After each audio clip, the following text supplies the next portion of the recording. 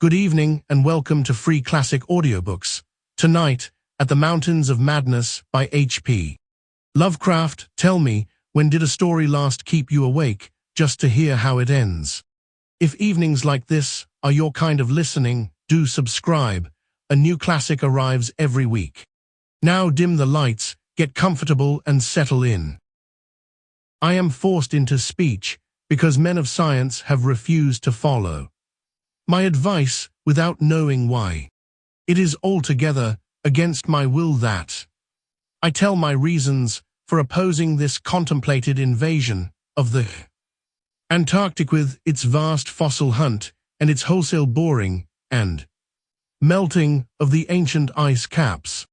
And I am the more reluctant because my warning may be in vain. Doubt of the real facts, as I must reveal them, is inevitable, yet, if I suppressed what will seem extravagant and incredible, there would be nothing left. The hitherto withheld photographs, both ordinary and aerial, will count in my favor, for they are damnably vivid and graphic. Still, they will be doubted because of the great lengths to which clever fakery can be carried. The ink drawings, of course, will be jeered at as obvious impostures, notwithstanding a strangeness and technique which art experts ought to remark and puzzle over. In the end, I must rely on the judgment and standing of the few scientific leaders who have, on the one hand, sufficient independence of thought to weigh my data on its own hideously convincing merits, or in the light of certain primordial and highly baffling myth cycles, and on the other hand, sufficient influence to deter the exploring world in general from any rash and overambitious program in the region of those mountains of madness. It is an unfortunate fact that relatively obscure men like myself and my associates, connected only with a small university, have little chance of making an impression where matters of a wildly bizarre or highly controversial natures are concerned. It is further against us that we are not, in the strictest sense, specialists in the fields which came primarily to be concerned. As a geologist, my object in leading the Miskatonic University expedition was wholly that of securing deep-level specimens of rock and soil from various parts of the Antarctic continent, aided by the remarkable drill devised by Professor Frank H. Pabodie of our engineering department. I had no wish to be a pioneer in any other field than this, but I did hope that the use of this new mechanical appliance at different points along previously explored paths would bring to light materials of a sort hitherto unreached by the ordinary methods of collection. Pabodie's drilling apparatus, as the public already knows from our reports, was unique and radical in its lightness, portability, and capacity to combine the ordinary artesian drill principle with the principle of the small circular rock drill in such a way as to cope quickly with strata of varying hardness. Steel head, jointed rods, gasoline motor, collapsible wooden derrick, dynamiting paraphernalia, cording, rubbish removal auger, and sectional piping for bores 5 inches wide and up to 1,000 feet deep, all formed with needed accessories no greater load than 3 7-dog sledges could carry. This was made possible by the clever aluminium alloy of which most of the metal objects were fashioned. 4 large Dornier aeroplanes, designed especially for the tremendous altitude flying necessary on the Antarctic plateau, and with added fuel warming and quick-starting devices worked out by Pabodie, could transport our entire expedition from a base at the edge of the Great Ice Barrier to various suitable inland points, and from these points, sufficient quota of dogs would serve us. We planned to cover as great an area as one Antarctic season or longer if absolutely necessary would permit, operating mostly in the mountain ranges and on the plateau south of Ross Sea, regions explored in varying degree by Shackleton, Amundsen, Scott, and Bayard, with frequent changes of camp made by aeroplane and involving distances great enough to be of geological significance. We expected to unearth a quite unprecedented amount of material, especially in the Precambrian strata, of which so narrow a range of Antarctic specimens had previously been secured. We wished also to obtain as great as possible a variety of the upper fossiliferous rocks, since the primal life history of this bleak realm of ice and death is of the highest importance to our knowledge of the Earth's past, that the Antarctic continent was once temperate and even tropical, with a teeming vegetable and animal life, of which the lichens, marine fauna, arachnida, and penguins of the northern edge are the only survivors, is a matter of common information, and we hope to expand that information in variety, accuracy, and detail. When a simple boring revealed fossiliferous signs, we would enlarge the aperture by blasting in order to get specimens of suitable size and condition. Our borings, of varying depth, according to the promise held out by the upper soil or rock, were to be confined to exposed or nearly exposed land surfaces, these inevitably being slopes and ridges because of the mile or 2 mile thickness of solid ice overlying the lower levels.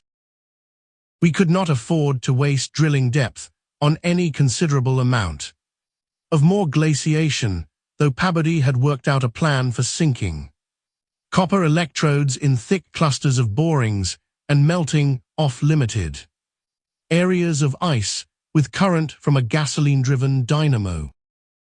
It is this plan which we could not put into effect except experimentally on an expedition such as ours that the coming Starkweather-Moore expedition proposes to follow, despite the warnings I have issued since our return from the Antarctic. The public knows of the Miskatonic expedition through our frequent wireless reports to the Arkham Advertiser and Associated Press, and through the later articles by Peabody and myself.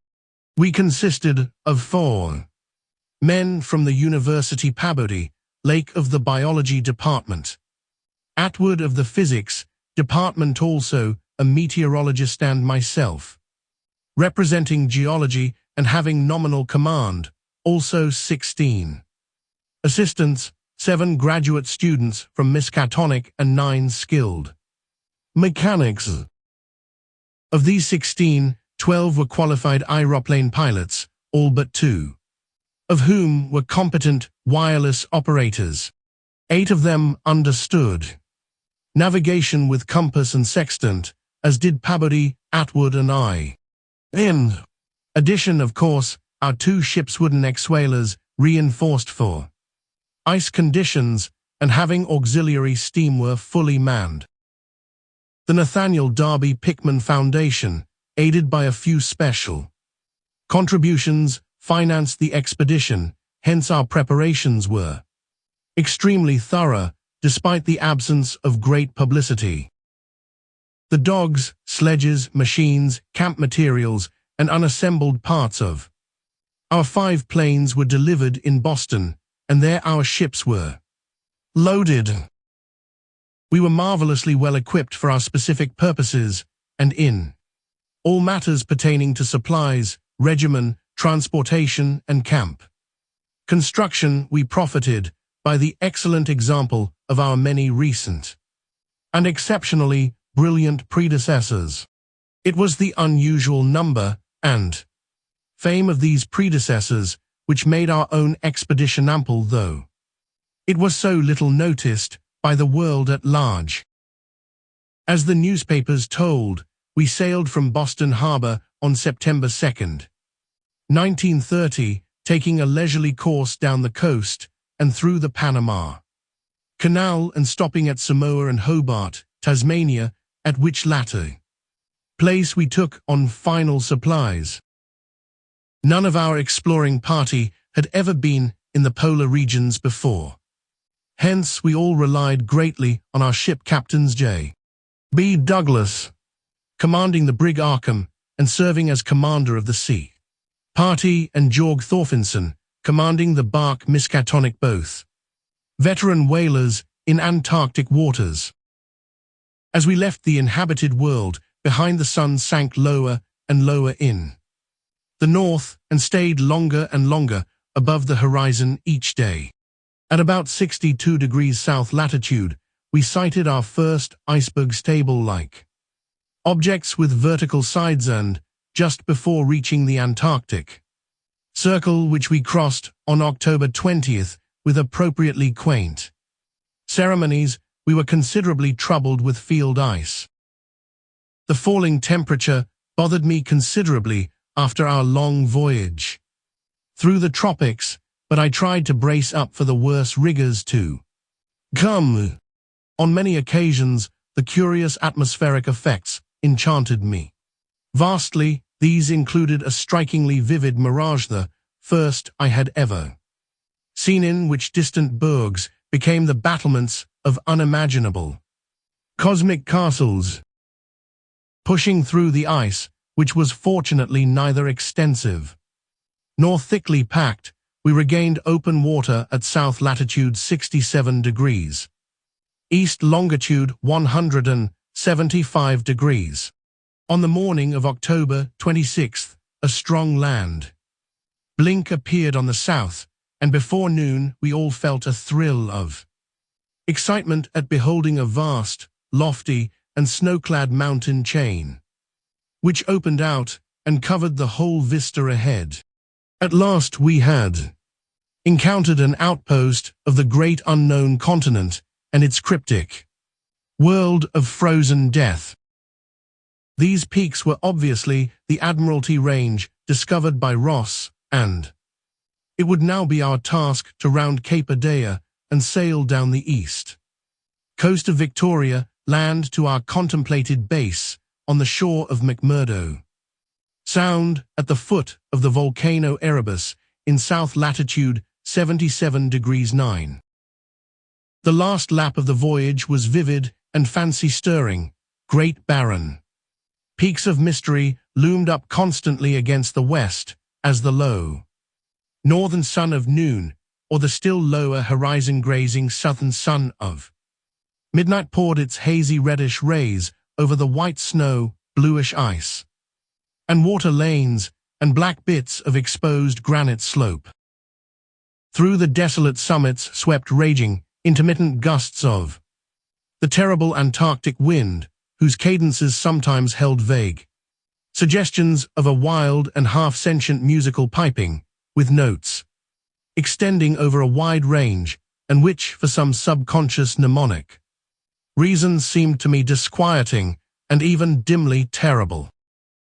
Something about the scene reminded me of the strange and disturbing Asian paintings of Nicholas Roerich, and of the still stranger and more disturbing descriptions of the evilly fabled plateau of Leng, which occur in the dreaded Necronomicon of the mad Arab Abdul al-Hazred.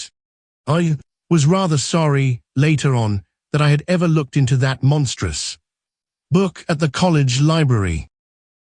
On the 7th of November, sight of the westward range having been temporarily lost, we passed Franklin Island, and the next day descried the cones of MTS Erebus and Terror on Ross Island ahead, with the long line of the Parry Mountains beyond. There now stretched off to the east the low white line of the Great Ice Barrier, rising perpendicularly to a height of 200 feet like the rocky cliffs of Quebec, and marking the end of southward navigation. In the afternoon, we entered McMurdo Sound and stood off the coast in The Lay of Smoking, Mt. Erebus, the scoriaceous peak towered up some 12,700 feet against the eastern sky, like a Japanese print of the sacred Fujiyama, while beyond it rose the white, ghost-like height of Mt. Terra, 10,900 feet in altitude and now extinct as a volcano. Puffs of smoke from Erebus came intermittently, and one of the graduate assistants, a brilliant young fellow named Danforth, pointed out what looked like lava on the snowy slope, remarking that this mountain, discovered in 1840, had undoubtedly been the source of Poe's image. When he wrote 7 years later, "The lavas that restlessly roll their sulphurous currents down Yonec, in the ultimate climes of the pole, that groan as they roll down Mount Yonec, in the realms of the boreal pole." Danforth was a great reader of bizarre material and had talked a good deal of Poe. I was interested myself because of the Antarctic scene of Poe's only long story, the disturbing and enigmatical Arthur Gordon Pym. On the barren shore and on the lofty ice barrier in the background, myriad of grotesque penguins squawked and flapped their fins, while many fat seals were visible on the water, swimming or sprawling across large cakes of slowly drifting ice. Using small boats, we effected a difficult landing on Ross Island shortly after midnight on the morning of the 9th, carrying a line of cable from each of the ships and preparing to unload supplies by means of a breeches buoy arrangement. Our sensations on first treading Antarctic soil were poignant and complex, even though at this particular point the Scott and Shackleton expeditions had preceded us. Our camp on the frozen shore below the volcano's slope was only a provisional one, headquarters being kept aboard the Arkham.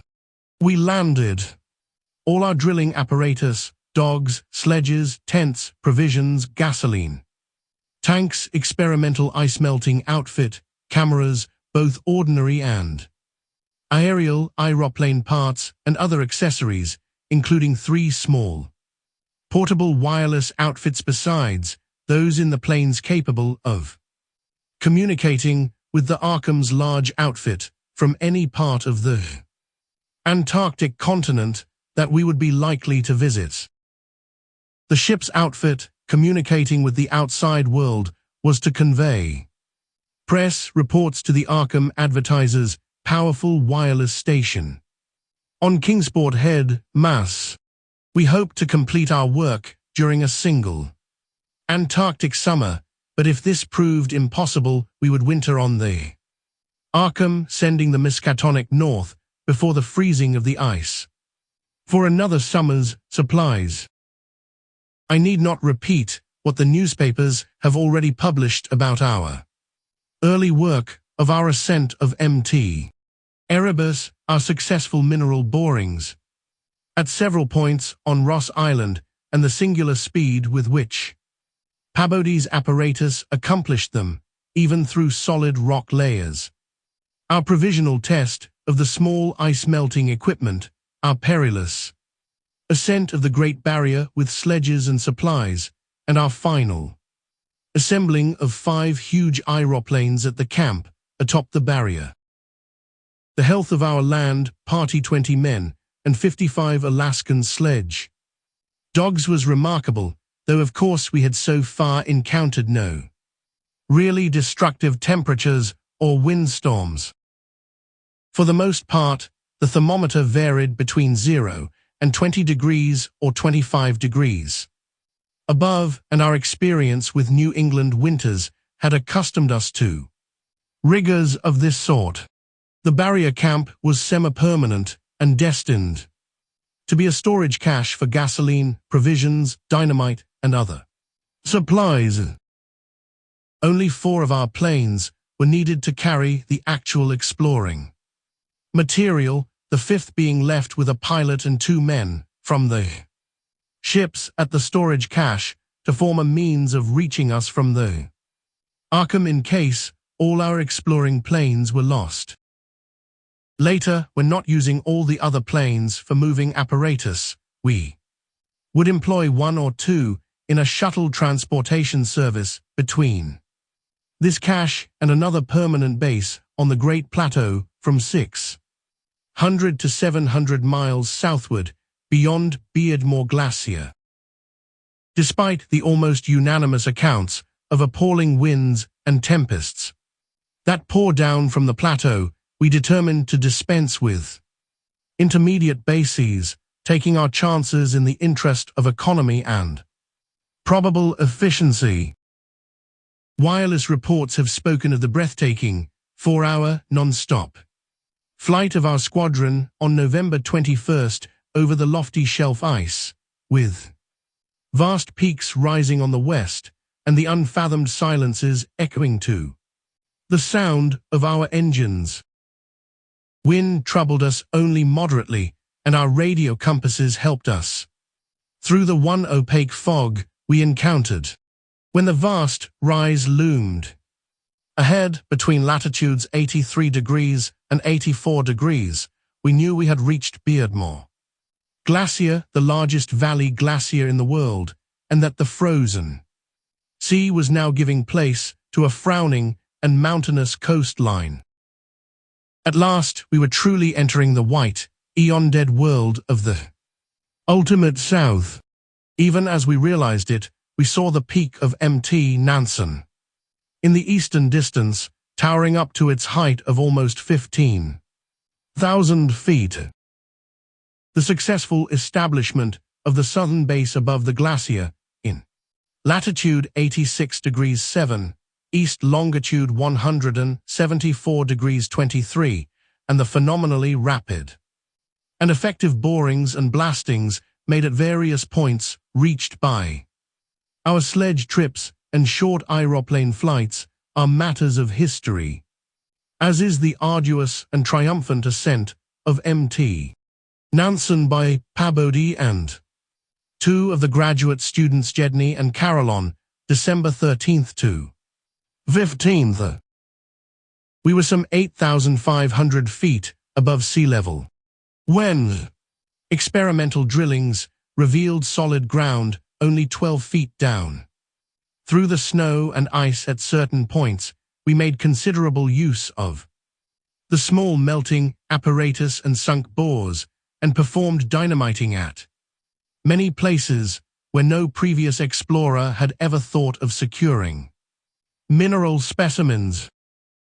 The Precambrian granites and Beacon sandstones thus obtained confirmed our belief that this plateau was homogeneous with the great bulk of the continent to the west, but somewhat different from the parts lying eastward below South America, which we then thought to form a separate and smaller continent divided from the larger one by a frozen junction of Ross and Weddell seas, though Bayard has since disproved the report. In certain of the sandstones, dynamited and chiseled after boring revealed their nature, we found some highly interesting fossil markings and fragments, notably ferns, seaweeds, trilobites, crinoids and such mollusks as lingli and gasteropods, all of which seemed of real significance in connection with the region's primordial history. There was also a queer triangular, striated marking about a foot in greatest diameter, which Lake pieced together from 3 fragments of slate, brought up from a deep-blasted aperture. These fragments came from a point to the westward, near the Queen Alexandra Range, and Lake, as a biologist, seemed to find their curious marking unusually puzzling and provocative, though to my geological eye it looked not unlike some of the ripple effects reasonably common in the sedimentary rocks. Since slate is no more than a metamorphic formation into which a sedimentary stratum is pressed, and since the pressure itself produces odd distorting effects on any markings which may exist, I saw no reason for extreme wonder over the striated depression. On January 6, 1931, Lake Pabodie Daniels, all 6 of the students, 4 mechanics, and myself flew directly over the South Pole in 2 of the Great Plains, being forced down once by a sudden high wind, which, fortunately, did not develop into a typical storm. This was, as the papers have stated, one of several observation flights during others of which we tried to discern new topographical features in areas unreached by previous explorers. Our early flights were disappointing in this latter respect, though they afforded us some magnificent examples of the richly fantastic and deceptive mirages of the polar regions, of which our sea voyage had given us some brief foretastes.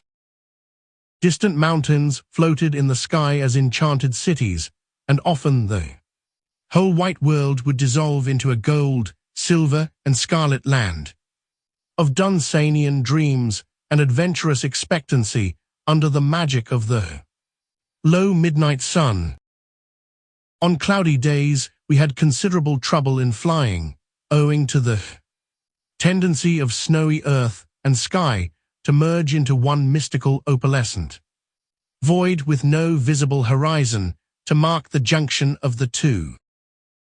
At length, we resolved to carry out our original plan of flying 500 miles eastward with all 4 exploring planes and establishing a fresh sub-base at a point which would probably be on the smaller continental division, as we mistakenly conceived it. Geological specimens obtained there would be desirable for purposes of comparison.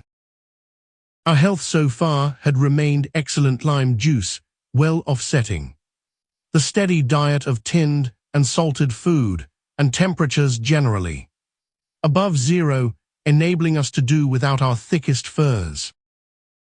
It was now midsummer, and with haste and care we might be able to conclude work by March and avoid a tedious wintering through the long Antarctic night. Several savage windstorms had burst upon us from the west, but we had escaped damage through the skill of Atwood in devising rudimentary aeroplane shelters and windbreaks of heavy snow blocks, and in reinforcing the principal camp buildings with snow. Our good luck and efficiency had indeed been almost uncanny. The outside world knew, of course, of our program, and was told also of Lake's strange and dogged insistence on a westward, or rather northwestward, prospecting trip before our radical shift to the new base. It seems that he had pondered a great deal, and with alarmingly radical daring, over that triangular striated marking in the slate, reading into it certain contradictions in nature and geological period, which whetted his curiosity to the utmost and made him avid to sink more borings and blastings in the west-stretching formation to which the exhumed fragments evidently belonged. He was strangely convinced that the marking was the print of some bulky, unknown, and radically unclassifiable organism of considerably advanced evolution, notwithstanding that the rock which bore it was of so vastly ancient a date, Cambrian, if not actually Precambrian, as to preclude the probable existence not only of all highly evolved life, but of any life at all above the unicellular, or at most the trilobite stage. These fragments, with their odd marking, must have been 500 million to 1,000 million years old. Aye. Popular imagination, I judge, responded actively to our wireless bulletins of lakes start northwestward into regions never trodden by human foot or penetrated by human imagination, though we did not mention his wild hopes of revolutionizing the entire sciences of biology and geology. His preliminary sledging and boring journey of January 11th to 18th, with Peabody and 5 others marred by the loss of 2 dogs in an upset when crossing one of the great pressure ridges in the ice had brought up more and more of the Archean slate, and even I was interested by the singular profusion of evident fossil markings in that unbelievably ancient stratum. These markings, however, were of very primitive life forms involving no great paradox, except that any life forms should occur in rock as definitely Precambrian as this seemed to be, hence I still failed to see the good sense of Lake's demand for an interlude in our time-saving program, an interlude requiring the use of all 4 planes, many men, and the whole of the expedition's mechanical apparatus. I did not, in the end, veto the plan, though I decided not to accompany the northwestward party despite Lake's plea for my geological advice. While they were gone, I would remain at the base with Peabody and 5 men and work out final plans for the eastward shift. In preparation for this transfer, one of the planes had begun to move up a good gasoline supply from McMurdo Sound, but this could wait temporarily. I kept with me 1 sledge and 9 dogs, since it is unwise to be at any time without possible transportation in an utterly tenantless world of eon-long death. Lake's sub-expedition into the unknown, as everyone will recall, sent out its own reports from the shortwave transmitters on the plains, these being simultaneously picked up by our apparatus at the southern base and by the Arkham at McMurdo Sound, whence they were relayed to the outside world on wavelengths up to 50 meters. The start was made January 22nd at 4 a.m., and the first wireless message we received came only 2 hours later, when Lake spoke of descending and starting a small-scale ice melting and bore at a point some 300 miles away from us. 6 hours after that, a second and very excited message told of the frantic beaver-like work whereby shallow shaft had been sunk and blasted, culminating in the discovery of slate fragments with several markings approximately like the one which had caused the original puzzlement. 3 hours later, a brief bulletin announced the resumption of the flight in the teeth of a raw and piercing gale, and when I dispatched a message of protest against further hazards, Lake replied curtly that his new specimens made any hazard worth taking. I saw that his excitement had reached the point of mutiny, and that I could do nothing to check this headlong risk of the whole expedition's success, but it was appalling to think of his plunging deeper and deeper into that treacherous and sinister white immensity of tempests and unfathomed mysteries which stretched off for some 1,500 miles to the half-known, half-suspected coastline of Queen Mary and Knox Lands. Then, in about an hour and a half more, came that doubly excited message from Lake's moving plane, which almost reversed my sentiments and made me wish I had accompanied the party. 10:05 p.m. on the wing, after snowstorm, have spied mountain range ahead higher than any hitherto seen. May equal Himalayas, allowing for height of plateau, probable latitude 76 degrees 15, longitude 113 degrees 10. Lead reaches far as can see to right and left, suspicion of 2 smoking cones, all peaks black and bare of snow, gale blowing off them impedes navigation. After that, Peabody, the men, and I hung breathlessly over the receiver. Thought of this titanic mountain rampart 700 miles away. Inflamed our deepest sense of adventure, and we rejoiced that our expedition, if not ourselves personally, had been its discoverers. In half an hour, Lake called us again. Moulton's plane forced down on plateau in foothills, but nobody hurt and perhaps can repair. Shall transfer essentials to other 3 for return or further moves if necessary, but no more heavy plane travel needed just now. Mountains surpass anything in imagination. I'm going up scouting in Carol's plane with wait out. You can't imagine anything like this. Highest peaks must go over 35,000 feet. Everest out of the running, Atwood too. Work out height with theodolite while Carol and I go up. Probably. Wrong about cones, for formations look stratified. Possibly. Precambrian slate with other strata mixed in, queer skyline. Affects regular sections of cubes clinging to highest peaks. Whole thing marvelous in red gold light of low sun, like land of mystery. In a dream or gateway to forbidden world of untrodden wonder. Wish you were here to study.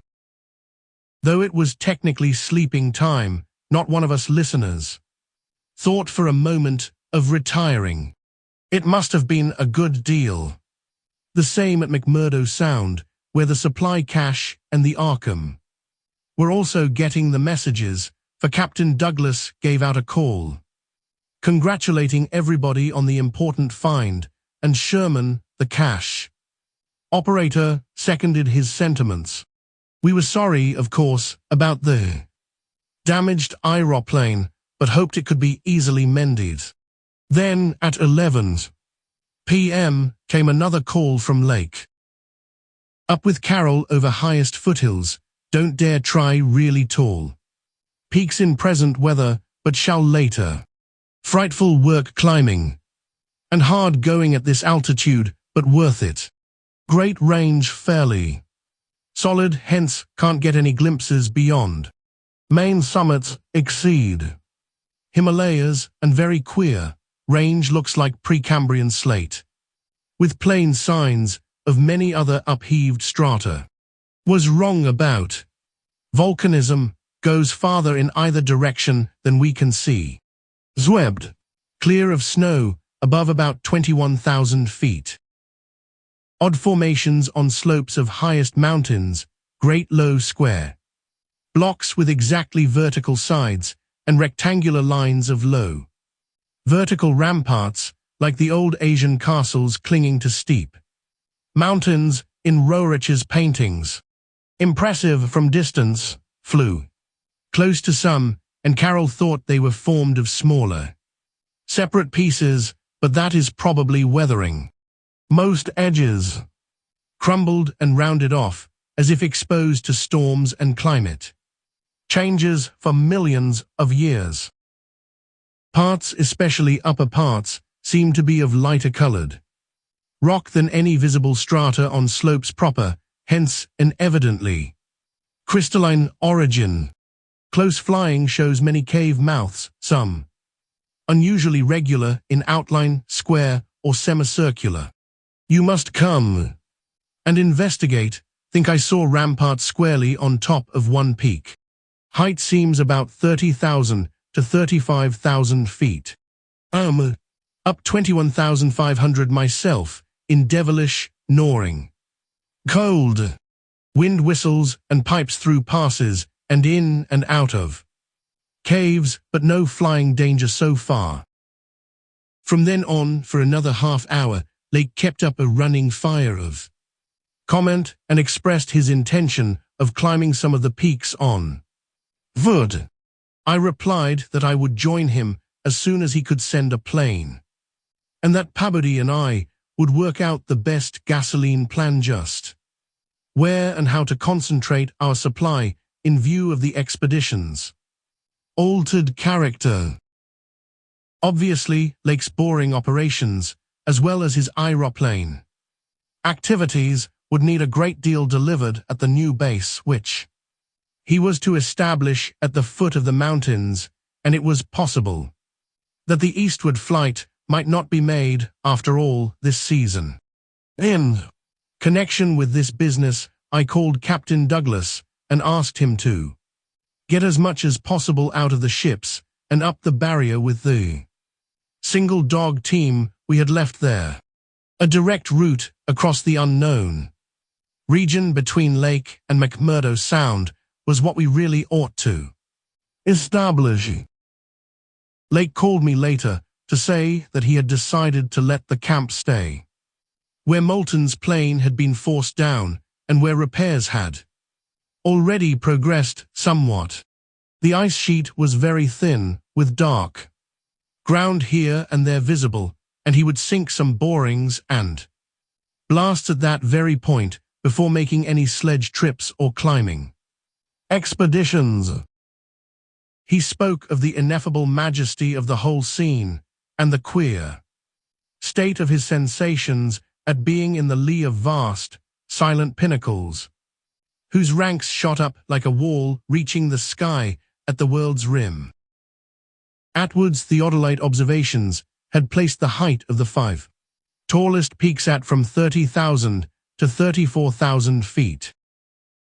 The windswept nature of the terrain clearly disturbed Lake, for it argued the occasional existence of prodigious gales, violent beyond anything we had so far encountered.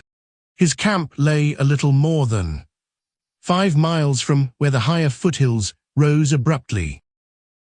I could almost trace a note of subconscious alarm in his words flashed across a glacial void of 700 miles as he urged that we all hasten with the matter and get the strange, new region disposed of as soon as possible. He was about to rest now, after a continuous day's work of almost unparalleled speed, strenuousness, and results. In the morning, I had a 3-cornered wireless talk with Lake and Captain Douglas at their widely separated bases. It was agreed that one of Lake's planes would come to my base for Pabodie, the 5 men, and myself, as well as for all the fuel it could carry. The rest of the fuel question, depending on our decision about an easterly trip, could wait for a few days, since Lake had enough for immediate camp heat and borings. Eventually, the old southern base ought to be restocked, but if we postponed the easterly trip, we would not use it till the next summer. And meanwhile, Lake must send a plane to explore a direct route between his new mountains and McMurdo Sound. Pabodie and I prepared to close our base for a short or long period, as the case might be. If we wintered in the Antarctic, we would probably fly straight from Lake's base to the Arkham without returning to this spot. Some of our conical tents had already been reinforced by blocks of hard snow, and now we decided to complete the job of making a permanent village.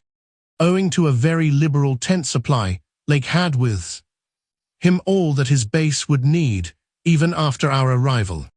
I wirelessed that Pabodie and I would be ready for the northwestward move after 1 day's work and 1 night's rest. Our labors, however, were not very steady after 4 p.m., for about that time Lake began sending in the most extraordinary and excited messages. His working day had started unpropitiously, since an aeroplane survey of the nearly exposed rock surfaces showed an entire absence of those Archean and primordial strata for which he was looking, and which formed so great a part of the colossal peaks that loomed up at a tantalizing distance from the camp. Most of the rocks glimpsed were apparently Jurassic and Comanchean sandstones and Permian and Triassic schists, with now and then a glossy black outcropping suggesting a hard and slaty coal. This rather discouraged Lake, whose plans all hinged on unearthing specimens more than 500 million years older. It was clear to him that, in order to recover the Archean slate vein in which he had found the odd markings, he would have to make a long sledge trip from these foothills to the steep slopes of the gigantic mountains themselves. He had resolved, nevertheless, to do some local boring as part of the expedition's general program. Hence, he set up the drill and put 5 men to work with it, while the rest finished settling the camp and repairing the damaged aeroplane. The softest visible rocker sandstone, about 1/4 of a mile from the camp, had been chosen for the first sampling, and the drill made excellent progress without much supplementary blasting. It was about 3 hours afterward, following the first really heavy blast of the operation, that the shouting of the drill crew was heard, and that young Jedney, the acting foreman, rushed into the camp with the startling news. They had struck a cave. Early in the boring, the sandstone had given place to a vein of Comanchean limestone, full of minute fossils, cephalopods, corals, echini and spirifera, and with occasional suggestions of siliceous sponges and marine vertebrate bones, the latter probably of teleosts, sharks, and ganoids. This in itself was important enough, as affording the first vertebrate fossils the expedition had yet secured, but when shortly afterward the drill head dropped through the stratum into apparent vacancy, a wholly new and doubly intense wave of excitement spread among the excavators. A good-sized blast had laid open the subterranean secret, and now, through a jagged aperture perhaps 5 feet across and 3 feet thick, there yawned before the avid searchers a section of shallow limestone hollowing, worn more than 50 million years ago by the trickling ground waters of a bygone tropic world. The hollowed layer was not more than 7 or 8 feet deep, but extended off indefinitely in all directions and had a fresh, slightly moving air which suggested its membership in an extensive subterranean system.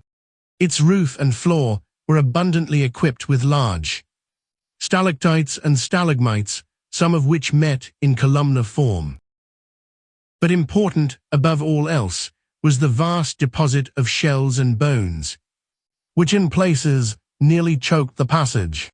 Washed down from unknown jungles of Mesozoic tree ferns and fungi, and forests of tertiary cycads, fan palms, and primitive angiosperms, this osseous medley contained representatives of more Cretaceous, Eocene, and other animal species than the greatest paleontologist could have counted or classified in a year.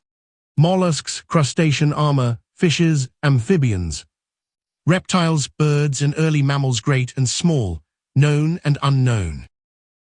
No wonder Jedney ran back to the camp shouting, and no wonder everyone else dropped work and rushed headlong through the biting cold to where the tall derrick marked a newfound gateway to secrets of inner earth and vanished eons. When Lake had satisfied the first keen edge of his curiosity, he scribbled a message in his notebook and had young Moulton run back to the camp to dispatch it by wireless. This was my first word of the discovery, and it told of the identification of early shells, bones of ganoids and placoderms, remnants of labyrinthodonta and the Cydea, great mosasaur skull, fragments, dinosaur vertebrae and armor plates, pterodactyl teeth and wing bones, Archaeopteryx debris, Miocene shark's teeth, primitive bird skulls, and other bones of archaic mammals such as paleothers, Ziphodons, Eohippii, Oreodons, and Titanotheriidae. There was nothing as recent as a mastodon, elephant, true camel, deer, or bovine animal, Hence Lake concluded that the last deposits had occurred during the Oligocene age, and that the hollowed stratum had lain in its present dried, dead, and inaccessible state for at least 30 million years. On the other hand, the prevalence of very early life forms was singular in the highest degree, though the limestone formation was, on the evidence of such typical embedded fossils as ventriculites, positively and unmistakably Comanchean and not a particle earlier. The free fragments in the hollow space included a surprising proportion from organisms hitherto considered as peculiar to far older periods, even rudimentary fishes, mollusks, and corals as remote as the Silurian or Ordovician. The inevitable inference was that in this part of the world there had been a remarkable and unique degree of continuity between the life of over 300 million years ago and that of only 30 million years ago. How far this continuity had extended beyond the Oligocene age when the cavern was closed was of course past all speculation. In any event, the coming of the frightful ice in the Pleistocene some 500,000 years ago, a mere yesterday as compared with the age of this cavity, must have put an end to any of the primal forms which had locally managed to outlive their common terms. Lake was not content to let his first message stand, but had another bulletin written and dispatched across the snow to the camp before Moulton could get back. After that, Moulton stayed at the wireless in one of the planes, transmitting to me and to the Arkham for relaying to the outside world the frequent postscripts which Lake sent him by a succession of messengers. Those who followed the newspapers will remember the excitement created among men of science by that afternoon's reports which have finally led, after all these years, to the organization of that very Starkweather Moor expedition, which I am so anxious to dissuade from its purposes. I had better give the messages literally as Lake sent them, and as our base operator McTigg translated them from his pencil shorthand. Fowler makes discovery of highest importance in sandstone and limestone fragments from blasts. Several distinct triangular striated prints like those in Archean slate, proving that source survived from over 600 million years ago to Comanchean times without more than moderate morphological changes and decrease in average size. Comanchean prints, apparently more primitive or decadent, if anything, than older ones, emphasize importance of discovery in press, will mean to biology what Einstein has meant to mathematics and physics, joins up with my previous work, and amplifies conclusions. Appears to indicate, as I suspected, that Earth has seen whole cycle, or cycles of organic life, before known one that begins with Archaeozoic cells, was evolved and specialized not later than 1,000 million years ago, when planet was young and recently uninhabitable for any life forms of normal protoplasmic structure. Question arises when, where, and how development took place. Later, examining certain skeletal fragments of large land and marine saurians and primitive mammals, find singular local wounds or injuries to bony structure not attributable to any known predatory or carnivorous animal of any period. Of two sorts: straight, penetrant bores and apparently hacking incisions. 1 or 2 cases of cleanly severed bones, not many specimens affected. Sending to camp for electric torches will extend search area underground by hacking away stalactites. Still later, have found peculiar soapstone fragment about 6 inches across and 1.5 inches thick, wholly unlike any visible local formation, greenish, but no evidences to place its period. Has curious smoothness and regularity, shaped like 5-pointed star, with tips broken off and signs of other cleavage at inward angles. And in center of surface, small smooth depression in center of unbroken surface arouses much curiosity as to source and weathering. Probably some freak of water action. Carroll, with magnifier, thinks he can make out additional markings of geologic significance. Groups of tiny dots in regular patterns, dogs growing uneasy as we work and seem to hate this soapstone. Must see if it has any peculiar odor. We'll report again when Mills gets back with light and we start on underground area. 10:15 p.m. Important discovery. Orendorff and Watkins working underground at 9:45 with light. Found monstrous barrel-shaped fossil of wholly unknown nature, probably vegetable unless overgrown.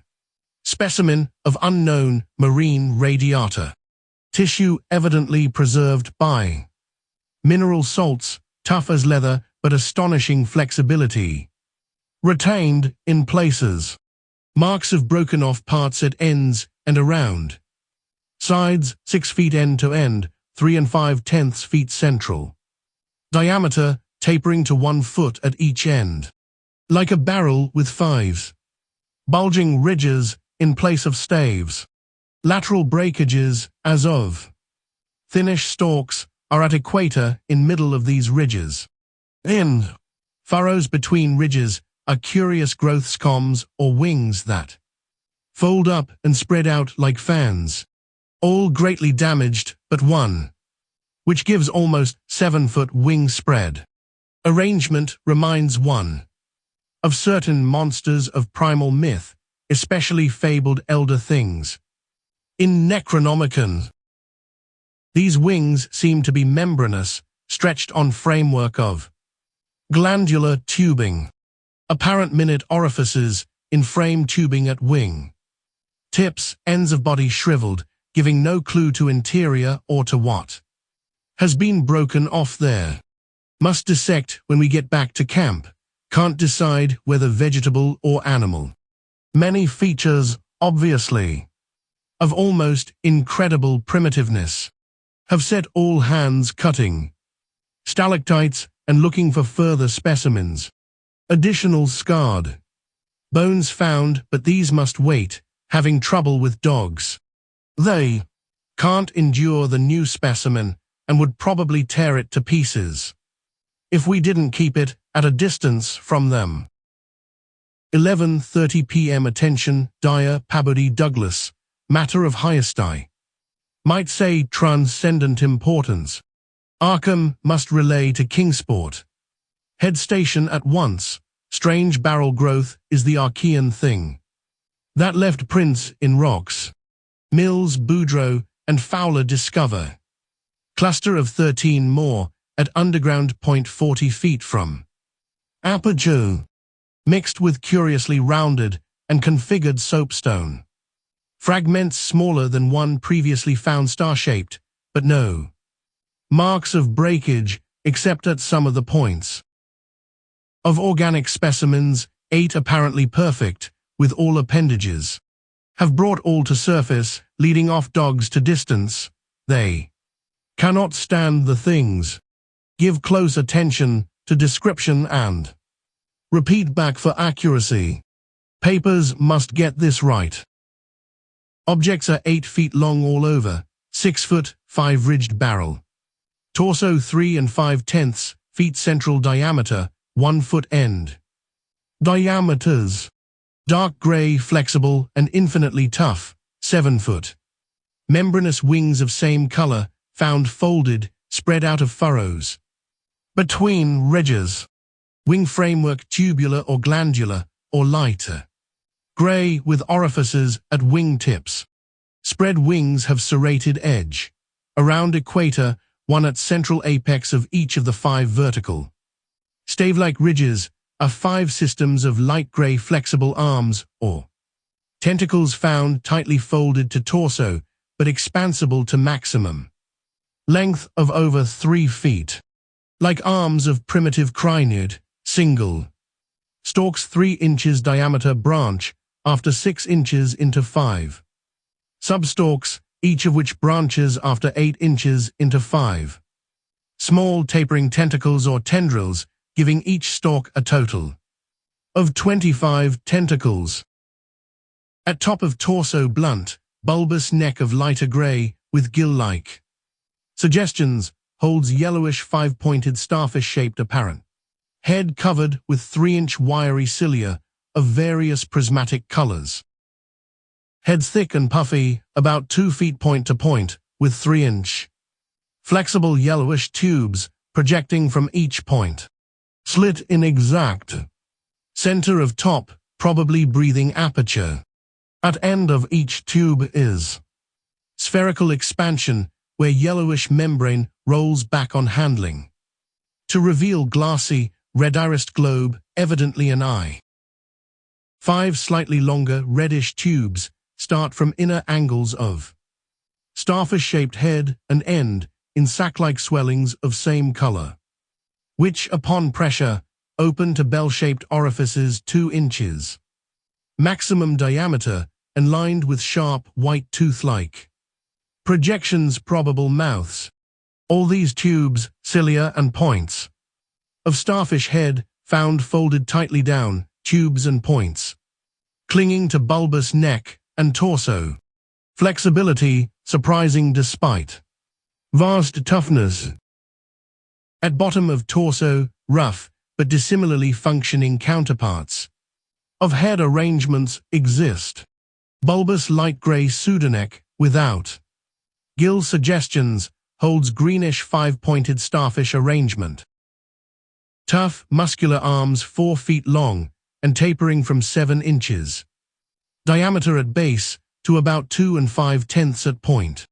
To each point is attached small end of a greenish 5-veined membranous triangle 8 inches long and 6 wide at farther end. This is the paddle fin or pseudofoot, which had made prints in rocks from 1,000 million to 50 or 60 million years old. From inner angles of starfish arrangement, project 2-foot reddish tubes tapering from 3 inches diameter at base to 1 at tip. Orifices at tips, all these parts infinitely tough and leathery, but extremely flexible. 4-foot arms with paddles, undoubtedly used for locomotion of some sort, marine or otherwise. When moved, display suggestions of exaggerated muscularity. As found, all these projections tightly folded over pseudoneck and end of torso, corresponding to projections at other end. Cannot yet assign positively to animal or vegetable kingdom, but odds now favor animal. Probably represents incredibly advanced evolution of radiata without loss of certain primitive features. Echinoderm resemblances unmistakable despite local contradictory evidences. Wing structure puzzles in view of probable marine habitat, but may have use in water navigation. Symmetry is curiously vegetable-like, suggesting vegetables' essential up and down structure rather than animals' fore and aft structure. Fabulously early date of evolution, preceding even simplest Archean protozoa hitherto known, baffles all conjecture as to origin. Complete specimens have such uncanny resemblance to certain creatures of primal myth that suggestion of ancient existence outside Antarctic becomes inevitable. Dyer and Peabody have read Necronomicon and seen Clark Ashton Smith's nightmare paintings based on text, and will understand when I speak of elder things supposed to have created all earth life as jest or mistake. Students have always thought conception formed from morbid, imaginative treatment of very ancient tropical radiata. Also like prehistoric folklore things, Wilmarth has spoken of Cthulhu cult appendages, etc. Vast field of study opened, deposits probably of late Cretaceous or early Eocene period, judging from associated specimens. Massive stalagmites deposited above them, hard work hewing out, but toughness prevented damage. State of preservation miraculous, evidently owing to limestone action. No more found so far, but we'll resume search later. Job now to get 14 huge specimens. To camp without dogs, which bark furiously and can't be trusted. Near them. With 9 men, 3 left, to guard the dogs we ought to manage the 3 sledges fairly well, though wind is bad. Must establish plain communication with McMurdo Sound and begin shipping material. But I've got to dissect one of these things before we take any rest. Wish I had a real laboratory here. Dyer better kick himself for having tried to stop my westward trip. First the world's greatest mountains, and then this. If this last isn't the high spot of the expedition, I don't know what is. We are made scientifically. Congrats, Pabody, on the drill that opened up the cave. Now Will Arkham, please repeat description. The sensations of Pabody and myself at receipt of this report were almost beyond description, nor were our companions much behind us in enthusiasm.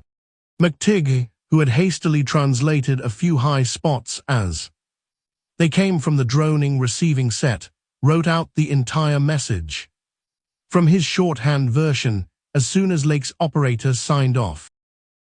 All appreciated the epoch-making significance of the discovery, and I sent Lake congratulations as soon as the Arkham's operator had repeated back the descriptive parts as requested, and my example was followed by Sherman from his station at the McMurdo Sound supply cache, as well as by Captain Douglas of the Arkham. Later, as head of the expedition, I added some remarks to be relayed through the Arkham to the outside world. Of course, rest was an absurd thought amidst this excitement, and my only wish was to get to Lake's camp as quickly as I could. It disappointed me when he sent word that a rising mountain gale made early aerial travel impossible. But within an hour and a half interest again rose to banish disappointment. Lake sending more messages told of the completely successful transportation of the 14 great specimens to the camp. It had been a hard pull, for the things were surprisingly heavy, but 9 men had accomplished it very neatly. Now some of the party were hurriedly building a snow corral at a safe distance from the camp, to which the dogs could be brought for greater convenience in feeding. The specimens were laid out on the hard snow near the camp, save for one on which Lake was making crude attempts at dissection. This dissection seemed to be a greater task than had been expected, for despite the heat of a gasoline stove in the newly raised laboratory tent, the deceptively flexible tissues of the chosen specimen are powerful and intact. One lost nothing of their more than leathery toughness.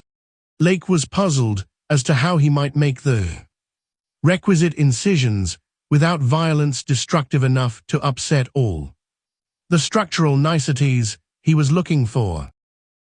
He had, it is true, 7 more perfect specimens, but these were too few to use up recklessly, unless the cave might later yield an unlimited supply. Accordingly, he removed the specimen and dragged in one which, though having remnants of the starfish arrangements at both ends, was badly crushed, and partly disrupted along one of the great torso furrows. Results quickly reported over the wireless were baffling and provocative indeed.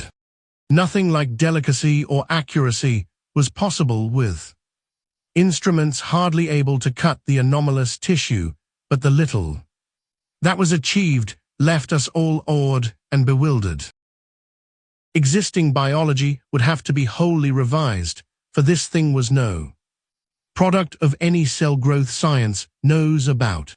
There had been scarcely any mineral replacement, and despite an age of perhaps 40 million years, the internal organs were wholly intact.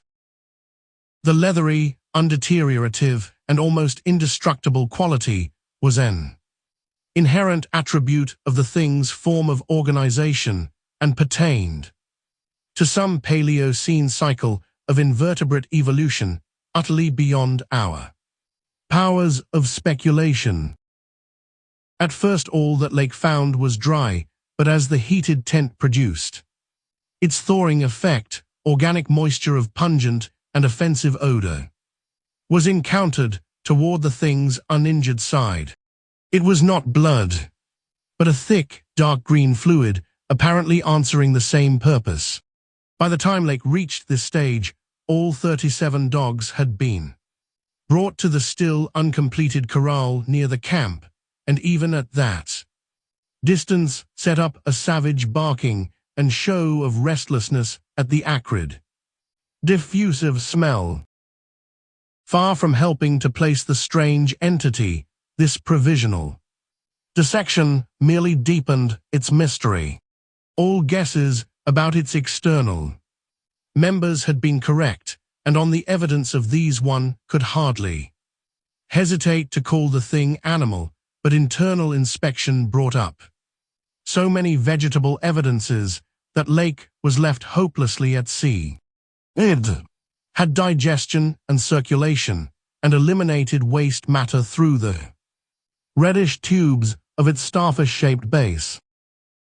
Cursorily, one would say that its respiratory apparatus handled oxygen rather than carbon dioxide, and there were odd evidences of air storage chambers and methods of shifting respiration from the external orifice to at least 2 other fully developed breathing systems, gills and pores.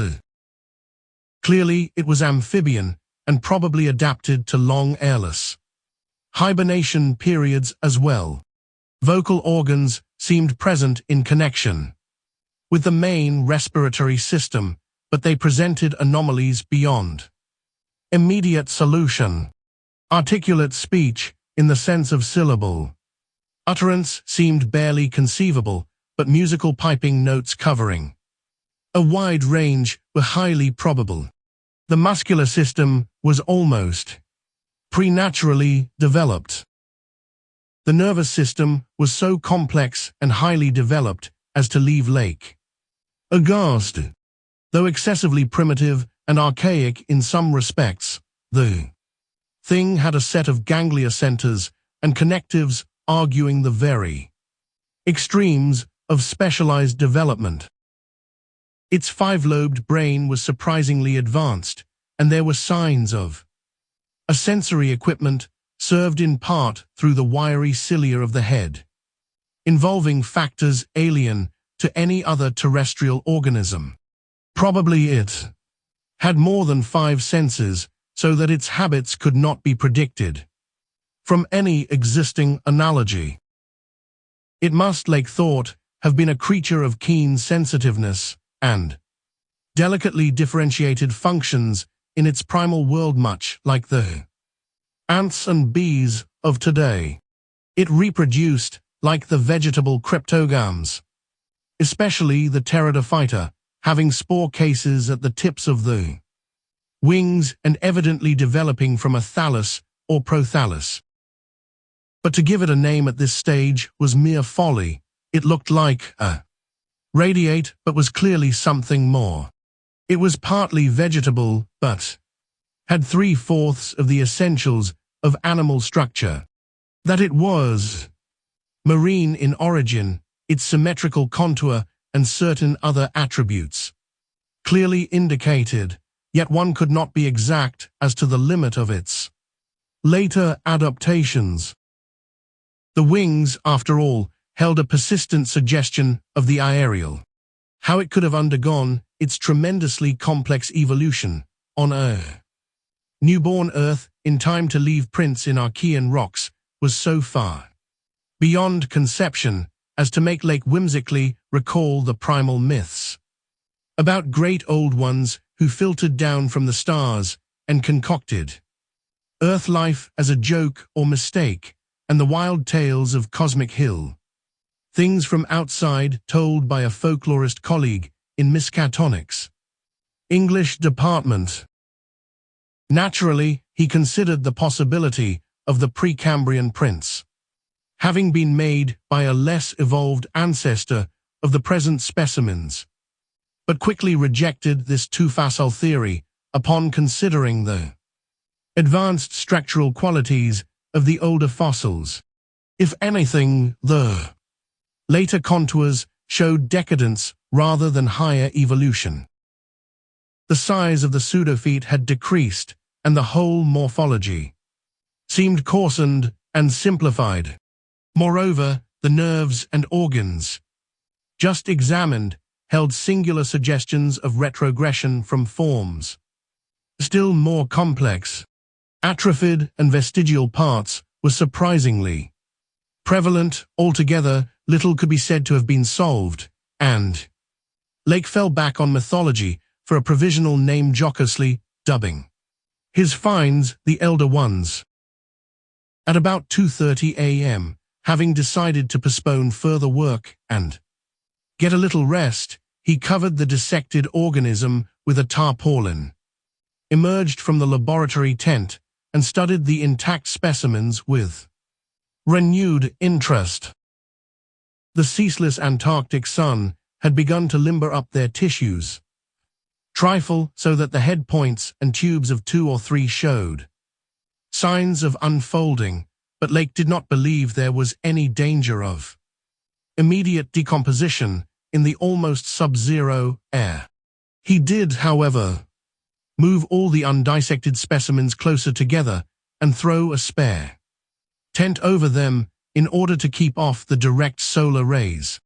That would also help to keep their possible scent away from the dogs, whose hostile unrest was really becoming a problem even at their substantial distance and behind the higher and higher snow walls which an increased quota of the men were hastening to raise around their quarters. He had to weight down the corners of the tent cloth with heavy blocks of snow to hold it in place amidst the rising gale, for the Titan mountains seemed about to deliver some gravely severe blasts. Early apprehensions about sudden Antarctic winds were revived, and under Atwood's supervision precautions were taken to bank the tents, new dog corral and crude aeroplane shelters with snow on the mountainward side. These latter shelters, begun with hard snow blocks during odd moments, were by no means as high as they should have been, and Lake finally detached all hands from other tasks to work on them. It was after 4 when Lake at last prepared to sign off and advised us all to share the rest period his outfit would take when the shelter walls were a little higher. He held some friendly chat with Pabodie over the ether and repeated his praise of the really marvelous drills that had helped him make his discovery. Atwood also sent greetings and praises. I gave Lake a warm word of congratulation, owning up that he was right about the Western trip, and we all agreed to get in touch by wireless at 10 in the morning. If the gale was then over, Lake would send a plane for the party at my base. Just before retiring, I dispatched a final message to the Arkham with instructions about toning down the day's news for the outside world, since the full details seemed radical enough to rouse a wave of incredulity until further substantiated. Aye. None of us, I imagine, slept very heavily or continuously that morning. Both the excitement of Lake's discovery and the mounting fury of the wind were against such a thing. So savage was the blast, even where we were, that we could not help wondering how much worse it was at Lake's camp, directly under the vast unknown peaks that bred and delivered it. McTigg was awake at 10 o'clock and tried to get Lake on the wireless, as agreed, but some electrical condition in the disturbed air to the westward seemed to prevent communication.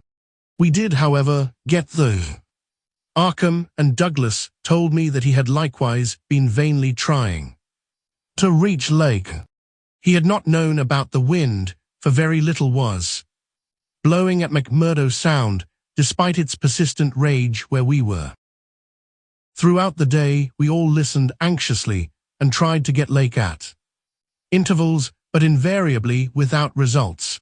About noon, a positive frenzy of wind stampeded out of the west, causing us to fear for the safety of our camp, but it eventually died down, with only a moderate relapse at 2 p.m. After 3 o'clock, it was very quiet, and we redoubled our efforts to get Lake, reflecting that he had 4 planes, each provided with an excellent shortwave outfit. We could not imagine any ordinary accident capable of crippling all his wireless equipment at once. Nevertheless, the stony silence continued, and when we thought of the delirious force the wind must have had in his locality, we could not help making the most direful conjectures. By 6 o'clock our fears had become intense and definite, and after a wireless consultation with Douglas and Thorfinson, I resolved to take steps toward investigation. The 5th aeroplane, which we had left at the McMurdo Sound supply cache with Sherman and 2 sailors, was in good shape and ready for instant use, and it seemed that the very emergency for which it had been saved was now upon us. I got Sherman by wireless and ordered him to join me with the plane and the 2 sailors at the southern base as quickly as possible, the air conditions being apparently highly favorable. We then talked over the personnel of the coming investigation party and decided that we would include all hands, together with the sledge and dogs which I had kept with me. Even so great a load would not be too much for one of the huge planes built to our special orders for heavy machinery transportation. At intervals, I still tried to reach Lake with the wireless, but all to no purpose. Sherman, with the sailors Gunnarsson and Larson, took off at 7:30 and reported a quiet flight from several points on the wing. They arrived at our base at midnight, and all hands at once discussed the next move. It was risky business, sailing over the Antarctic in a single aeroplane without any line of bases, but no one drew back from what seemed like the plainest necessity. We turned in at 2 o'clock for a brief rest after some preliminary loading of the plane, but were up again in 4 hours to finish the loading and packing.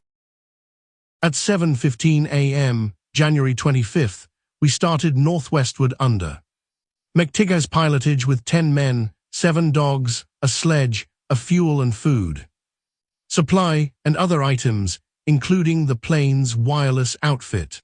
The atmosphere was clear, fairly quiet, and relatively mild in temperature, and we anticipated very little trouble in reaching the latitude and longitude designated by Lake as the site of his camp. Our apprehensions were over what we might find or fail to find at the end of our journey, for silence continued to answer all calls dispatched to the camp. Every incident of that 4.5-hour flight is burned into my recollection because of its crucial position in my life.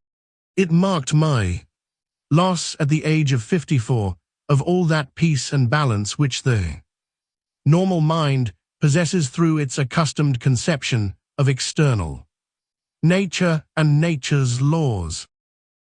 Thenceforward the 10 of us but the student Danforth and myself, above all others, were to face a hideously amplified world of lurking horrors which nothing can erase from our emotions and which we would refrain from sharing with mankind in general if we could. The newspapers have printed the bulletins we sent from the moving plane, telling of our non-stop course, our 2 battles with treacherous upper air gales, our glimpse of the broken surface where Lake had sunk his mid-journey shaft 3 days before, and our sight of a group of those strange fluffy snow cylinders noted by Amundsen and Bayard as rolling in the wind across the endless leagues of frozen plateau. There came a point, though, when our sensations could not be conveyed in any words the press would understand, and a later point when we had to adopt an actual rule of strict censorship. The sailor Larsen was first to spy the jagged line of witch-like cones and pinnacles ahead, and his shouts sent everyone to the windows of the great cabined plane. Despite our speed, they were very slow in gaining prominence, hence we knew that they must be infinitely far off and visible only because of their abnormal height. Little by little, however, they rose grimly into the western sky, allowing us to distinguish various bare, bleak, blackish summits and to catch the curious sense of fantasy which they inspired as seen in the reddish Antarctic light against the provocative background of iridescent ice dust clouds. In the whole spectacle there was a persistent, pervasive hint of stupendous secrecy and potential revelation. It was as if these stark nightmare spires marked the pylons of a frightful gateway into forbidden spheres of dream and complex gulfs of remote time, space, and ultradimensionality. I could not help feeling that they were evil things, mountains of madness whose farther slopes looked out over some accursed ultimate abyss. That seething, half-luminous cloud background held ineffable suggestions of a vague, ethereal beyondness far more than terrestrially spatial, and gave appalling reminders of the utter remoteness, separateness, desolation, and eon-long death of this untrodden and unfathomed austral world. It was young Danforth who drew our notice to the curious regularities of the higher mountain sky-line, regularities like clinging fragments of perfect cubes which Lake had mentioned in his messages, and which indeed justified his comparison with the dreamlike suggestions of primordial temple ruins on cloudy Asian mountaintops so subtly and strangely painted by Roerich. There was indeed something hauntingly Roerich-like about this whole unearthly continent of mountainous mystery. I had felt it in October, when we first caught sight of Victoria Land, and I felt it afresh now. I felt, too, another wave of uneasy consciousness of Archean mythical resemblances, of how disturbingly this lethal realm corresponded to the evilly famed plateau of Leng in the primal writings. Mythologists have placed Leng in Central Asia, but the racial memory of Manor of his predecessors is long, and it may well be that certain tales have come down from lands and mountains and temples of horror, earlier than Asia and earlier than any human world we know. A few daring mystics have hinted at a pre-Pleistocene origin for the fragmentary Pinakotic manuscripts, and have suggested that the devotees of Tsathoggua were as alien to mankind as Tsathoggua itself.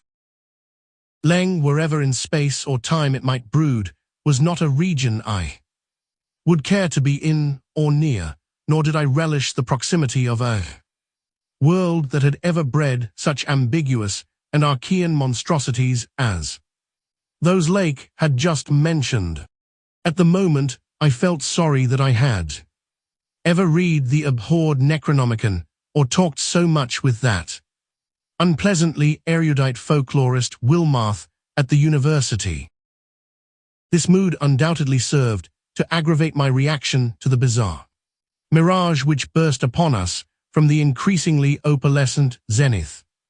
As we drew near the mountains and began to make out the cumulative undulations of the foothills, I had seen dozens of polar mirages during the preceding weeks, some of them quite as uncanny and fantastically vivid as the present sample, but this one had a wholly novel and obscure quality of menacing symbolism, and I shuddered as the seething labyrinth of fabulous walls and towers and minarets loomed out of the troubled ice vapors above our heads.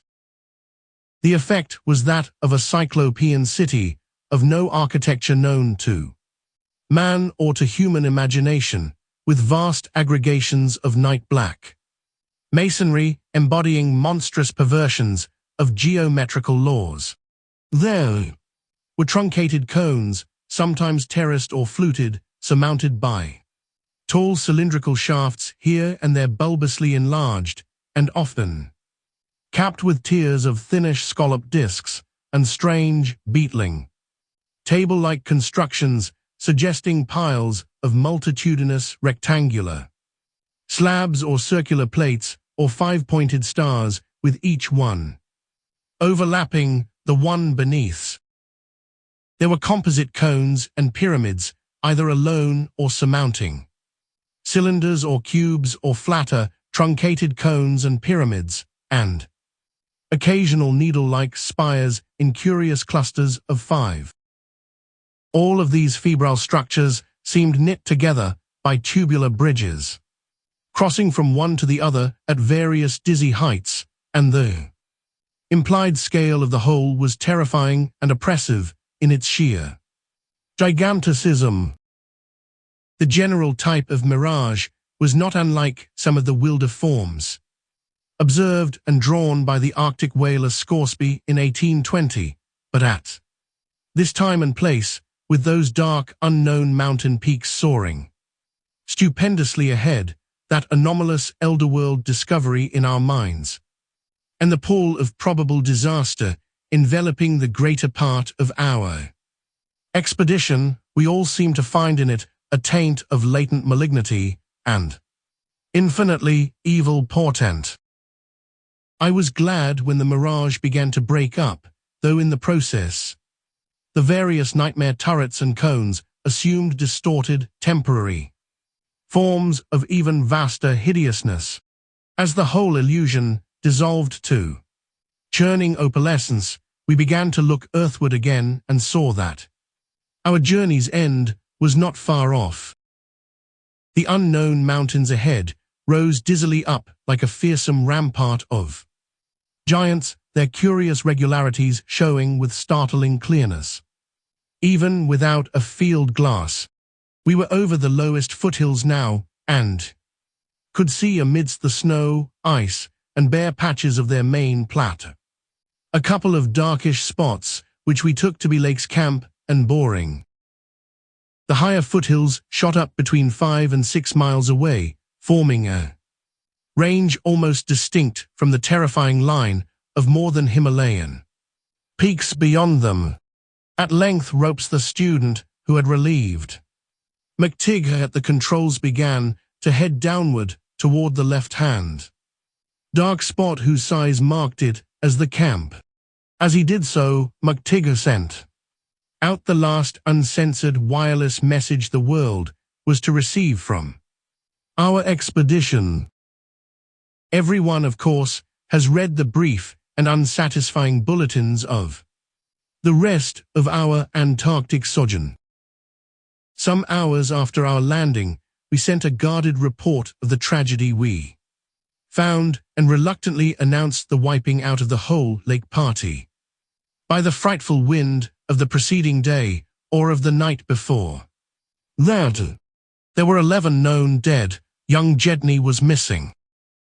People pardoned our hazy lack of details through realization of the shock the sad event must have caused us, and believed us when we explained that the mangling action of the wind had rendered all 11 bodies unsuitable for transportation outside. Indeed, I flatter myself that even in the midst of our distress, utter bewilderment, and soul-clutching horror, we scarcely went beyond the truth in any specific instance. The tremendous significance lies in what we dared not tell, what I would not tell now but for the need of warning others off from nameless terrors. It is a fact that the wind had wrought dreadful havoc. Whether all could have lived through it, even without the other thing, is gravely open to doubt. The storm, with its fury of madly driven ice particles, must have been beyond anything our expedition had encountered before. One aeroplane shelter, all it seems, had been left in a far too flimsy and inadequate state, was nearly pulverized, and the derrick at the distant boring was entirely shaken to pieces. The exposed metal of the grounded planes and drilling machinery was bruised into a high polish, and 2 of the small tents were flattened. Despite their snow banking, wooden surfaces left out in the blast were pitted and denuded of paint, and all signs of tracks in the snow were completely obliterated. It is also true that we found none of the Archean biological objects in a condition to take outside as a whole. We did gather some minerals from a vast, tumbled pile, including several of the greenish soapstone fragments whose odd 5-pointed rounding and faint patterns of grouped dots caused so many doubtful comparisons, and some fossil bones, among which were the most typical of the curiously injured specimens.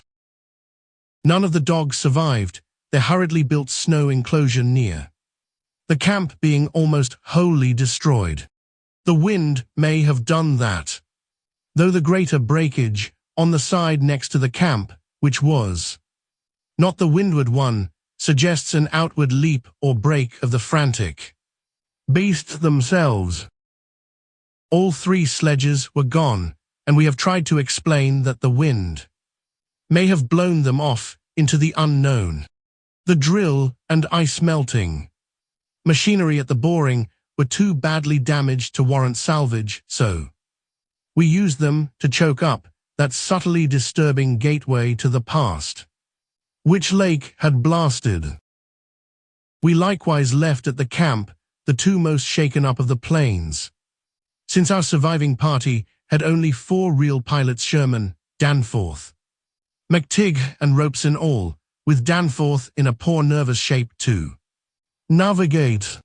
We brought back all the books, scientific equipment, and other incidentals we could find, though much was rather unaccountably blown away. Spare tents and furs were either missing or badly out of condition. It was approximately 4 p.m., after wide-plane cruising had forced us to give Jedney up for lost, that we sent our guarded message to the Arkham for relaying, and I think we did well to keep it as calm and non-committal as we succeeded in doing. The most we said about agitation concerned our dogs, whose frantic uneasiness near the biological specimens was to be expected from poor Lake's accounts.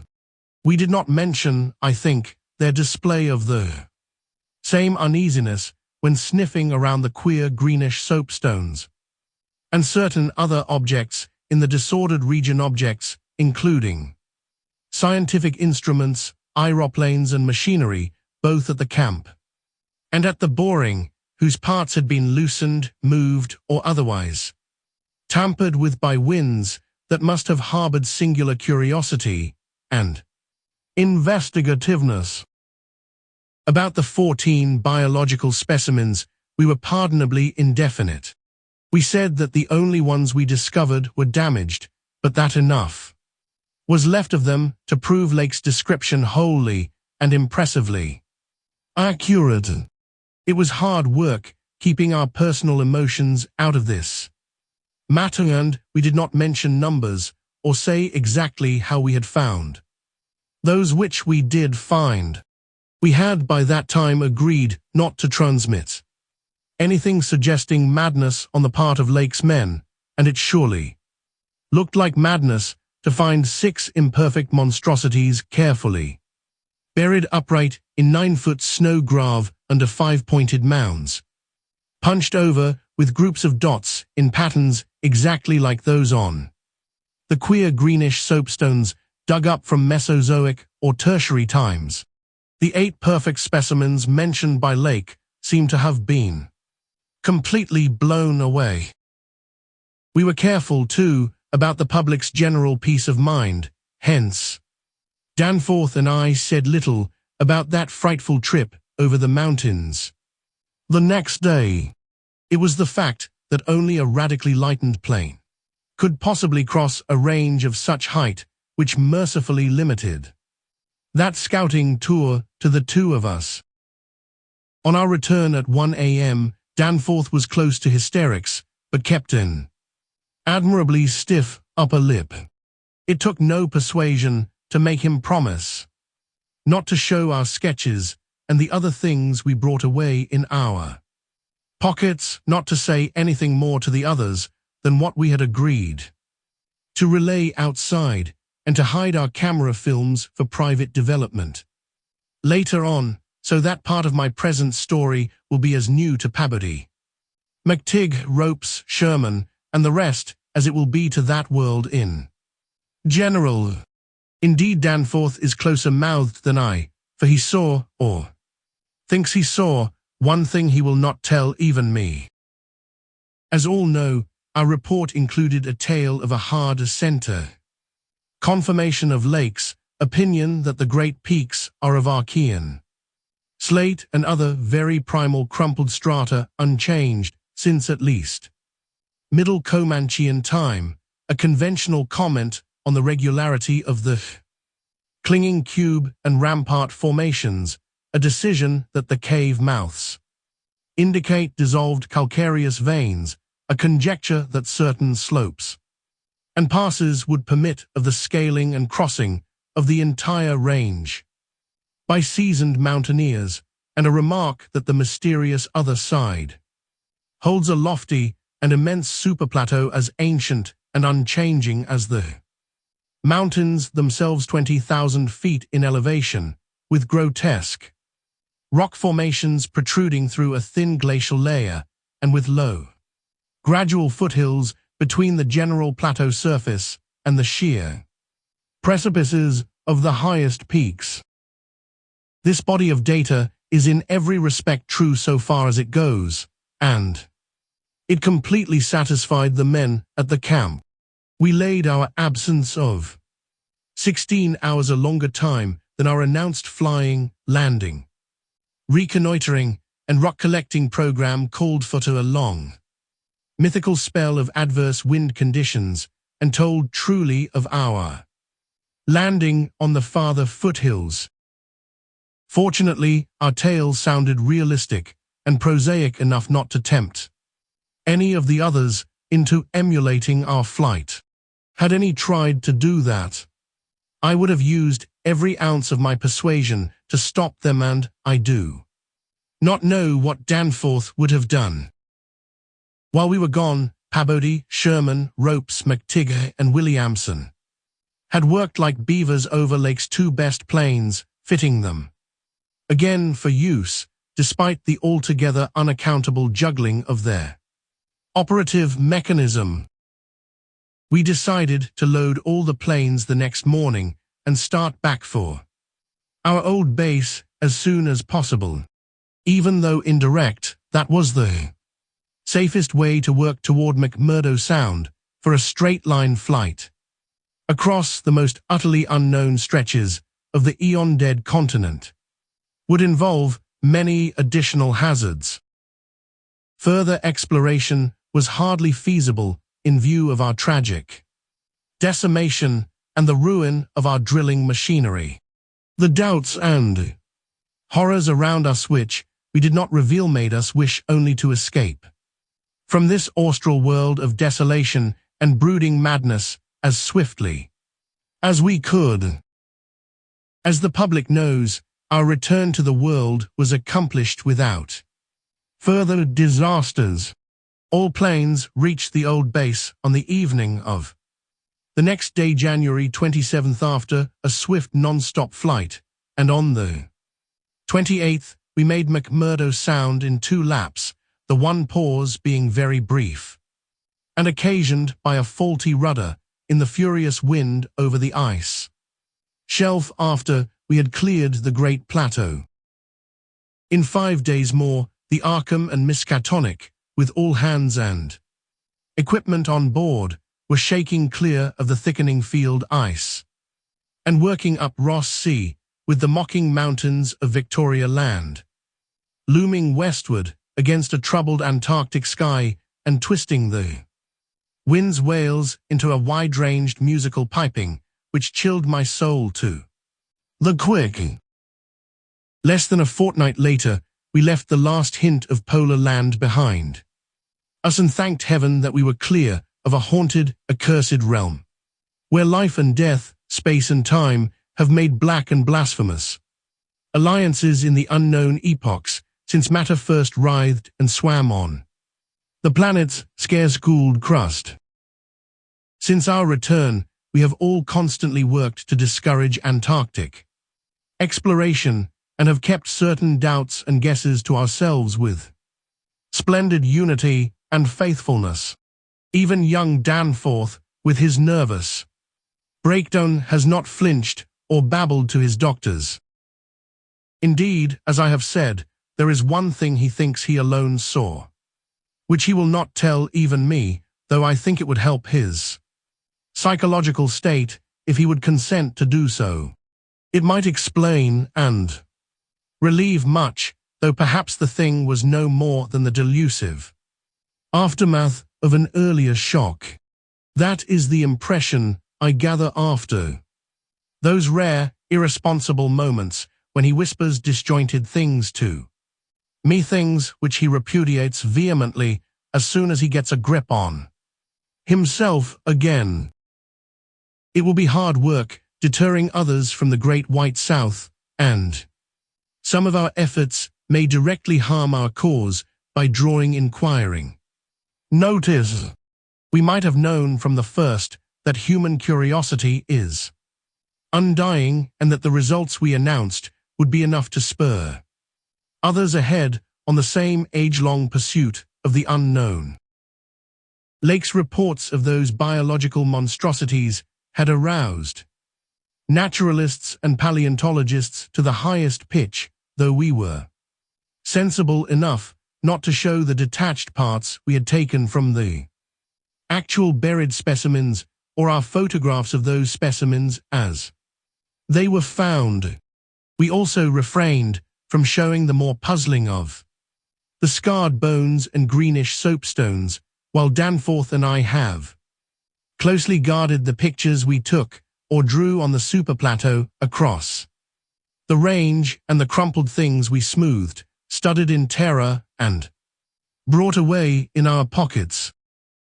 But now that Starkweather Moor Party is organizing, and with a thoroughness far beyond anything our outfit attempted, if not dissuaded, they will get to the innermost nucleus of the Antarctic and melt and bore till they bring up that which we know may end the world. So I must break through all reticences at last, even about that ultimate, nameless thing beyond the mountains of madness. IV.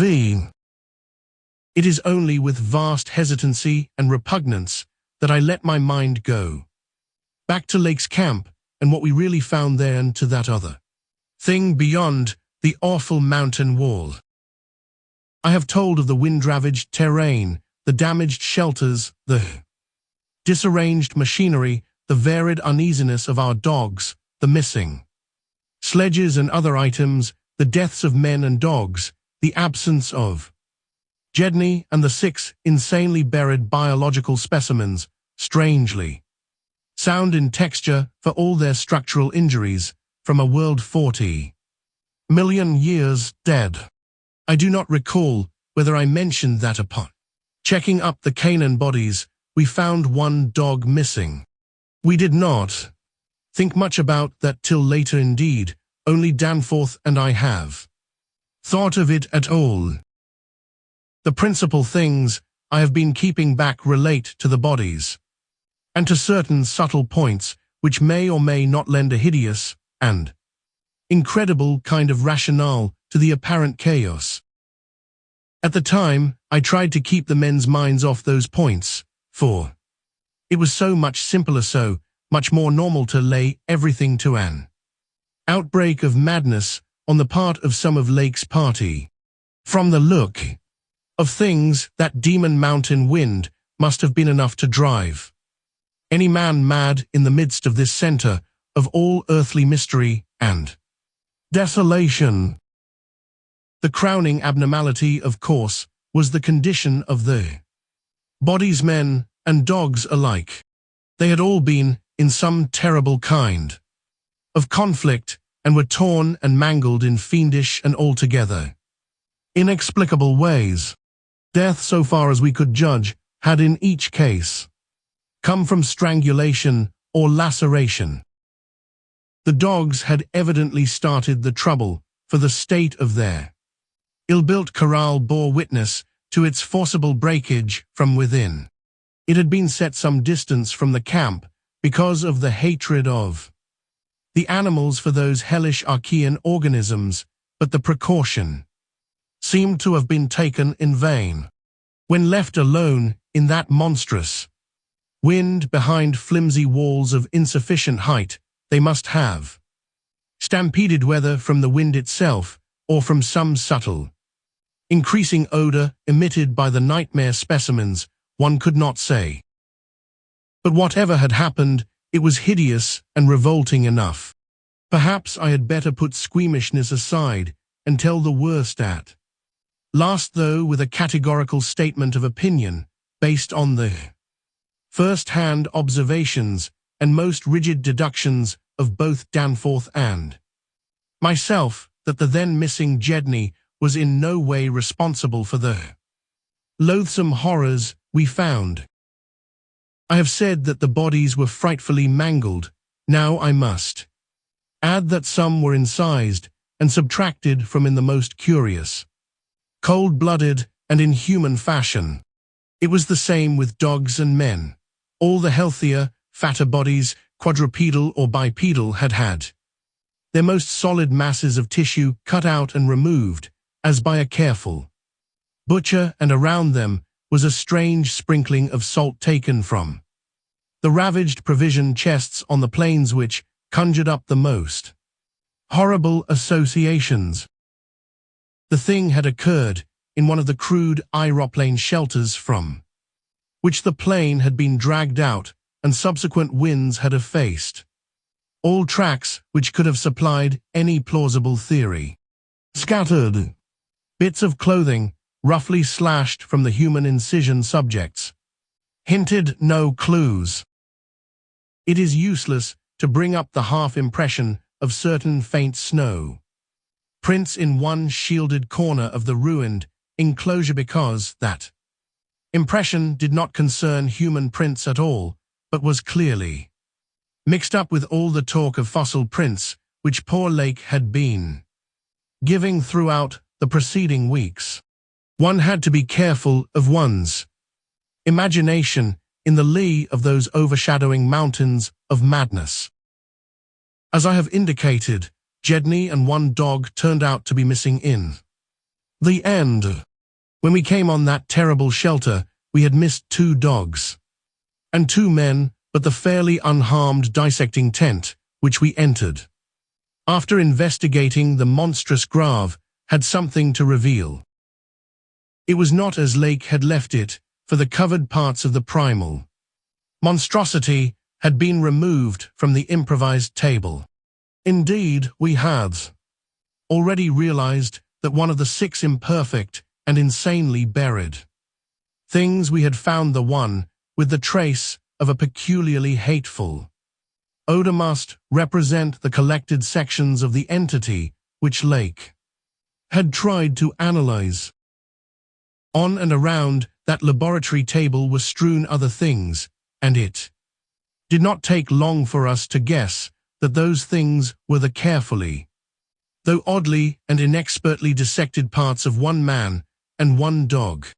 I shall spare the feelings of survivors by omitting mention of the man's identity.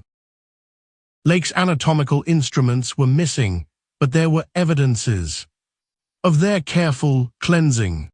The gasoline stove was also gone, though. Around it we found a curious litter of matches. We buried the human parts beside the other 10 men, and the canine parts with the other 35 dogs. Concerning the bizarre smudges on the laboratory table and on the jumble of roughly handled illustrated books scattered near it, we were much too bewildered to speculate. This formed the worst of the camp horror, but other things were equally perplexing. The disappearance of Jedney, the one dog, the 8 uninjured biological specimens, the 3 sledges, and certain instruments, illustrated technical and scientific books, writing materials, electric torches and batteries, food and fuel heating apparatus, spare tents, fur suits and the like, was utterly beyond sane conjecture, as were likewise the spatter-fringed ink blots on certain pieces of paper and the evidences of curious alien fumbling and experimentation around the planes and all other mechanical devices, both at the camp and at the boring. The dogs seemed to abhor this oddly disordered machinery. Then, too, there was the upsetting of the larder, the disappearance of certain staples, and the jarringly comical heap of tin cans pried open in the most unlikely ways and at the most unlikely places. The profusion of scattered matches, intact, broken, or spent, formed another minor enigma, as did the 2 or 3 tent cloths and fur suits, which we found lying about with peculiar and unorthodox slashings, conceivably due to clumsy efforts at unimaginable adaptations. The maltreatment of the human and canine bodies and the crazy burial of the damaged Archean specimens were all of a piece with this apparent disintegrative madness, in view of just such an eventuality as the present one. We carefully photographed all the main evidences of insane disorder at the camp, and shall use the prints to buttress our pleas against the departure of the proposed Starkweather Moor expedition. Our first act, after finding the bodies in the shelter, was to photograph and open the row of insane grave with the 5-pointed snow mounds. We could not help noticing the resemblance of these monstrous mounds, with their clusters of grouped dots, to poor Lake's descriptions of the strange greenish soapstones, and when we came on some of the soapstones themselves in the great mineral pile, we found the likeness very close. Indeed, the whole general formation, it must be made clear, seemed abominably suggestive of the starfish head of the Archean entities, and we agreed that the suggestion must have worked potently upon the sensitized minds of Lake's overwrought party. For madness centering in Jedney as the only possible surviving agent was the explanation spontaneously adopted by everybody so far as spoken utterance was concerned, though I will not be so naive as to deny that each of us may have harbored wild guesses which sanity forbade him to formulate completely. Sherman, Peabody, and McTighe made an exhaustive aeroplane cruise over all the surrounding territory in the afternoon, sweeping the horizon with field glasses in quest of Jedney and of the various missing things, but nothing came to light. The party reported that the Titan Barrier Range extended endlessly to right and left alike, without any diminution in height or essential structure. On some of the peaks, though, the regular cube and rampart formations were bolder and plainer, having doubly fantastic similitudes to Roerich-painted Asian hill ruins. The distribution of cryptical cave mouths on the black snow-denuded summits seemed roughly even as far as the range could be traced. In spite of all the prevailing horrors, we were left with enough sheer scientific zeal and adventurousness to wonder about the unknown realm beyond those mysterious mountains. As our guarded messages stated, we rested at midnight after our day of terror and bafflement, but not without a tentative plan for one or more range-crossing altitude flights in a lightened plane with aerial camera and geologist's outfit beginning the following morning. It was decided that Danforth and I try it first, and we awaked at 7 a.m., intending an early trip, though heavy winds mentioned in our brief bulletin to the outside world delayed our start till nearly 9 o'clock. I have already repeated the non-committal story we told the men at camp and relayed outside after our return 16 hours later. It is now my terrible duty to amplify this account by filling in the merciful blanks with hints of what we really saw in that hidden transmontane world, hints of the revelations which have finally driven Danforth to a nervous collapse. I wish he would add a really frank word about the thing which he thinks he alone saw, even though it was probably a nervous delusion and which was perhaps the last straw that put him where he is, but he is firm against that. All I can do is to repeat his later disjointed whispers about what set him shrieking as the plane soared back through the wind-tortured mountain pass after that real and tangible shock which I shared. This will form my last word, if the plain signs of surviving elder horrors in what I disclose be not enough to keep others from meddling with the inner Antarctic, or, at least, from prying too deeply beneath the surface of that ultimate waste of forbidden secrets and unhuman, eon-cursed desolation. The responsibility for unnameable and perhaps immeasurable evils will not be mine. Danforth and I, studying the notes made by Peabody in his afternoon flight and checking up with a sextant, had calculated that the lowest available pass in the range lay somewhat to the right of us, within sight of camp, and about 23,000 or 24,000 feet above sea level. For this point, then, we first headed in the lightened plane as we embarked on our flight of discovery. The camp itself, on foothills which sprang from a high continental plateau, was some 12,000 feet in altitude, hence the actual height increase necessary was not so vast as it might seem. Nevertheless, we were acutely conscious of the rarefied air and intense cold as we rose, for, on account of visibility conditions, we had to leave the cabin windows open. We were dressed, of course, in our heaviest furs. As we drew near the forbidding peaks, dark and sinister above the line of crevasse-riven snow and interstitial glaciers, we noticed more and more the curiously regular formations clinging to the slopes, and thought again of the strange Asian paintings of Nicholas Roerich. The ancient and wind-weathered rock strata fully verified all of lakes bulletins, and proved that these pinnacles had been towering up in exactly the same way since a surprisingly early time in Earth's history, perhaps over 50 million years.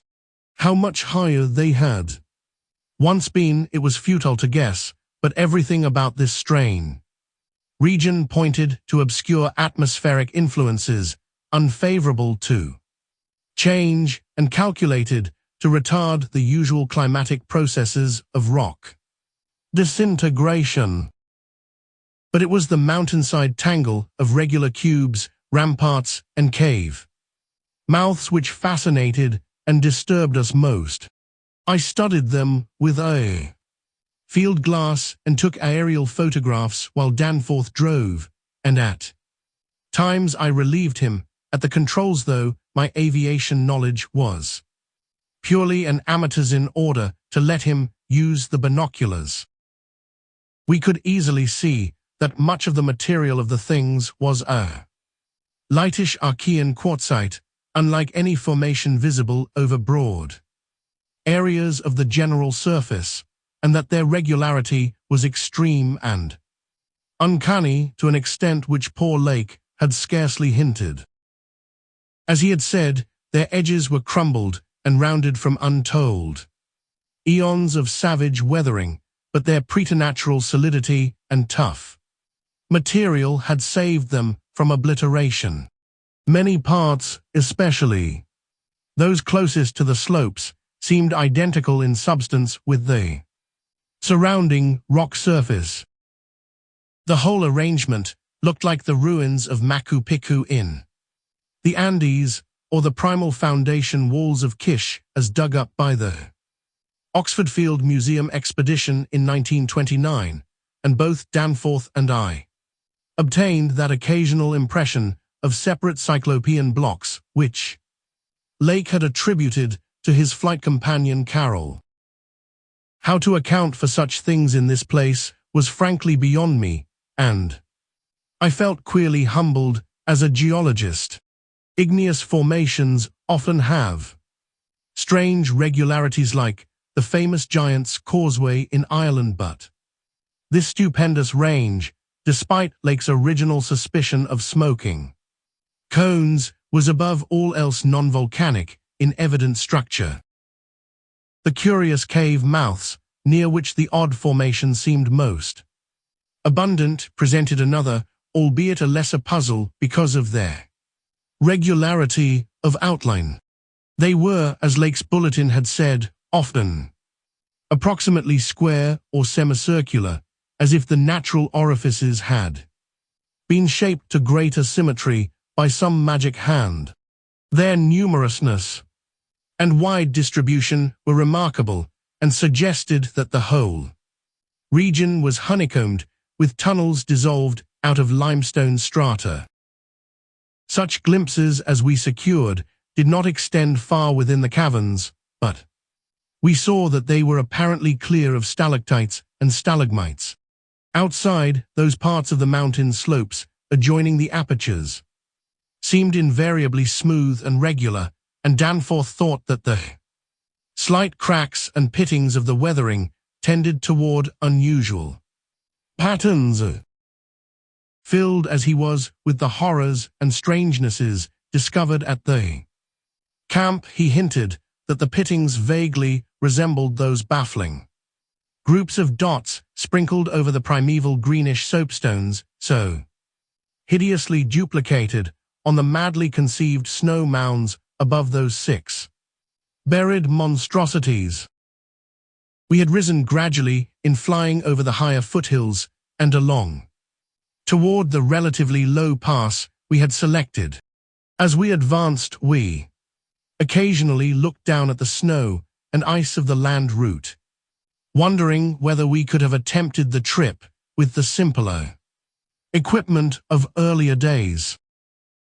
Somewhat to our surprise, we saw that the terrain was far from difficult, as such things go, and that despite the crevasses and other bad spots, it would not have been likely to deter the sledges of a Scott, Shackleton, or an Amundsen.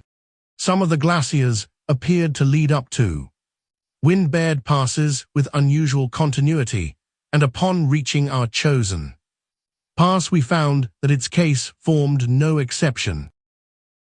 Our sensations of tense expectancy as we prepared to round the crest and peer out over an untrodden world can hardly be described on paper, even though we had no cause to think the regions beyond the range essentially different from those already seen and traversed.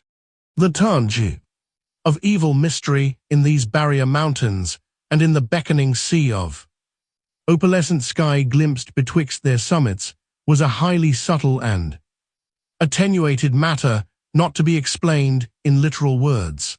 Rather was it an affair of vague psychological symbolism and aesthetic association, a thing mixed up with exotic poetry and paintings and with archaic myths, lurking in shunned and forbidden volumes. Even the wind's burden held a peculiar strain of conscious malignity, and for a second it seemed that the composite sound included a bizarre musical whistling or piping over a wide range as the blast swept in and out of the omnipresent and resonant cave mouths. There was a cloudy note of reminiscent repulsion in this sound, as complex and unplaceable as any of the other dark impressions. We were now, after a slow ascent, at a height of 23,570 feet according to the aneroid, and had left the region of clinging snow definitely below us. Up here were only dark, bare rock slopes and the start of rough-ribbed glaciers, but with those provocative cubes, ramparts and echoing cave mouths to add a portent of the unnatural, the fantastic, and the dreamlike. Looking along the line of high peaks, I thought I could see the one mentioned by Poor Lake, with a rampart exactly on top. It seemed to be half lost in a queer Antarctic haze, such a haze, perhaps, as had been responsible for Lake's early notion of volcanism. The pass loomed directly before us, smooth and windswept between its jagged and malignly frowning pylons. Beyond it was a sky fretted with swirling vapors and lighted by the low polar sun, the sky of that mysterious farther realm upon which we felt no human eye had ever gazed. A few more feet of altitude and we would behold that realm, Danforth's, and I unable to speak except in shouts amidst the howling, piping wind that raced through the pass and added to the noise of the unmuffled engines, exchanged eloquent glances.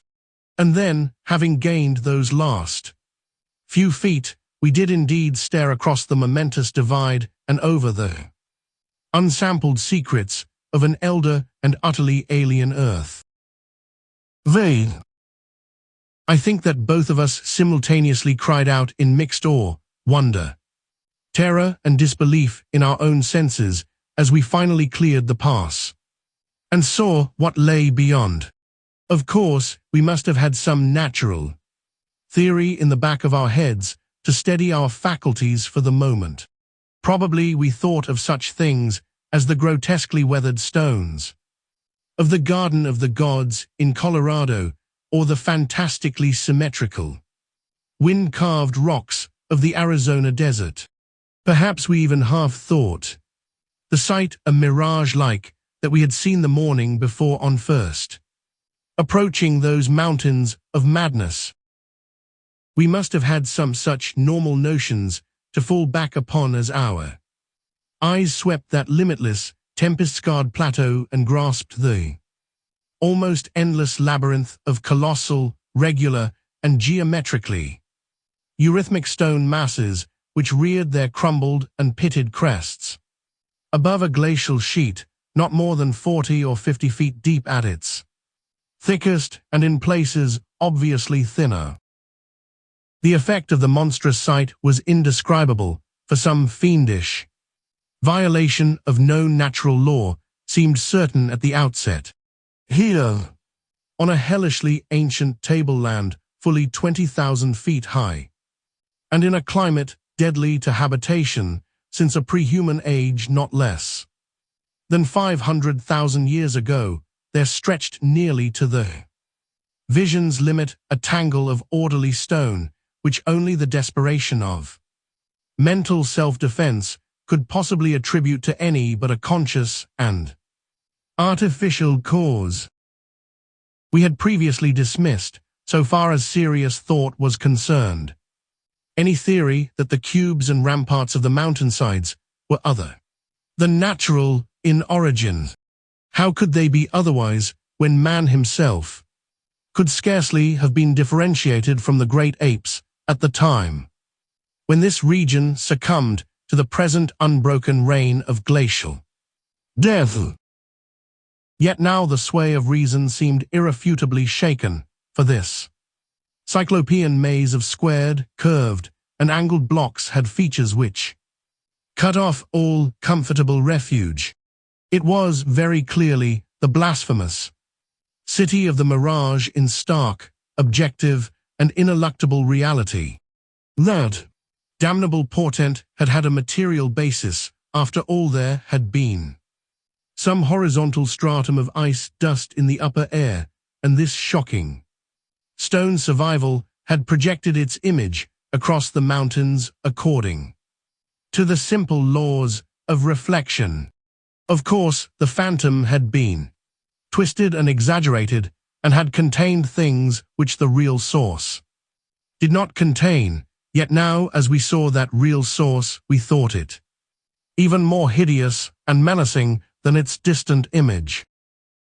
Only the incredible, unhuman massiveness of these vast stone towers and ramparts had saved the frightful thing from utter annihilation in the hundreds of thousands, perhaps millions of years it had brooded there amidst the blasts of a bleak upland.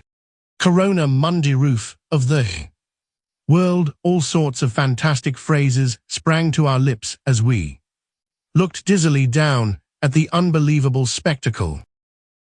I thought again of the eldritch primal myths that had so persistently haunted me since my first sight of this dead Antarctic world, of the demonic plateau of Leng, of the Migo or abominable snowmen, of the Himalayas, of the Pinacotic manuscripts with their pre-human implications, of the Cthulhu cult, of the Necronomicon, and of the Hyperborean legends of formless Tsathoggua and the worse than formless star spawn associated with that semi-entity.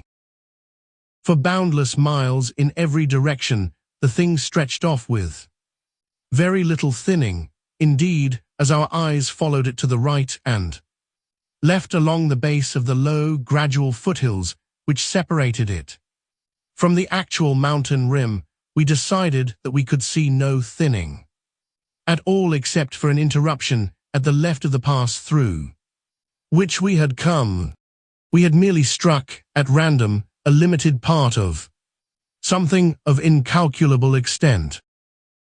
The foothills were more sparsely sprinkled with grotesque stone structures linking the terrible city to the already familiar cubes and ramparts which evidently formed its mountain outposts. These latter, as well as the queer cave mouths, were as thick on the inner as on the outer sides of the mountains. The nameless stone labyrinth consisted, for the most part, of walls from 10 to 150 feet in ice-clear height, and of a thickness varying from 5 to 10 feet. It was composed mostly of prodigious blocks of dark primordial slate, schist, and sandstone blocks, in many cases as large as 4 times 6 times 8 feet, though in several places it seemed to be carved out of a solid, uneven bedrock of Precambrian slate. The buildings were far from equal in size, there being innumerable honeycomb arrangements of enormous extent, as well as smaller separate structures. The general shape of these things tended to be conical, pyramidal, or terraced, though there were many perfect cylinders, perfect cubes, clusters of cubes and other rectangular forms, and a peculiar sprinkling of angled edifices whose five-pointed ground plan roughly suggested modern fortifications. The builders had made constant and expert use of the principle of the arch, and domes had probably existed in the city's heyday. The whole tangle was monstrously weathered, and the glacial surface, from where the towers projected, was strewn with fallen blocks and immemorial debris. Where the glaciation was transparent, we could see the lower parts of the gigantic piles, and we noticed the ice-preserved stone bridges which connected the different towers at varying distances. Above the ground, on the exposed walls, we could detect the scarred places where other and higher bridges of the same sort had existed. Closer inspection revealed countless largish windows, some of which were closed with shutters of a petrified material, originally wood, though most gaped open in a sinister and menacing fashion. Many of the ruins, of course, were roofless and with uneven though wind-rounded upper edges, whilst others of a more sharply conical or pyramidal model, or else protected by higher surrounding structures, preserved intact outlines despite the omnipresent crumbling and pitting. With the field glass, we could barely make out what seemed to be sculptural decorations in horizontal bands, decorations including those curious groups of dots whose presence on the ancient soapstones now assumed a vastly larger significance. In many places, the buildings were totally ruined, and the ice sheet deeply riven from various geologic causes. In other places, the stonework was worn down to the very level of the glaciation. One broad swath, extending from the plateau's interior to a cleft in the foothills about a mile to the left of the pass we had traversed, was wholly free from buildings. It probably represented, we concluded, the course of some great river which in tertiary times millions of years ago had poured through the city and into some prodigious subterranean abyss of the Great Barrier Range. Certainly this was, above all, a region of caves, gulfs, and underground secrets beyond human penetration. Looking back to our sensations and recalling our dazedness at viewing this monstrous survival from eons we had thought pre-human, I can only wonder that we preserved the semblance of equilibrium, which we did.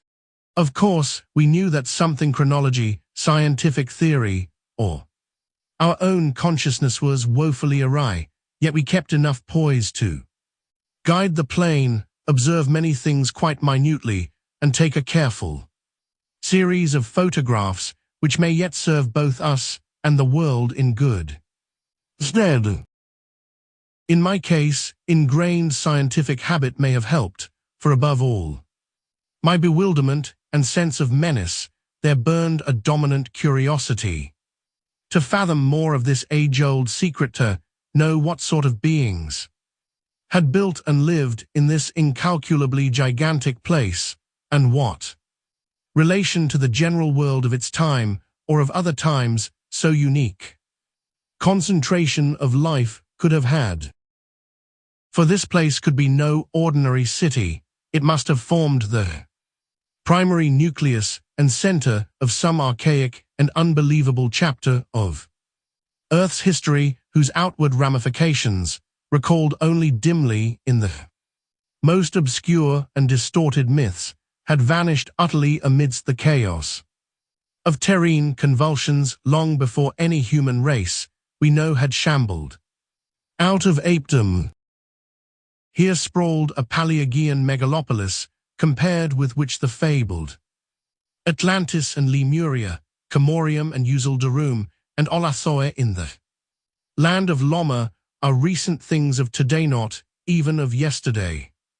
A megalopolis ranking with such whispered pre-human blasphemies as Valusia Arlae, Ib in the land of Emnar, and the nameless city of Arabia, deserter.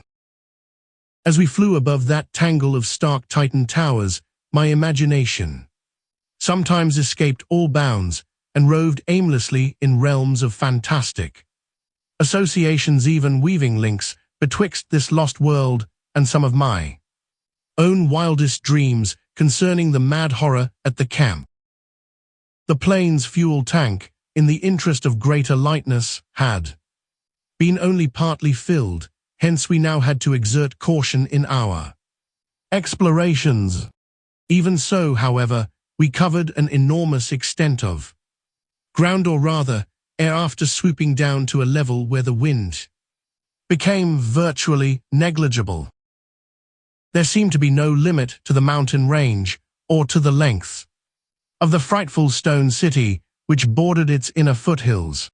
50 miles of flight in each direction showed no major change in the labyrinth of rock and masonry that clawed up corpse-like through the eternal ice.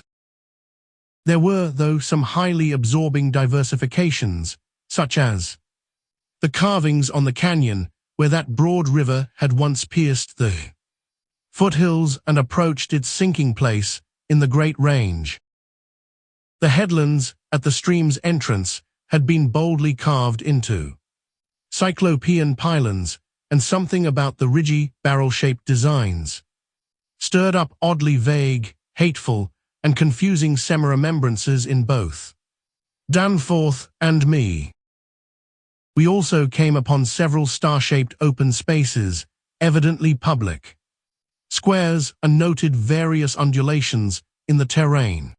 Where a sharp hill rose, it was generally hollowed out into some sort of rambling stone edifice, but there were at least two exceptions. Of these latter, one was too badly weathered to disclose what had been on the jutting eminence, while the other still bore a fantastic conical monument, carved out of the solid rock and roughly resembling such things as the well-known snake tomb in the ancient valley of Petra. Flying inland from the mountains, we discovered that the city was not of infinite width, even though its length along the foothills seemed endless. After about 30 miles, the grotesque stone buildings began to thin out, and in 10 more miles we came to an unbroken waste, virtually without signs of sentient artifice. The course of the river beyond the city seemed marked by a broad, depressed line, while the land assumed a somewhat greater ruggedness, seeming to slope slightly upward as it receded in the mist-hazed west. So far we had made no landing, yet to leave the plateau without an attempt at entering some of the monstrous structures would have been inconceivable. Accordingly, we decided to find a smooth place on the foothills near our navigable pass, there grounding the plane and preparing to do some exploration on foot. Though these gradual slopes were partly covered with a scattering of ruins, low flying soon disclosed an ample number of possible landing places. Selecting that nearest to the pass, since our next flight would be across the Great Range and back to camp, we succeeded about 12:30 p.m. in coming down on a smooth, hard snow field wholly devoid of obstacles and well adapted to a swift and favorable takeoff later on. It did not seem necessary to protect the plane with a snow banking for so brief a time and in so comfortable an absence of high winds at this level. Hence, we merely saw that the landing skis were safely lodged and that the vital parts of the mechanism were guarded against the cold. For our foot journey, we discarded the heaviest of our flying furs and took with us a small outfit consisting of pocket compass, hand camera, light provisions, voluminous notebooks and paper, geologist's hammer, and chisel, specimen bags, coil of climbing rope, and powerful electric torches with extra batteries, this equipment having been carried in the plane on the chance that we might be able to effect a landing, take ground pictures, make drawings and topographical sketches, and obtain rock specimens from some bare slope, outcropping, or mountain cave. Fortunately, we had a supply of extra paper to tear up, place in a spare specimen bag, and use on the ancient principle of hare and hounds. For marking our course in any interior mazes we might be able to penetrate. This had been brought in case we found some cave system with air quiet enough to allow such a rapid and easy method in place of the usual rock chipping method of trail blazing. Walking cautiously downhill over the crusted snow toward the stupendous stone labyrinth that loomed against the opalescent west, we felt almost as keen a sense of imminent marvels as we had felt on approaching the unfathomed mountain pass 4 hours previously.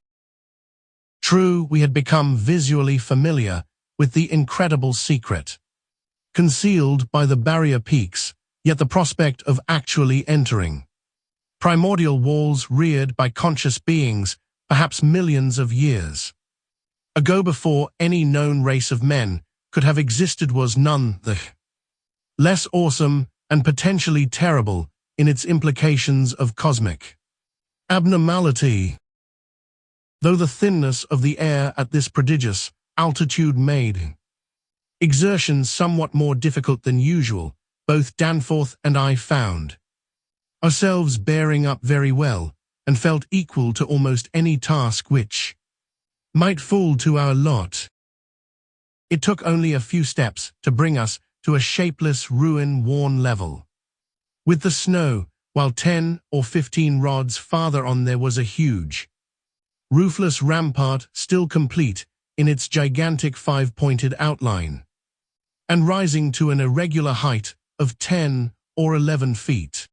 For this latter we headed, and when at last we were actually able to touch its weathered cyclopean blocks, we felt that we had established an unprecedented and almost blasphemous link with forgotten eons normally closed to our species. This rampart, shaped like a star and perhaps 300 feet from point to point, was built of Jurassic sandstone blocks of irregular size, averaging 6x8 feet in surface. There was a row of arched loopholes or windows about 4 feet wide and 5 feet high, spaced quite symmetrically along the points of the star and at its inner angles, and with the bottoms about 4 feet from the glaciated surface. Looking through these, we could see that the masonry was fully 5 feet thick, that there were no partitions remaining within, and that there were traces of banded carvings or bas-reliefs on the interior walls, facts we had indeed guessed before when flying low over this rampart and others like it. Though lower parts must have originally existed, all traces of such things were now wholly obscured by the deep layer of ice and snow at this point. We crawled through one of the windows and vainly tried to decipher the nearly effaced mural designs, but did not attempt to disturb the glaciated floor. Our orientation flights had indicated that many buildings in the city proper were less ice-choked, and that we might perhaps find wholly clear interiors leading down to the true ground level if we entered those structures still roofed at the top. Before we left the rampart, we photographed it carefully and studied its mortaless cyclopean masonry with complete bewilderment. We wished that Pabodie were present, for his engineering knowledge might have helped us guess how such titanic blocks could have been handled in that unbelievably remote age when the city and its outskirts were built up. The half-mile walk downhill to the actual city with the upper wind, shrieking vainly and savagely through the skyward peaks in the background, was something of which the smallest details will always remain engraved on my mind. Only in fantastic nightmares could any human beings but Danforth and me conceive such optical effects. Between us and the churning vapors of the west lay that monstrous tangle of dark stone towers, its outre and incredible forms impressing us afresh at every new angle of vision. It was a mirage in solid stone, and were it not for the photographs, I would still doubt that such thing could be. The general type of masonry was identical with that of the rampart we had examined, but the extravagant shapes which this masonry took in its urban manifestations were past all description. Even the pictures illustrate only one or two phases of its endless variety, preternatural massiveness, and utterly alien exoticism. There were geometrical forms for which an Euclid could scarcely find a name, cones of all degrees of irregularity and truncation, terraces of every sort of provocative disproportion, shafts with odd bulbous enlargements, broken columns in curious groups, and five-pointed or five-ridged arrangements of mad grotesqueness.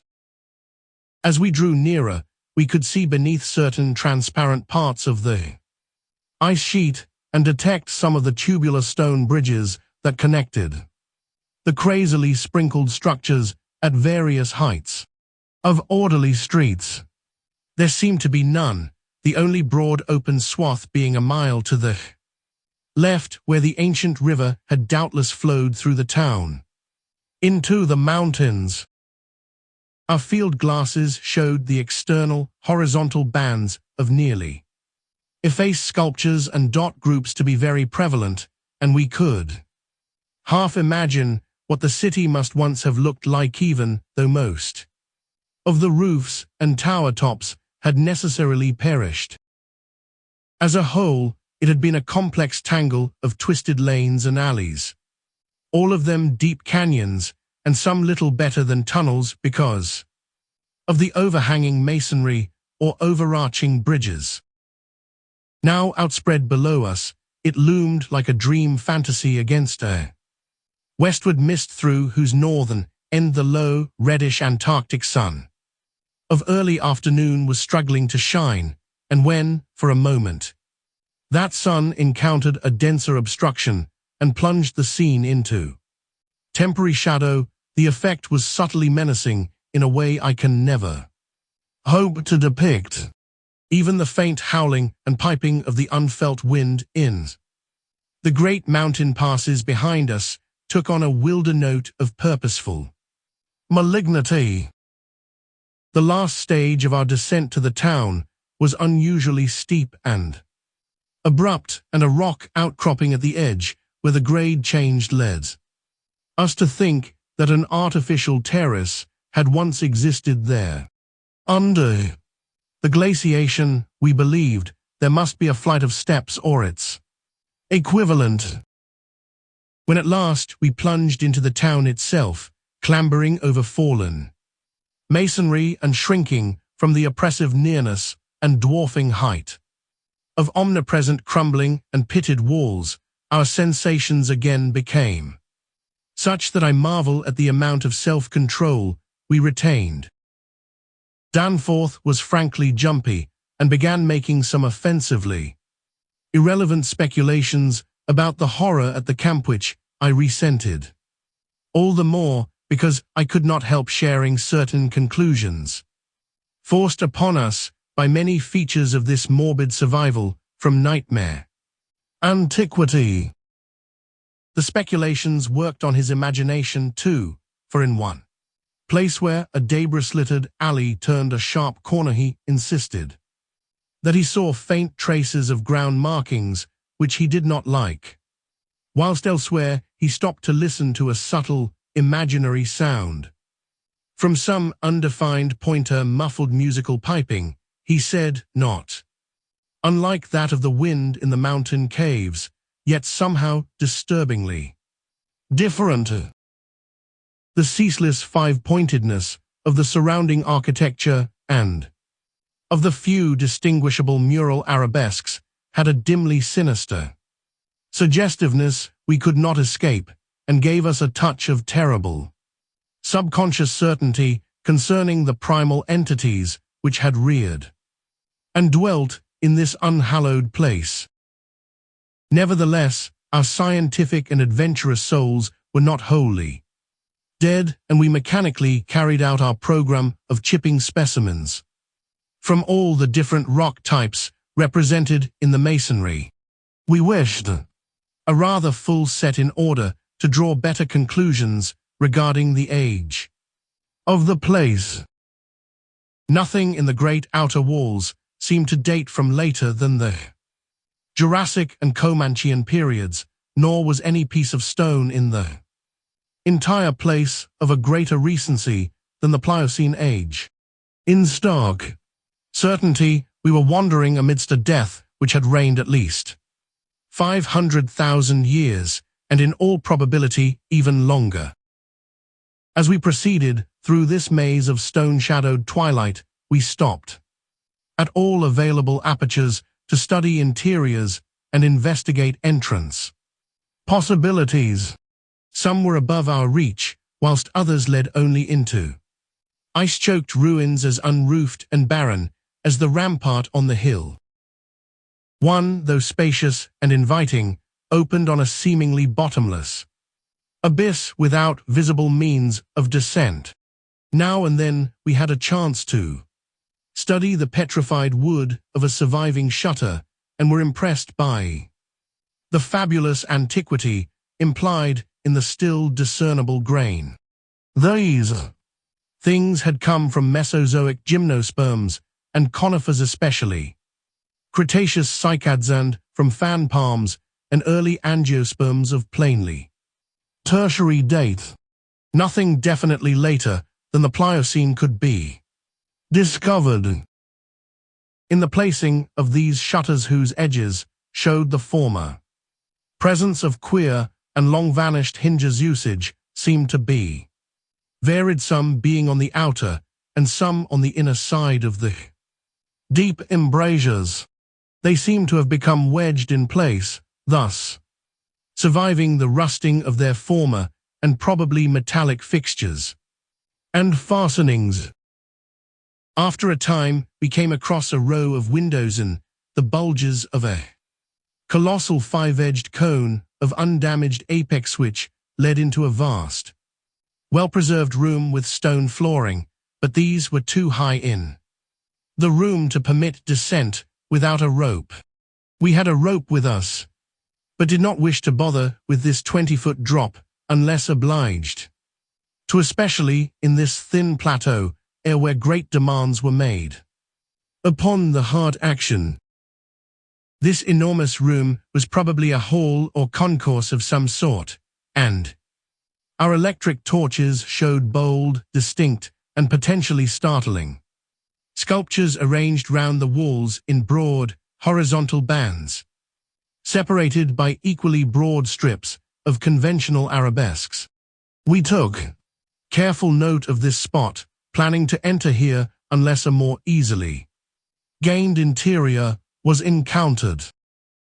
Finally, though, we did encounter exactly the opening we wished, an archway about 6 feet wide and 10 feet high, marking the former end of an aerial bridge which had spanned an alley about 5 feet above the present level of glaciation.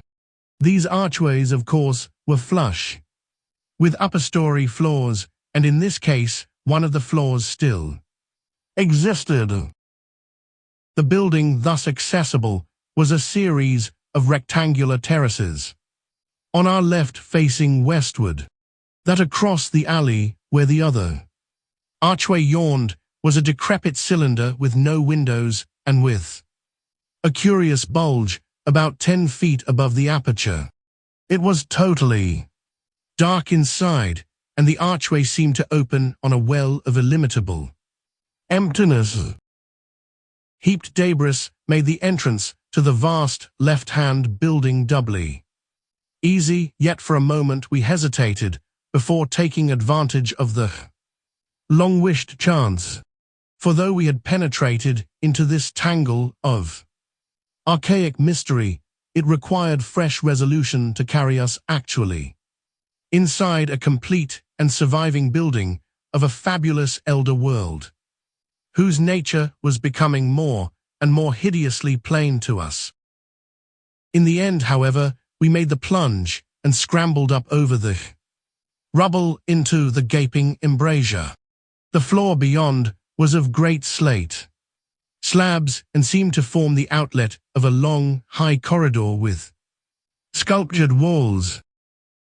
Observing the many inner archways which led off from it, and realizing the probable complexity of the nest of apartments within, we decided that we must begin our system of hare and hound trail blazing. Hitherto, our compasses, together with frequent glimpses of the vast mountain range between the towers in our rear, had been enough to prevent our losing our way, but from now on, the artificial substitute would be necessary. Accordingly, we reduced our extra paper to shreds of suitable size, placed these in a bag to be carried by Danforth, and prepared to use them as economically as safety would allow. This method would probably gain us immunity from straying, since there did not appear to be any strong air currents inside the primordial masonry. If such should develop, or if our paper supply should give out, we could of course fall back on the more secure, though more tedious and retarding method of rock chipping. Just how extensive a territory we had opened up, it was impossible to guess without a trial. The close and frequent connection of the different buildings made it likely that we might cross from one to another on bridges underneath the ice, except where impeded by local collapses and geologic rifts, for very little glaciation seemed to have entered the massive constructions. Almost all the areas of transparent ice had revealed the submerged windows as tightly shuttered as if the town had been left in that uniform state until the glacial sheet came to crystallize the lower part for all succeeding time. Indeed, one gained a curious impression that this place had been deliberately closed and deserted in some dim bygone eon, rather than overwhelmed by any sudden calamity or even gradual decay. Had the coming of the ice been foreseen, and had a nameless population left en masse to seek a less doomed abode?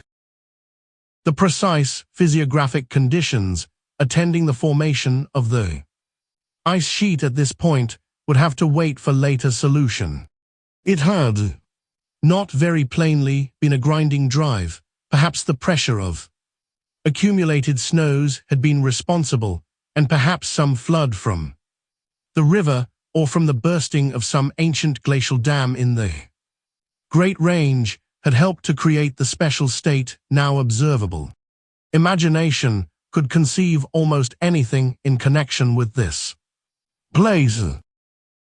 It would be cumbrous to give a detailed, consecutive account of our wanderings inside that cavernous, eon-dead honeycomb of primal masonry, that monstrous lair of elder secrets which now echoed for the first time after uncounted epochs to the tread of human feet.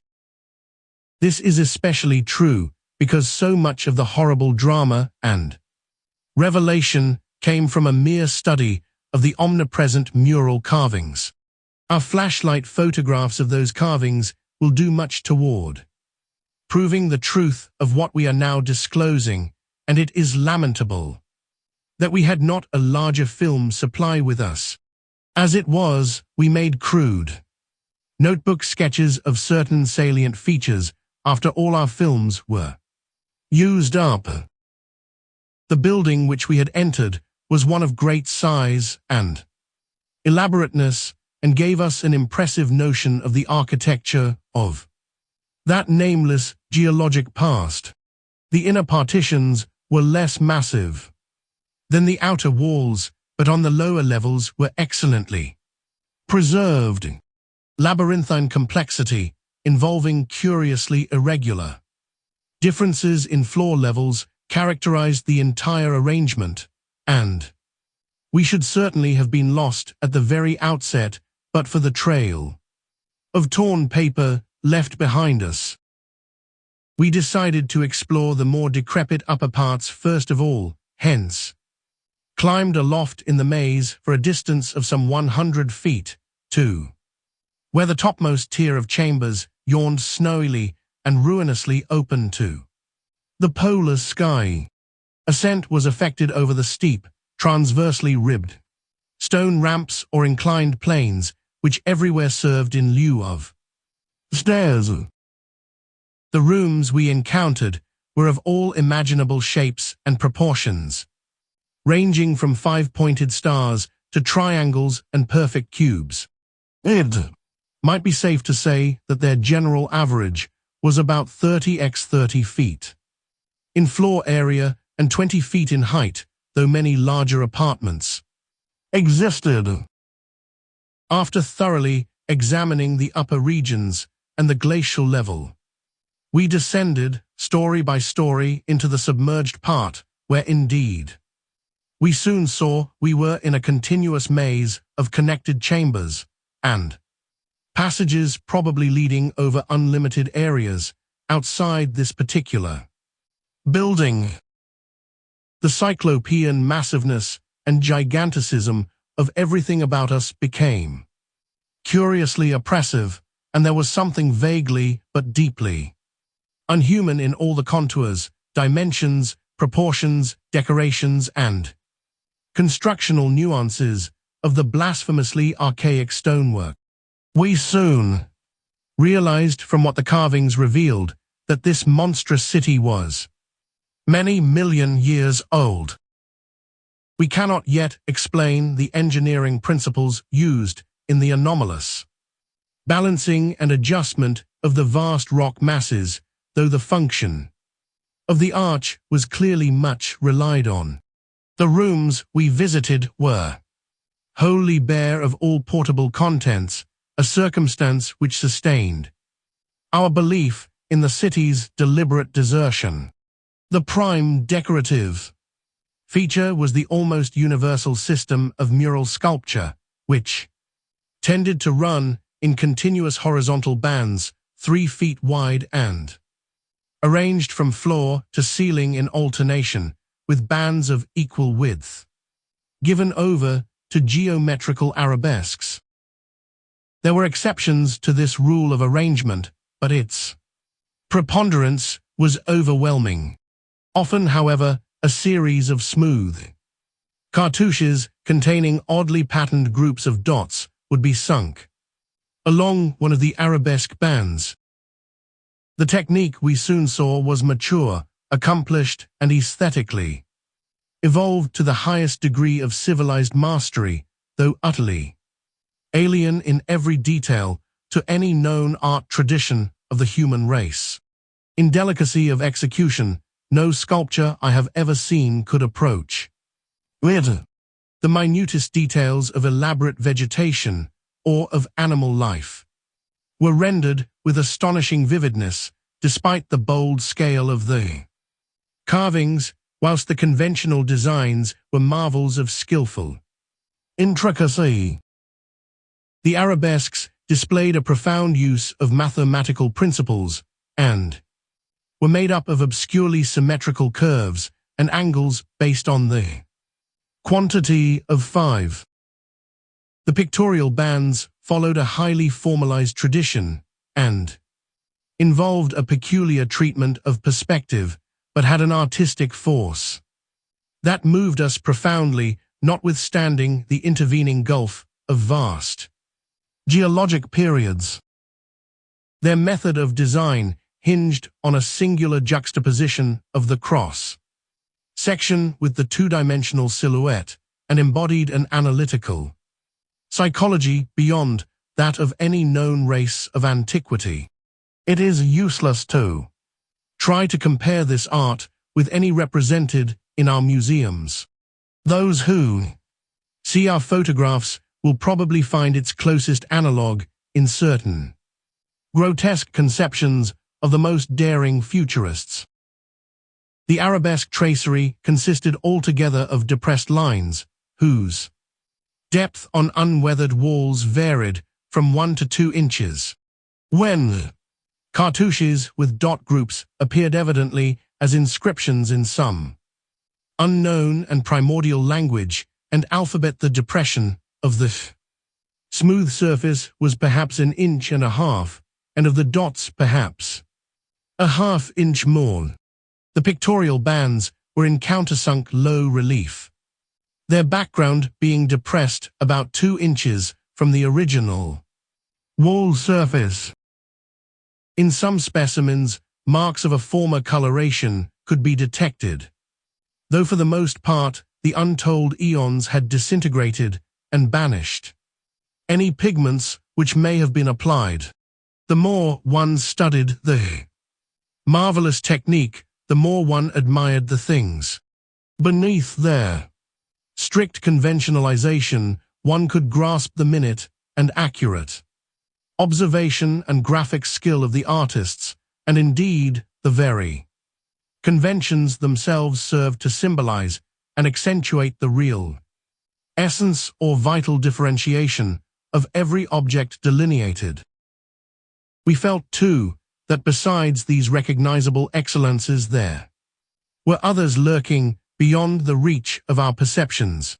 Certain touches here and there gave vague hints of latent symbols and stimuli, which another mental and emotional background and a fuller or different sensory equipment might have made of profound and poignant significance to us. The subject matter of the sculptures obviously came from the life of the vanished epoch of their creation and contained a large proportion of evident history. It is this abnormal historic-mindedness of the primal racer, chance circumstance operating through coincidence miraculously in our favor, which made the carvings so awesomely informative to us, and which caused us to place their photography and transcription above all other considerations. In certain rooms, the dominant arrangement was varied by the presence of maps, astronomical charts, and other scientific designs on an enlarged scale, these things giving a naive and terrible corroboration to what we gathered from the pictorial friezes and dados. In hinting at what the whole revealed, I can only hope that my account will not arouse a curiosity greater than sane caution on the part of those who believe me at all. It would be tragic if any were to be allured to that realm of death and horror by the very warning meant to discourage them. Interrupting these sculptured walls were high windows and massive 12-foot doorways, both now and then retaining the petrified wooden planks elaborately carved and polished of the actual shutters and doors. All metal fixtures had long ago vanished, but some of the doors remained in place and had to be forced aside as we progressed from room to room. Window frames with odd transparent panes, mostly elliptical, survived here and there, though in no considerable quantity.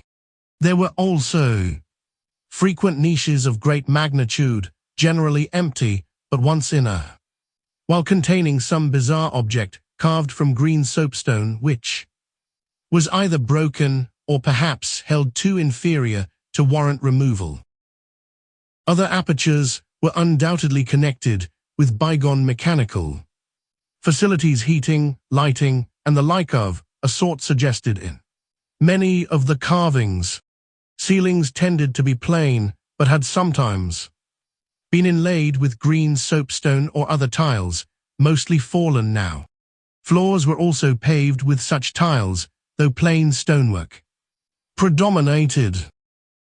As I have said, all furniture and other movables were absent, but the sculptures gave a clear idea of the strange devices which had once filled these tomb-like, echoing rooms. Above the glacial sheet, the floors were generally thick with detritus, litter and debris, but farther down this condition decreased. In some of the lower chambers and corridors, there was little more than gritty dust or ancient incrustations, while occasional areas had an uncanny air of newly swept immaculateness. Of course, where rifts or collapses had occurred, the lower levels were as littered as the upper ones. A central court as we had seen in other structures, from the air saved the inner regions from total darkness, so that we seldom had to use our electric torches in the upper rooms, except when studying sculptured details. Below the ice cap, however, the twilight deepened, and in many parts of the tangled ground level there was an approach to absolute blackness. To form even a rudimentary idea of our thoughts and feelings as we penetrated this eon-silent maze of unhuman masonry, one must correlate a hopelessly bewildering chaos of fugitive moods, memories, and impressions. The sheer appalling antiquity and lethal desolation of the place were enough to overwhelm almost any sensitive person, but added to these elements were the recent unexplained horror at the camp, and the revelations all too soon effected by the terrible mural sculptures around us. The moment we came upon a perfect section of carving, where no ambiguity of interpretation could exist, it took only a brief study to give us the hideous truth which it would be naive to claim. Danforth and I had not independently suspected before, though we had carefully refrained from even hinting it to each other. There could now be no further merciful doubt about the nature of the beings which had built and inhabited this monstrous dead city millions of years ago, when man's ancestors were primitive archaic mammals and vast dinosauria roamed the tropical steppes of Europe and Asia. We had previously clung to a desperate alternative and insisted each to himself that the omnipresence of the five-pointed motif meant only some cultural or religious exaltation of the archaean natural object, which had so patently embodied the quality of five-pointedness, as the decorative motifs of Minoan Crete exalted the sacred bull, those of Egypt the scarabaeus, those of Rome the wolf and the eagle, and those of various savage tribes some chosen totem animal. But this lone refuge was now stripped from us, and we were forced to face definitely the reason-shaking realization which the reader of these pages has doubtless long ago anticipated. I can scarcely bear to write it down in black and white even now, but perhaps that will not be necessary. The things once rearing and dwelling in this frightful masonry, in the age of dinosauria, were not indeed dinosauria, but far worse. Mere dinosauria were new and almost brainless objects, but the builders of the city were wise and old, and had left certain traces in rocks even then laid down well, nigh 1,000 million years rocks laid down before the true life of Earth had advanced beyond plastic groups of cells, rocks laid down before the true life of Earth had existed at all. They were the makers and enslavers of that life, and above all doubt, the originals of the fiendish elder myths which things like the Pinacotic manuscripts and the Necronomicon affrightedly hint about. They were the great old ones that had filtered down from the stars when Earth was young, the beings whose substance and alien evolution had shaped and whose powers were such as this planet had never bred. And to think that only the day before Danforth and I had actually looked upon fragments of their millennially fossilized substance, and that poor Lake and his party had seen their complete outlines. It is, of course, impossible for me to relate in proper order the stages by which we picked up what we know of that monstrous chapter of pre-human life. After the first shock of the certain revelation, we had to pause a while to recuperate, and it was fully 3 o'clock before we got started on our actual tour of systematic research. The sculptures in the building we entered were of relatively late date, perhaps 2 million years ago, as checked up by geological, biological, and astronomical features, and embodied an art which would be called decadent in comparison with that of specimens we found in older buildings after crossing bridges under the glacial sheet. One edifice hewn from the solid rock seemed to go back 40 or possibly even 50 million years to the lower Eocene or upper Cretaceous, and contained bas-reliefs of an artistry surpassing anything else, with one tremendous exception that we encountered. That was, we have since agreed, the oldest domestic structure we traversed. Were it not for the support of those flashlights soon to be made public, I would refrain from telling what I found and inferred, lest I be confined as a madman. Of course, the infinitely early parts of the patchwork tale representing the preterrestrial life of the star-headed beings on other planets, in other galaxies, and in other universes can readily be interpreted as the fantastic mythology of those beings themselves, yet such parts sometimes involved designs and diagrams uncannily close to the latest findings of mathematics and astrophysics that I scarcely know what to think. Let others judge when they see the photographs I shall publish. Naturally, no one set of carvings which we encountered told more than a fraction of any connected story, nor did we even begin to come upon the various stages of that story in their proper order. Some of the vast rooms were independent units so far as their designs were concerned, whilst in other cases a continuous chronicle would be carried through a series of rooms and corridors.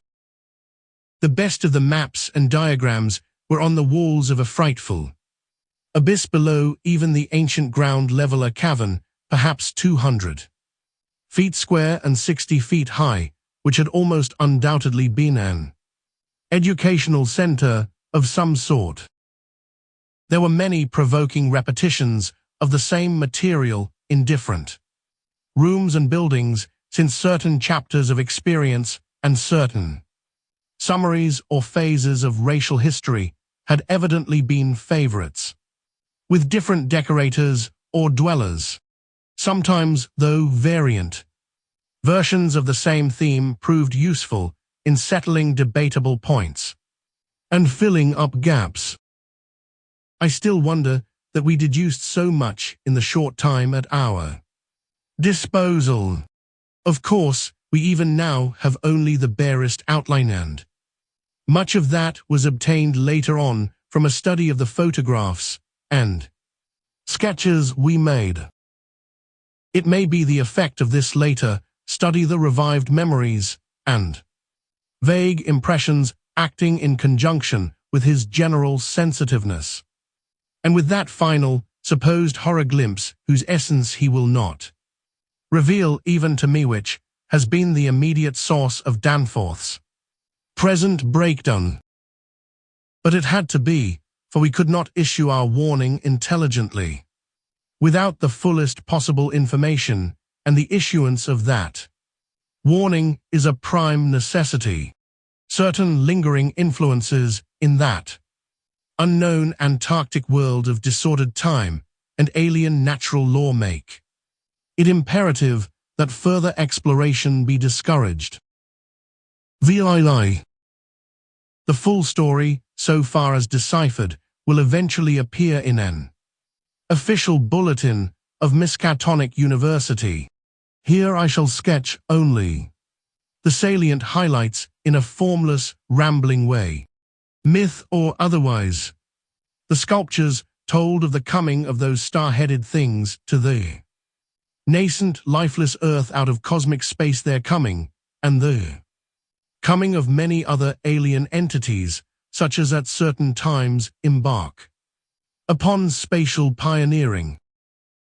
They seemed able to traverse the interstellar ether on their vast, membranous wings, thus oddly confirming some curious hill folklore long ago told me by an antiquarian colleague.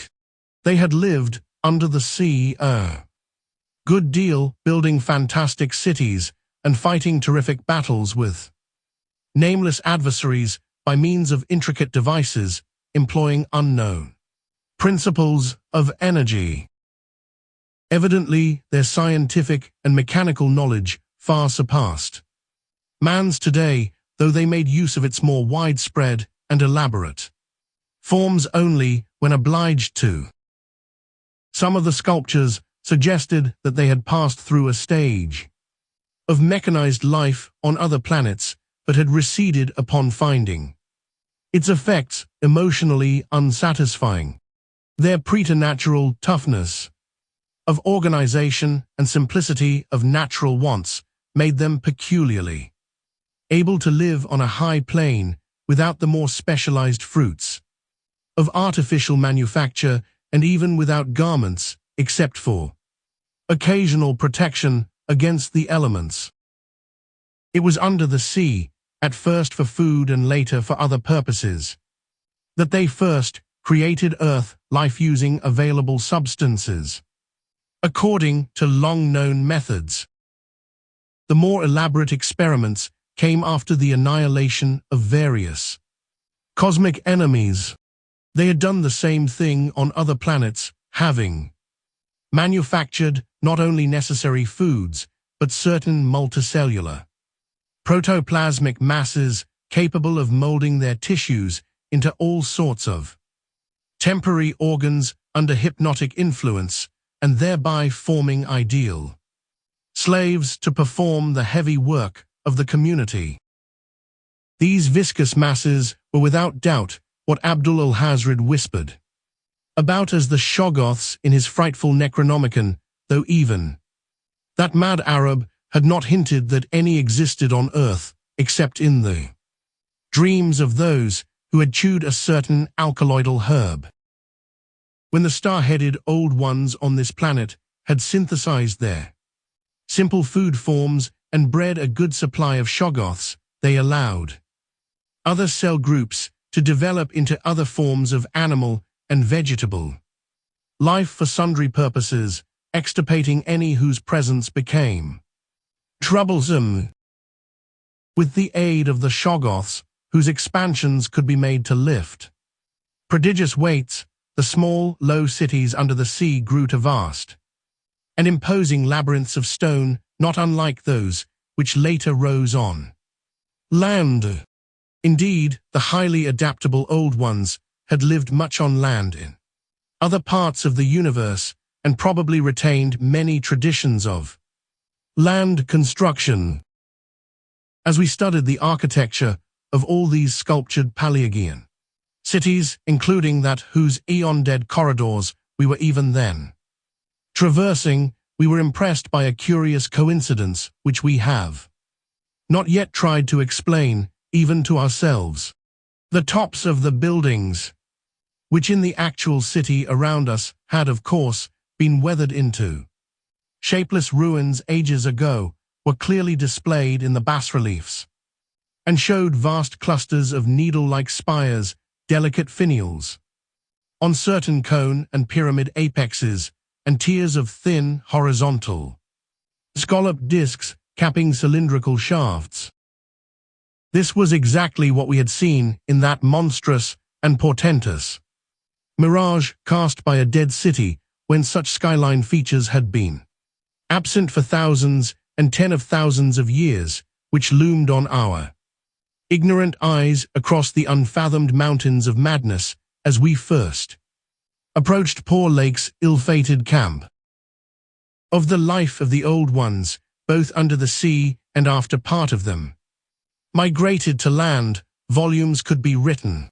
Those in shallow water had continued the fullest use of the eyes at the ends of their 5 main head tentacles and had practiced the arts of sculpture and of writing in quite the usual way, the writing accomplished with a stylus on waterproof waxen surfaces. Those lower down in the ocean depths, though they used a curious phosphorescent organism to furnish light, pieced out their vision with obscure special senses operating through the prismatic cilia on their head senses, which rendered all the old ones partly independent of light in emergencies. Their forms of sculpture and writing had changed curiously during the descent, embodying certain apparently chemical coating processes, probably to secure phosphorescence, which the bas-reliefs could not make clear to us. The beings moved in the sea partly by swimming using the lateral crinoid arms and partly by wriggling with the lower tier of tentacles containing the pseudofeet. Occasionally, they accomplished long swoops with the auxiliary use of 2 or more sets of their fan-like folding wings. On land, they locally used the pseudofeet, but now and then flew to great heights or over long distances with their wings. The many slender tentacles into which the crinoid arms branched were infinitely delicate, flexible, strong, and accurate in muscular nervous coordination, ensuring the utmost skill and dexterity in all artistic and other manual operations. The toughness of the things was almost incredible. Even the terrific pressure of the deepest sea bottoms appeared powerless to harm them. Very few seemed to die at all except by violence, and their burial places were very limited. The facts that they covered their vertically inhumed dead with 5-pointed inscribed mounds set up thoughts Danforth and me, which made a fresh pause and recuperation necessary after the sculptures revealed it. The beings multiplied by means of spores-like vegetable pteridophyta, as Lake had suspected, but, owing to their prodigious toughness and longevity and consequent lack of replacement needs, they did not encourage the large-scale development of new prothalia, except when they had new regions to colonize. The young matured swiftly and received an education evidently beyond any standard we can imagine. The prevailing intellectual and aesthetic life was highly evolved and produced a tenaciously enduring set of customs and institutions, which I shall describe more fully in my coming monograph. These varied slightly according to sea or land residence, but had the same foundations and essentials. Though able, like vegetables, to derive nourishment from inorganic substances, they vastly preferred organic and especially animal food. They ate uncooked marine life under the sea, but cooked their viands on land. They hunted game and raised meat, herd slaughtering with sharp weapons whose odd marks on certain fossil bones our expedition had noted. They resisted all ordinary temperatures marvelously, and in their natural state could live in water down to freezing. When the great chill of the Pleistocene drew on, however, nearly 1,000,000 years ago, the land dwellers had to resort to special measures, including artificial heating, until, at last, the deadly cold appears to have driven them back into the sea. For their prehistoric flights through cosmic space, legend said they had absorbed certain chemicals and become almost independent of eating, breathing, or heat conditions, but by the time of the Great Cold, they had lost track of the method. In any case, they could not have prolonged the artificial state indefinitely without harm. Being non-pairing and semi-vegetable in structure, the Old Ones had no biological basis for the family phase of mammal life, but seemed to organize large households on the principles of comfortable space utility, and as we deduced from the pictured occupations and diversions of Codweller's congenial mental association. In furnishing their homes, they kept everything in the center of the huge rooms, leaving all wall spaces free for decorative treatment. Lighting, in the case of the land inhabitants, was accomplished by a device probably electrochemical in nature. Both on land and underwater they used curious tables, chairs and couches like cylindrical frames, for they rested and slept upright with folded down tentacles and racks for the hinged sets of dotted surfaces, forming their books. Government was evidently complex and probably socialistic, though no certainties in this regard could be deduced from the sculptures we saw. There was extensive commerce, both local and between different cities. Certain small, flat counters, 5-pointed and inscribed, serving as money, probably the smaller of the various greenish soapstones found by our expedition were pieces of such currency. Though the culture was mainly urban, some agriculture and much stock raising existed. Mining and a limited amount of manufacturing were also practiced. Travel was very frequent, but permanent migration seemed relatively rare, except for the vast colonizing movements by which the race expanded. For personal locomotion, no external aid was used, since in land, air, and water movement, alike the Old Ones seemed to possess excessively vast capacities for speed. Loads, however, were drawn by beasts of burden, shoggoths under the sea, and a curious variety of primitive vertebrates in the later years of land existence.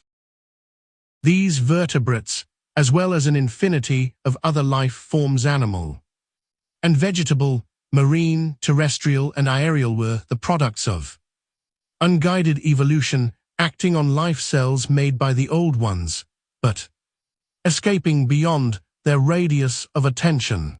They had been suffered to develop unchecked because they had not come in conflict with the dominant beings. Bothersome forms, of course, were mechanically exterminated. It interested us to see in some of the very last and most decadent sculptures a shambling, primitive mammal, used sometimes for food and sometimes as an amusing buffoon by the land dwellers, whose vaguely simian and human foreshadowings were unmistakable. In the building of land cities, the huge stone blocks of the high towers were generally lifted by vast-winged pterodactyls of a species heretofore unknown to paleontology. The persistence with which the Old Ones survived various geologic changes and convulsions of the Earth's crust was little short of miraculous, though few or none of their first cities seem to have remained beyond the Archean age. There was no interruption in their civilization or in the transmission of their records. Their original place of advent to the planet was the Antarctic Ocean, and it is likely that they came not long after the matter forming the Moon was wrenched from the neighboring South Pacific. According to one of the sculptured maps, the whole globe was then underwater, with stone cities scattered farther and farther from the Antarctic as eons passed. Another map shows a vast bulk of dry land around the South Pole, where it is evident that some of the beings made experimental settlements, though their main centers were transferred to the nearest sea bottom. Later maps, which display this land mass as cracking and drifting, and sending certain detached parts northward, uphold in a striking way the theories of continental drift lately advanced by Taylor, Wegener, and Joly. With the upheaval of new land in the South Pacific, tremendous events began. Some of the marine cities were hopelessly shattered, yet that was not the worst misfortune. Another land race of beings, shaped like octopi and probably corresponding to the fabulous pre-human spawn of Cthulhu, soon began filtering down from cosmic infinity and precipitated a monstrous war which for a time drove the Old Ones wholly back to the sea, a colossal blow in view of the increasing land settlements. Later, peace was made, and the new lands were given to the Cthulhu spawn, whilst the Old Ones held the sea and the older lands. New land cities were founded, the greatest of them in the Antarctic, for this region of first arrival was sacred.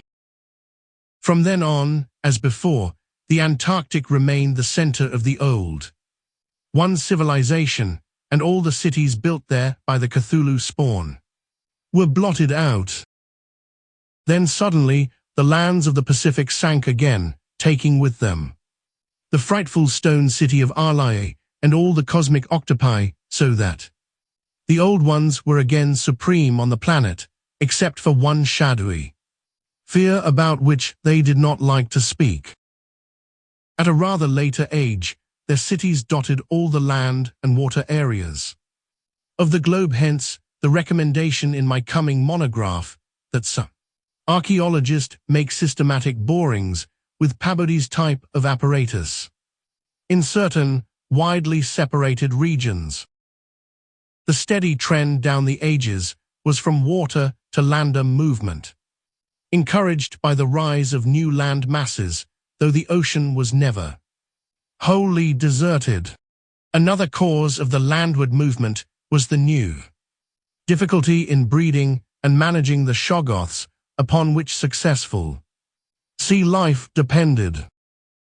With the march of time, as the sculptors sadly confessed, the art of creating new life from inorganic matter had been lost, so that the Old Ones had to depend on the molding of forms already in existence. On land, the great reptiles proved highly tractable, but the shoggoths of the sea, reproducing by fission and acquiring a dangerous degree of accidental intelligence, presented for a time a formidable problem. They had always been controlled through the hypnotic suggestion of the Old Ones, and had modeled their tough plasticity into various useful temporary limbs and organs, but now their self-modeling powers were sometimes exercised independently and in various imitative forms implanted by past suggestion. They had, it seems, developed a semi-stable brain whose separate and occasionally stubborn volition echoed the will of the Old Ones without always obeying it. Sculptured images of these shoggoths filled Danforth and me with horror and loathing. They were normally shapeless entities composed of a viscous jelly which looked like an agglutination of bubbles, and each averaged about 15 feet in diameter when a sphere. They had, however, a constantly shifting shape and volume, throwing out temporary developments or forming apparent organs of sight, hearing, and speech, in imitation of their masters, either spontaneously or according to suggestion. They seem to have become peculiarly intractable toward the middle of the Permian Age, perhaps 150 million years ago, when a veritable war of resubjugation was waged upon them by the marine Old Ones. Pictures of this war and of the headless, slime-coated fashion, in which the Shoggoths typically left their slain victims, held a marvelously fearsome quality despite the intervening abyss of untold ages. The Old Ones had used curious weapons of molecular disturbance against the rebel entities, and in the end had achieved a complete victory. Thereafter, the sculptures showed a period in which Shoggoths were tamed and broken by armed Old Ones, as the wild horses of the American West were tamed by cowboys. Though during the rebellion, the Shoggoths had shown an ability to live out of water, this transition was not encouraged, since their usefulness on land would hardly have been commensurate with the trouble of their management. During the Jurassic Age, the Old Ones met fresh adversity in the form of a new invasion from outer space, this time by half-fungus, half-crustacean creatures undoubtedly the same as those figuring in certain whispered hill legends of the North, and remembered in the Himalayas as the Mygo, or abominable snowmen. To fight these beings, the Old Ones attempted, for the first time since their terrene advent, to sally forth again into the planetary ether, but despite all traditional preparations, found it no longer possible to leave the Earth's atmosphere. Whatever the old secret of interstellar travel had been, it was now definitely lost to the race. In the end, the Mygo drove the Old Ones out of all the northern lands, though they were powerless to disturb those in the sea. Little by little, the slow retreat of the elder race to their original Antarctic habitat was beginning. It was curious to note from the pictured battles that both the Cthulhu spawn and the Mygo seem to have been composed of matter more widely different from that which we know than was the substance of the Old Ones. They were able to undergo transformations and reintegrations impossible for their adversaries, and seem therefore to have originally come from even remoter gulfs of cosmic space. The Old Ones, but for their abnormal toughness and peculiar vital properties, were strictly material and must have had their absolute origin within the known space-time continuum, whereas the first sources of the other beings can only be guessed at with bated breath. All this, of course, assuming that the non-terrestrial linkages and the anomalies ascribed to the invading foes are not pure mythology. Conceivably, the Old Ones might have invented a cosmic framework to account for their occasional defeats, since historical interest and pride obviously formed their chief psychological element. It is significant that their annals failed to mention many advanced and potent races of beings whose mighty cultures and towering ethics figure persistently in certain obscure legends. The changing state of the world through long geologic ages appeared with startling vividness in many of the sculptured maps and scenes.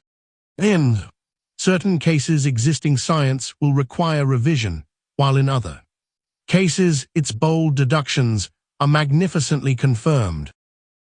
As I have said, the hypothesis of Taylor, Wegener, and Joly that all the continents are fragments of an original Antarctic land mass which cracked from centrifugal force and drifted apart over a technically viscous lower surface, and hypothesis suggested by such things as the complementary outlines of Africa and South America, and the way that great mountain chains are rolled and shoved up, receives striking support from this uncanny source. Maps evidently showing the Carboniferous of 100 million or more years ago displayed significant rifts and chasms destined later to separate Africa from the once continuous realms of Europe. Then, The Valusia of primal legend, Asia, the Americas, and the Antarctic continent. Other charts and, most significantly one, in connection with the founding 50 million years ago of the vast dead city around us showed all the present continents well differentiated. And in the latest discoverable specimen dating, perhaps from the Pliocene age, the approximate world of today appeared quite clearly despite the linkage of Alaska with Siberia, of North America with Europe through Greenland, and of South America with the Antarctic continent through Graham Land. In the Carboniferous map, the whole globe ocean floor and rifted land mass alike bore symbols of the old one's vast stone cities, but in the later charts the gradual recession toward the Antarctic became very plain. The final Pliocene specimen showed no land cities except on the Antarctic continent and the tip of South America, nor any ocean cities north of the 50th parallel of south latitude. Knowledge and interest in the northern world, save for a study of coastlines, probably made during long exploration flights on those fan-like membranous wings, had evidently declined to zero among the old ones. Destruction of cities through the upthrust of mountains, the centrifugal rending of continents, the seismic convulsions of land or sea bottom and other natural causes was a matter of common record, and it was curious to observe how fewer and fewer replacements were made as the ages wore on. The vast dead megalopolis that yawned around us seemed to be the last general center of the race built early in the Cretaceous age, after a titanic earth buckling had obliterated a still vaster predecessor not far distant. It appeared that this general region was the most sacred spot of all, where reputedly the first old ones had settled on a primal sea bottom in the new city, many of whose features we could recognize in the sculptures, but which stretched fully 100 miles along the mountain range in each direction beyond the farthest limits of our aerial survey. There were reputed to be preserved certain sacred stones forming part of the first sea-bottom city, which were thrust up to light after long epochs in the course of the general crumpling of strato. Naturally, Danforth and I studied with special interest and a peculiarly personal sense of awe everything pertaining to the immediate district in which we were.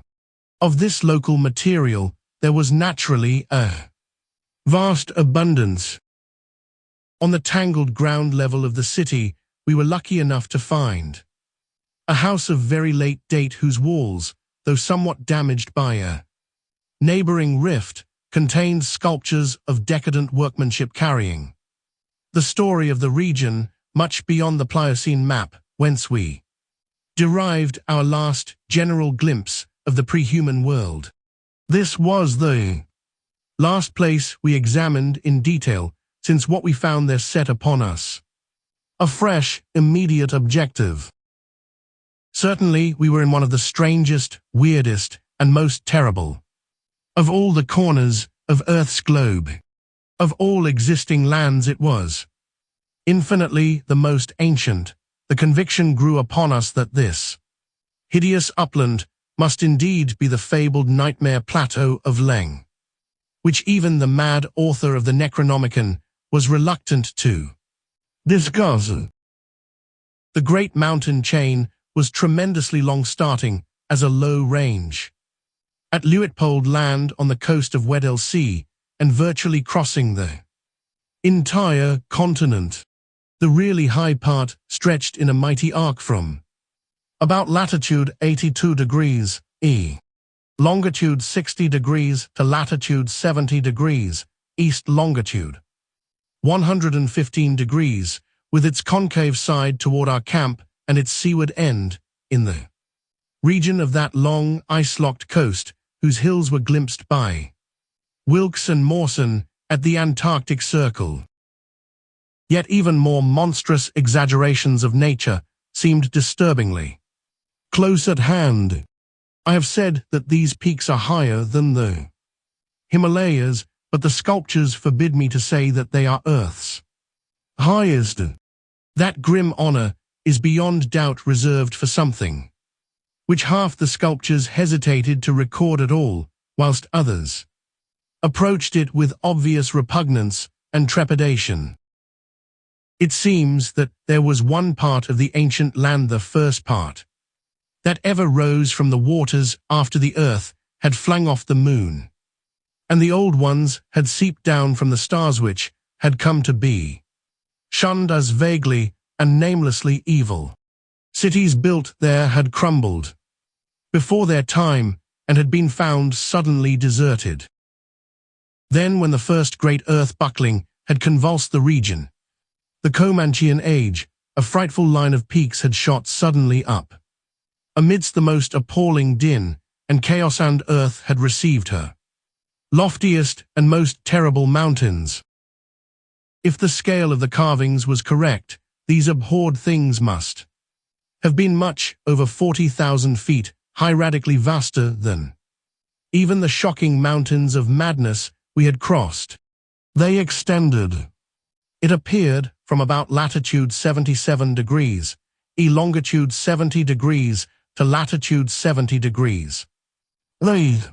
Longitude 100 degrees less than 300 miles away from the dead city, so that we would have spied their dreaded summits in the dim western distance had it not been for that vague, opalescent haze. Their northern end must likewise be visible from the long Antarctic Circle coastline at Queen Mary Land. Some of the old ones, in the decadent days, had made strange prayers to those mountains, but none ever went near them or dared to guess what lay beyond. No human eye had ever seen them, and as I studied the emotions conveyed in the carvings, I prayed that none ever might. There are protecting hills along the coast, beyond them Queen Mary and Kaiser Wilhelm lands, and I thank heaven no one has been able to land and climb those hills. I am not as skeptical about old tales and fears as I used to be, and I do not laugh now at the pre-human sculptors' notion that lightning paused meaningfully now and then at each of the brooding crests, and that an unexplained glow shone from one of those terrible pinnacles all through the long polar night. There may be a very real and very monstrous meaning in the old Pinacotic whispers about Kadath in the cold waste.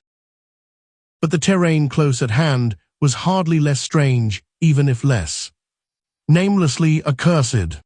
Soon after the founding of the city, the great mountain range became the seat of the principal temples, and many carvings showed what grotesque and fantastic towers had pierced the sky, where now we saw only the curiously clinging cubes and ramparts. In the course of ages, the caves had appeared and had been shaped into adjuncts of the temples. With the advance of still later epochs, all the limestone veins of the region were hollowed out by ground waters, so that the mountains, the foothills, and the plains below them were a veritable network of connected caverns and galleries. Many graphic sculptures told of explorations deep underground and of the final discovery of the Stygian sunless sea that lurked at Earth's bowels. This vast nighted gulf had undoubtedly been worn by the great river, which flowed down from the nameless and horrible westward mountains, and which had formerly turned at the base of the Old One's range and flowed beside that chain into the Indian Ocean between Bud and Totten lands on Wilkes coastline. Little by little, it had eaten away thus limestone hill base at its turning, till at last its sapping currents reached the caverns of the ground waters and joined with them in digging a deeper abyss. Finally, its whole bulk emptied into the hollow hills and left the old bed toward the ocean dry. Much of the later city, as we now found it, had been built over that former bed. The old ones, understanding what had happened and exercising their always keen artistic sense, had carved into ornate pylons those headlands of the foothills where the great stream began its descent into eternal darkness. This river, once crossed by scores of noble stone bridges, was plainly the one whose extinct course we had seen in our aeroplane survey. Its position in different carvings of the city helped us to orient ourselves to the scene as it had been at various stages of the region's age-long, eon-dead history, so that we were able to sketch a hasty but careful map of the salient features, squares, important buildings, and the like for guidance in further explorations. We could soon reconstruct in fancy the whole stupendous thing as it was 1 million or 10 million or 50 million years ago, for the sculptures told us exactly what the buildings and mountains and squares and suburbs and landscape setting and luxuriant tertiary vegetation had looked like. It must have had a marvelous and mystic beauty, and as I thought of it, I almost forgot the clammy sense of sinister oppression with which the city's inhuman age and massiveness and deadness and remoteness and glacial twilight had choked and weighed on my spirit. Yet, according to certain carvings, the denizens of that city had themselves known the clutch of oppressive terror, for there was a somber and recurrent type of scene in which the old ones were shown the act of recoiling affrightedly from some object never allowed to appear in the design found in the great river and indicated as having been washed down through waving, vine-draped cycad forests from those horrible westward mountains. It was only in the one late-built house with the decadent carvings that we obtained any foreshadowing of the final calamity leading to the city's desertion. Undoubtedly, there must have been many sculptures of the same age elsewhere, even allowing for the slackened energies and aspirations of a stressful and uncertain period, indeed, very certain. Evidence of the existence of others came to us shortly afterward. But this was the first and only set we directly encountered. We meant to look farther later on, but as I have said, immediate conditions dictated another present objective. There would, though, have been a limit for, after all hope of a long future occupancy of the place had perished among the old ones, there could not but have been a complete cessation of mural decoration. The ultimate blow, of course, was the coming of the great cold, which once held most of the earth in thrall and which has never departed from the ill-fated poles. The great cold that, at the world's other extremity, put an end to the fabled lands of Loma and Hyperborea. Just when this tendency began in the Antarctic, it would be hard to say in terms of exact years. Nowadays, we set the beginning of the general glacial periods at a distance of about 500,000 years from the present, but at the poles the terrible scourge must have commenced much earlier. All quantitative estimates are partly guesswork, but it is quite likely that the decadent sculptures were made considerably less than 1 million years ago, and that the actual desertion of the city was complete long before the conventional opening of the Pleistocene 500,000 years ago as reckoned in terms of the Earth's whole surface. In the decadent sculptures, there were signs of thinner vegetation. everywhere and of a decreased country life on the part of the old ones. Heating devices were shown in the houses, and winter travelers were represented as muffled in protective fabrics. Then we saw a series of cartouches, the continuous band arrangement being frequently interrupted in these late carvings depicting a constantly growing migration to the nearest refuges of greater warmth, some fleeing to cities under the sea off the faraway coast, and some clambering down through networks of limestone caverns in the hollow hills to the neighboring black abyss of subterranean waters. In the end, it seems to have been the neighboring abyss which received the greatest colonization. This was partly due, no doubt, to the traditional sacredness of this special region, but may have been more conclusively determined by the opportunities it gave for continuing the use of the great temples on the honeycombed mountains, and for retaining the vast land city as a place of summer residence and base of communication with various minds.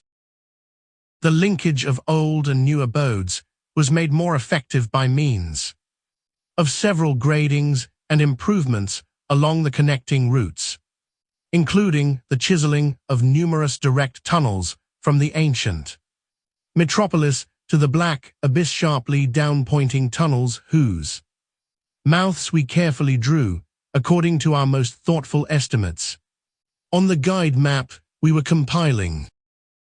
It was obvious that at least two of these tunnels lay within reasonable exploring distance of where we were both, being on the mountainward edge of the city, one less than a quarter of a mile toward the ancient river course, and the other perhaps twice that distance in the opposite direction. The abyss, it seems, had shelving shores of dry land at certain places, but the old ones built their new city under water, no doubt, because of its greater certainty of uniform warmth. The depth of the hidden sea appears to have been very great, so that the Earth's internal heat could ensure its habitability for an indefinite period. The beings seem to have had no trouble in adapting themselves to part-time and eventually, of course, whole-time residence under water, since they had never allowed their gill systems to atrophy. There were many sculptures which showed how they had always frequently visited their submarine kinsfolk elsewhere, and how they had habitually bathed on the deep bottom of their great river.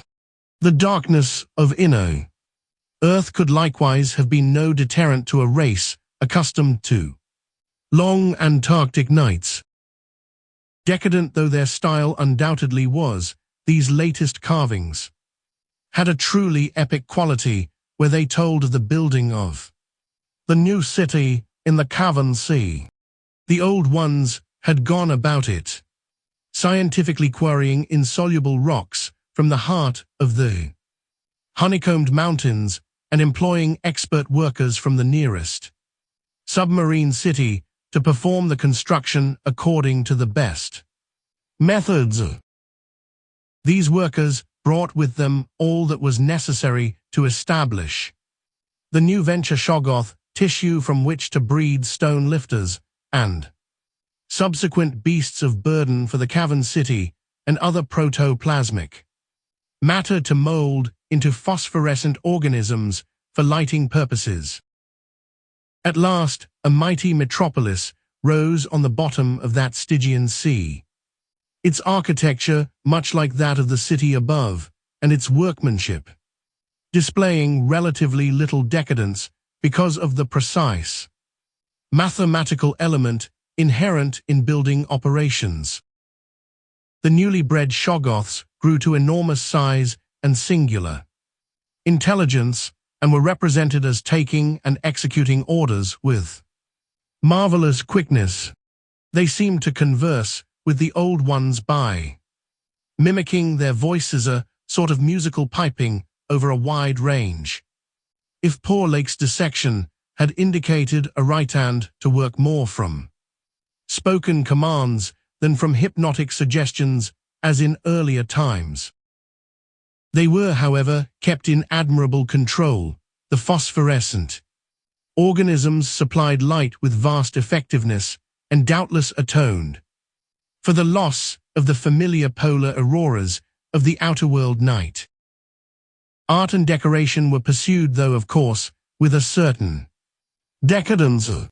The old ones seemed to realize this falling off themselves, and in many cases anticipated the policy of Constantine the Great by transplanting especially fine blocks of ancient carving from their land city, just as the emperor, in a similar age of decline, stripped Greece and Asia of their finest art to give his new Byzantine capital greater splendors than its own people could create.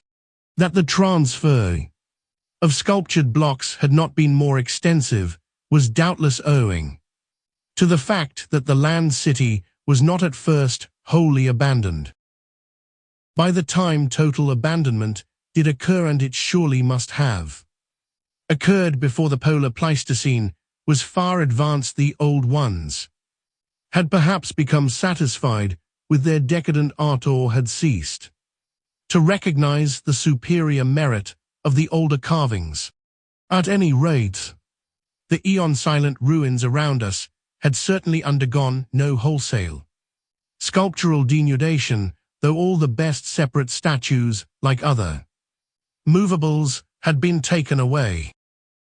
The decadent cartouches and dados telling this story were, as I have said, the latest we could find in our limited search. They left us with a picture of the old ones shuttling back and forth betwixt the land city in summer and the sea cavern city in winter, and sometimes trading with the sea-bottom cities off the Antarctic coast. By this time, the ultimate doom of the land city must have been recognized, for the sculptures showed many signs of the cold's malign encroachments. Vegetation was declining, and the terrible snows of the winter no longer melted completely, even in midsummer. The saurian livestock were nearly all dead, and the mammals were standing it none too well.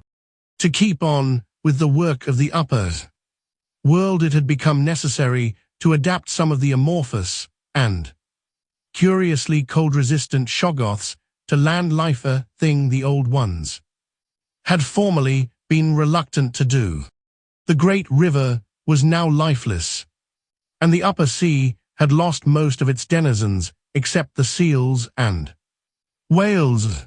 All the birds had flown away, save only the great, grotesque penguins. What had happened afterward we could only guess. How long had the new sea cavern city survived? Was it still down there, a stony corpse in eternal blackness? Had the subterranean waters frozen at last? To what fate had the ocean-bottom cities of the outer world been delivered? Had any of the old ones shifted north ahead of the creeping ice cap?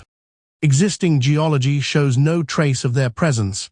Had the frightful Mygo been still a menace in the outer land world of the north?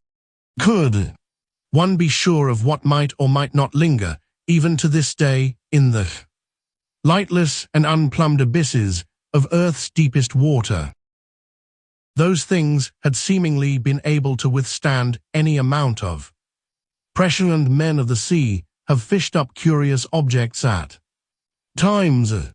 And has the killer whale theory really explained the savage and mysterious scars on Antarctic seals noticed a generation ago by Borchgrevink? The specimens found by poor Lake did not enter into these guesses, for their geologic setting proved them to have lived at what must have been a very early date in the land city's history. They were, according to their location, certainly not less than 30 million years old, and we reflected that in their day the sea cavern city, and indeed the cavern itself had had no existence. They would have remembered an older scene, with lush tertiary vegetation everywhere, a younger land city of flourishing arts around them, and a great river sweeping northward along the base of the mighty mountains toward a faraway tropic ocean. And yet we could not help thinking about these specimens, especially about the 8 perfect ones that were missing from Lake's hideously ravaged camp. There was something abnormal about that whole business, the strange things we had tried so hard to lay to somebody's madness, those frightful grave, the amount and nature of the missing material, Jedney, the unearthly toughness of those archaic monstrosities, and the queer vital freaks the sculptures now showed. The race to have Danforth and I had seen a good deal in the last few hours, and were prepared to believe and keep silent about many appalling and incredible secrets of primal nature. I have said that our study of the decadent sculptures brought about a change in our immediate objective. This, of course, had to do with the chiseled avenues to the black inner world, of whose existence we had not known before, but which we were now eager to find and traverse. From the evident scale of the carvings, we deduced that a steeply descending walk of about a mile through either of the neighboring tunnels would bring us to the brink of the dizzy, sunless cliffs about the great abyss, down whose side paths, improved by the old ones, led to the rocky shore of the hidden and nighted ocean. To behold this fabulous gulf in stark reality was a lure which seemed impossible of resistance. Once we knew of the thing, yet we realized we must begin the quest at once if we expected to include it in our present trip. It was now 8 p.m., and we had not enough battery replacements to let our torches burn on forever. We had done so much of our studying and copying below the glacial level that our battery supply had had at least 5 hours of nearly continuous use, and despite the special dry cell formula, would obviously be good for only about 4 more. By keeping one torch unused, except for especially interesting or difficult places, we might manage to eke out a safe margin beyond that. It would not do to be without a light in these cyclopean catacombs. Hence, in order to make the abyss trip, we must give up all further mural deciphering. Of course, we intended to revisit the place for days, and perhaps weeks of intensive study and photography, curiosity having long ago gotten the better of horror, but just now we must hasten. Our supply of trailblazing paper was far from unlimited, and we were reluctant to sacrifice spare notebooks or sketching paper to augment it, but we did let one large notebook go. If worst came to worst, we could resort to rock chipping, and, of course, it would be possible, even in case of really lost direction, to work up to full daylight by one channel or another, if granted sufficient time for plentiful trial and error. So at last, we set off eagerly in the indicated direction of the nearest tunnel. According to the carvings from which we had made our map, the desired tunnel mouth could not be much more than 1/4 of a mile from where we stood, the intervening space showing solid-looking buildings quite likely to be penetrable still at a subglacial level. The opening itself would be in the basement, on the angle nearest the foothills of vast 5-pointed structure of evidently public and perhaps ceremonial nature, which we tried to identify from our aerial survey of the ruins. No such structure came to our minds as we recalled our flight, hence we concluded that its upper parts had been greatly damaged, or that it had been totally shattered in an ice rift we had noticed in the latter. case the tunnel would probably turn out to be choked, so that we would have to try the next nearest one, the one less than a mile to the north. The intervening river course prevented our trying any of the more southern tunnels on this trip, and indeed, if both of the neighboring ones were choked, it was doubtful whether our batteries would warrant an attempt on the next northerly one about a mile beyond our second choice. As we threaded our dim way through the labyrinth with the aid of map and compass, traversing rooms and corridors in every stage of ruin or preservation, clambering up ramps, crossing upper floors and bridges, and clambering down again, encountering choked doorways and piles of debris, hastening now and then along finely preserved and uncannily immaculate stretches, taking false leads and retracing our way in such cases, removing the blind paper trail we had left, and once in a while striking the bottom of an open shaft through which daylight poured or trickled down. We were repeatedly tantalized by the sculptured walls along our route. We had wormed our way very close to the computed site of the tunnel's mouth, having crossed a second-story bridge to what seemed plainly the tip of a pointed wall, and descended to a ruinous corridor especially rich in decadently elaborate and apparently ritualistic sculptures of late workmanship. When, about 8:30 p.m., Danforth's keen young nostrils gave us the first hint of something unusual. If we had had a dog with us, I supposed we would have been warned before. At first we could not precisely say what was wrong with the formerly crystal pure air, but after a few seconds our memories reached only two definitely. Let me try to state the thing without flinching. There was an odor, and that odor was vaguely, subtly, and unmistakably akin to what had nauseated us upon opening the insane grave of the horror poor Lake had dissected. Of course, the revelation was not as clearly cut at the time as it sounds now. There were several conceivable explanations, and we did a good deal of indecisive whispering. Most important of all, we did not retreat without further investigation, for having come this far we were loath to be balked by anything short of certain disaster. Anyway, what we must have suspected was altogether too wild to believe. Such things did not happen in any normal world. It was probably sheer irrational instinct which made us dim our single torch, tempted no longer by the decadent and sinister sculptures that leered menacingly from the oppressive walls, and which softened our progress to a cautious tiptoeing and crawling over the increasingly littered floor and heaps of debris.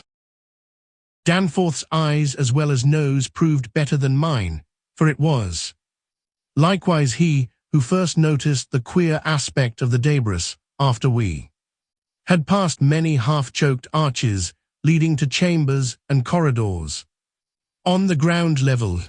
It did not look quite as it ought after countless thousands of years of desertion, and when we cautiously turned on more light we saw that a kind of swath seemed to have been lately tracked through it. The irregular nature of the latter precluded any definite marks, but in the smoother places there were suggestions of the dragging of heavy objects. Once we thought there was a hint of parallel tracks, as if of runners.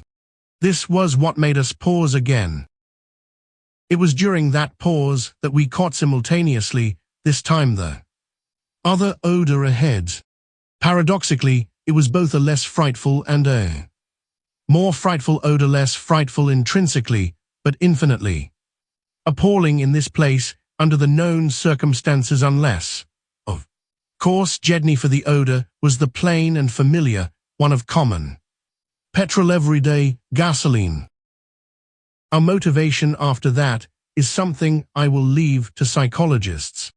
We knew now that some terrible extension of the camp horrors must have crawled into this nighted burial place of the eons, hence could not doubt any longer the existence of nameless conditions present, or at least recent just ahead.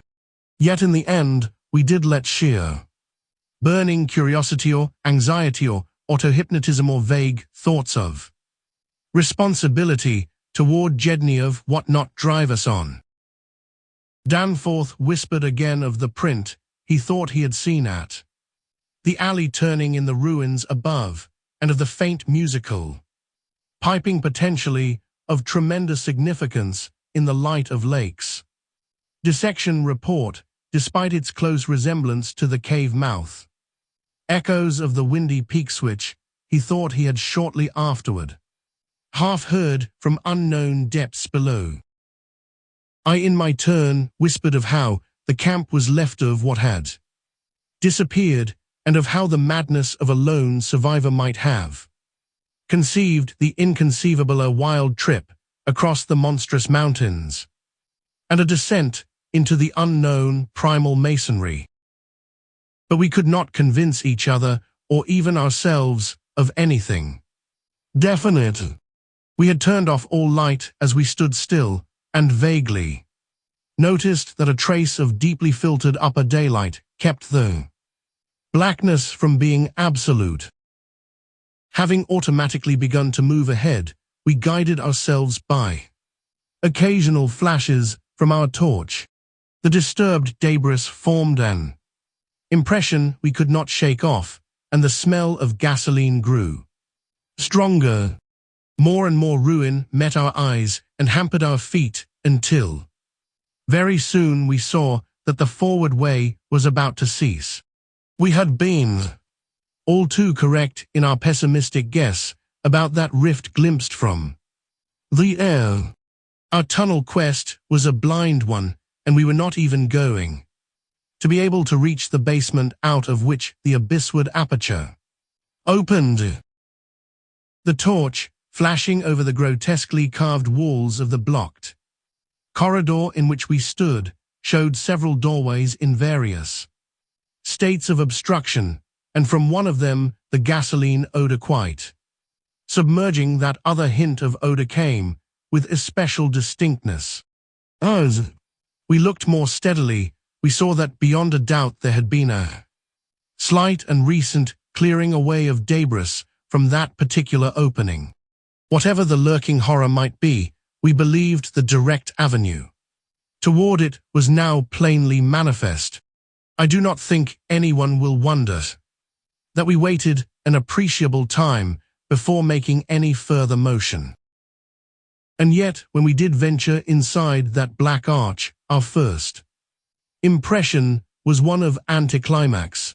For amidst the littered expanse of that sculptured crypto-perfect cube, with sides of about 20 feet, there remained no recent object of instantly discernible size, so that we looked instinctively, though in vain, for a farther doorway. In another moment, however, Danforth's sharp vision had discovered a place where the floor debris had been disturbed. We turned on both torches full strength, though what we saw in that light was actually simple and trifling. I am none the less reluctant to tell of it because of what it implied. It was a rough leveling of the debris, upon which several small objects lay carelessly scattered, and at one corner of which a considerable amount of gasoline must have been spilled lately enough to leave a strong odor even at this extreme superplateau altitude. In other words, it could not be other than a sort of camper camp made by questing beings who, like us, had been turned back by the unexpectedly choked way to the abyss.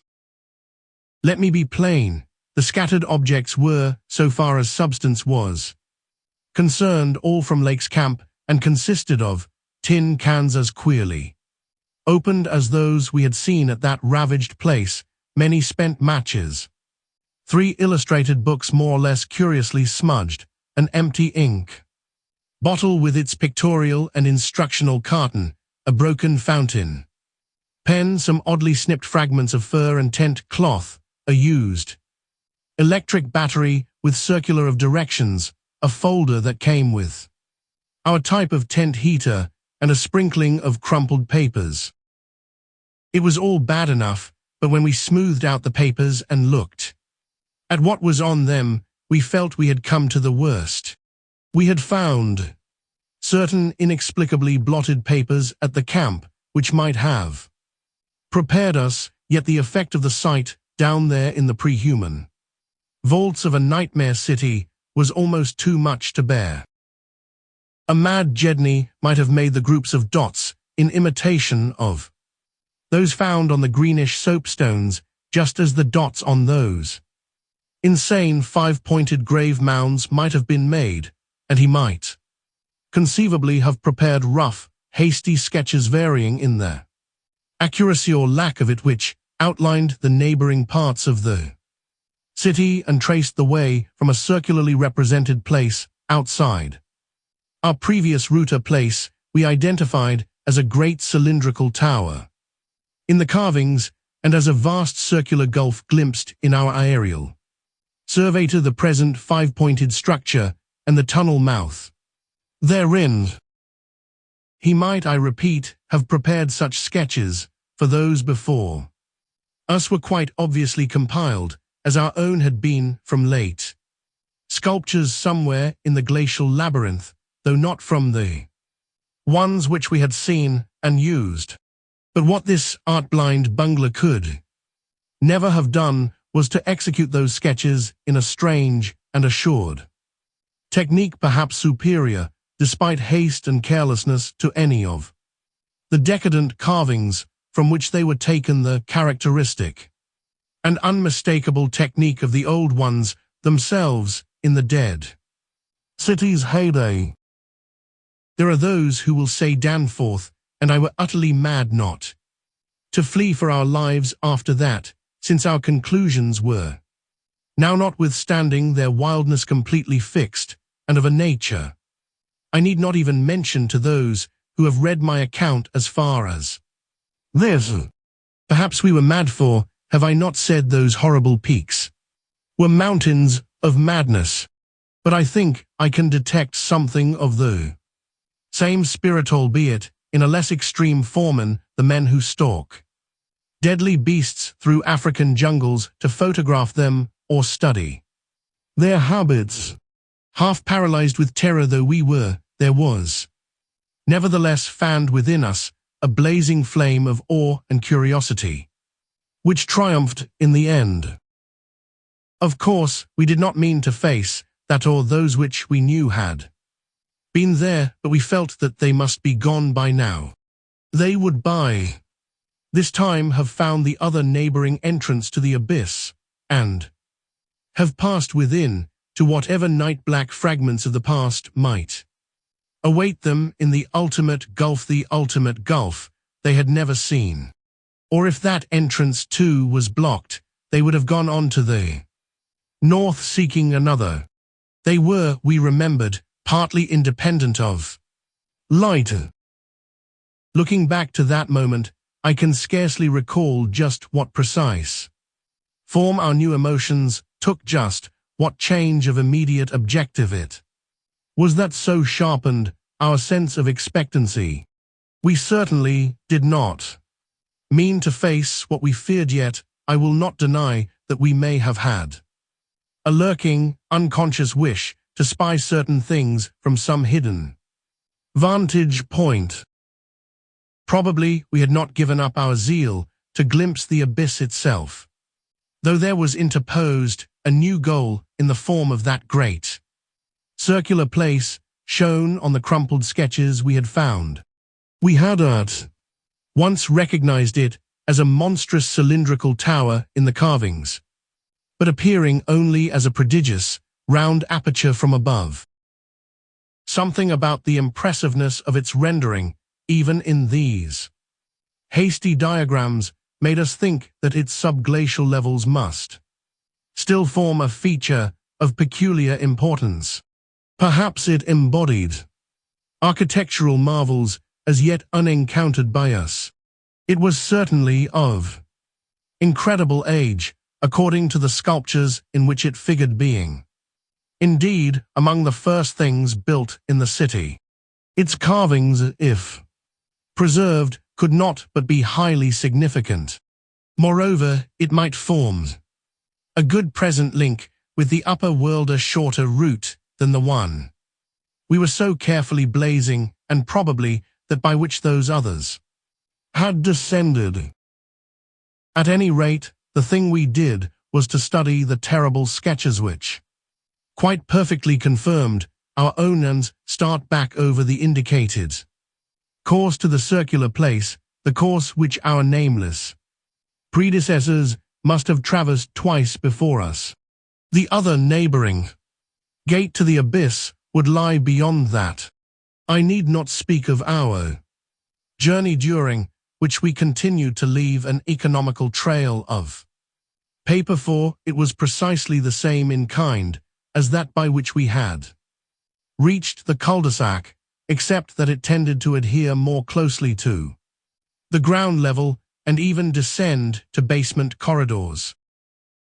Every now and then we could trace certain disturbing marks in the debris or litter underfoot, and after we had passed outside the radius of the gasoline scent, we were again faintly conscious spasmodically of that more hideous and more persistent scent. After the way had branched from our former course, we sometimes gave the rays of our single torch a furtive sweep along the walls, noting in almost every case the well-nigh omnipresent sculptures, which, indeed, seemed to have formed a main aesthetic outlet for the old ones. About 9:30 p.m., while traversing a vaulted corridor whose increasingly glaciated floor seemed somewhat below the ground level and whose roof grew lower as we advanced, we began to see strong daylight ahead and were able to turn off our torch. It appeared that we were coming to the vast circular place and that our distance from the upper air could not be very great. The corridor ended in an arch, surprisingly low for these megalithic ruins, but we could see much through it even before we emerged. Beyond, there stretched a prodigious round space fully 200 feet in diameter, strewn with debris and containing many choked archways, corresponding to the one we were about to cross.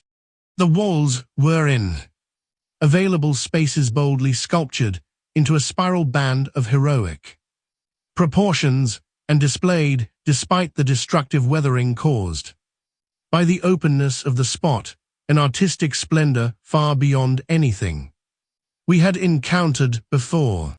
The littered floor was quite heavily glaciated, and we fancied that the true bottom lay at a considerably lower depth. But the salient object of the place was the titanic stone ramp which, eluding the archways by a sharp turn outward into the open floor, wound spirally up the stupendous cylindrical wall like an inside counterpart of those once climbing outside the monstrous towers or ziggurats of antique Babylon.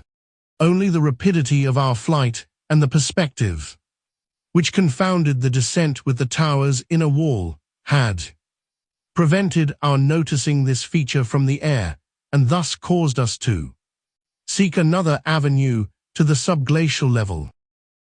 Pabodie might have been able to tell what sort of engineering held it in place, but Danforth and I could merely admire and marvel. We could see mighty stone corbels and pillars here and there, but what we saw seemed inadequate to the function performed. The thing was excellently preserved up to the present top of the tower, a highly remarkable circumstance in view of its exposure, and its shelter had done much to protect the bizarre and disturbing cosmic sculptures on the walls. As we stepped out into the awesome half-daylight of this monstrous cylinder bottom 50 million years old, and without doubt the most primally ancient structure ever to meet our eyes, we saw that the ramp-traversed sides stretched dizzily up to a height of fully 60 feet. This, we recalled from our aerial survey, meant an outside glaciation of some 40 feet, since the yawning gulf we had seen from the plane had been at the top of an approximately 20-foot mound of crumbles masonry, somewhat sheltered for 3/4 of its circumference by the massive curving walls of a line of higher ruins. According to the sculptures, the original tower had stood in the center of an immense circular plaza and had been perhaps 500 or 600 feet high, with tiers of horizontal discs near the top and a row of needle-like spires along the upper rim. Most of the masonry had obviously toppled outward rather than inward, fortunate happening, since otherwise the ramp might have been shattered and the whole interior choked. As it was, the ramp showed sad battering, whilst the choking was such that all the archways seemed to have been half cleared. It took us only a moment to conclude that this was indeed the route by which those others had descended, and that this would be the logical route for our own ascent, despite the long trail of paper we had left elsewhere. The tower's mouth was no farther from the foothills and our waiting plane than was the great terraced building we had entered, and any further subglacial exploration we might make on this trip would lie in this general region. Oddly, we were still thinking about possible later trips even after all we had seen and guessed. Then, as we picked our way cautiously over the debris of the great floor, there came a sight which, for the time, excluded all other matters. It was the neatly huddled array of 3 sledges in that farther angle of the ramp's lower and outward projecting course, which had hitherto been screened from our view. There they were, the 3 sledges missing from Lake's camp, shaken by a hard usage which must have included forcible dragging along great reaches of snowless masonry and debris, as well as much hand portage over utterly unnavigable places. They were carefully and intelligently packed and strapped, and contained things memorably familiar enough: the gasoline stove, fuel cans, instrument cases, provision tins, tarpaulins obviously bulging with books, and some bulging with less obvious contents, everything derived from Lake's equipment. After what we had found in that other room, we were in a measure prepared for this encounter. The really great shock came when we stepped over and undid one tarpaulin, whose outlines had peculiarly disquieted us. It seems that others, as well as Lake, had been interested in collecting typical specimens, for there were 2 here, both stiffly frozen, perfectly preserved, patched with adhesive plaster where some wounds around the neck had occurred, and wrapped with care to prevent further damage. They were the bodies of young Jedney and the missing dog. Eggs. Many people will probably judge us callous as well as mad for thinking about the northward tunnel and the abyss so soon after our somber discovery, and I am not prepared to say that we would have immediately revived such thoughts, but for a specific circumstance which broke in upon us and set up a whole new train of speculations. We had replaced the tarpaulin over poor Jedney and were standing in a kind of mute bewilderment when the sounds finally reached our consciousness, the first sounds we had heard since descending out of the open, where the mountain wind whined faintly from its unearthly heights. Well known and mundane though they were, their presence in This remote world of death was more unexpected and unnerving than any grotesque or fabulous tones could possibly have been, since they gave a fresh upsetting to all our notions of cosmic harmony. Had it been some trace of that bizarre musical piping over a wide range which Lake's dissection report had led us to expect in those others, and which, indeed, our overwrought fancies had been reading into every wind howl we had heard since coming on the camp horrid, would have had a kind of hellish congruity with the eon-dead region around us. A voice from other epochs belongs in a graveyard of other epochs. As it was, however, the noise shattered all our profoundly seated adjustments, all out tacit acceptance of the inner Antarctic as a waste, utterly and irrevocably void of every vestige of normal life. What we heard was not the fabulous note of any buried blasphemy of elder Earth, from whose supernal toughness an age-denuded polar sun had evoked a monstrous response. Instead, it was a thing so mockingly normal and so unerringly familiarized by our sea days off Victoria Land and our camp days at McMurdo Sound that we shuddered to think of it here, where such things ought not to be. To be brief, it was simply the raucous squawking of a penguin. The muffled sound floated from subglacial recesses nearly opposite to the corridor whence we had come, regions manifestly in the direction of that other tunnel to the vast abyss. The presence of a living water bird in such a direction in a world whose surface was one of age-long and uniform lifelessness could lead to only one conclusion. Hence our first thought was to verify the objective reality of the sound. It was indeed repeated, and seemed at times to come from more than one throat.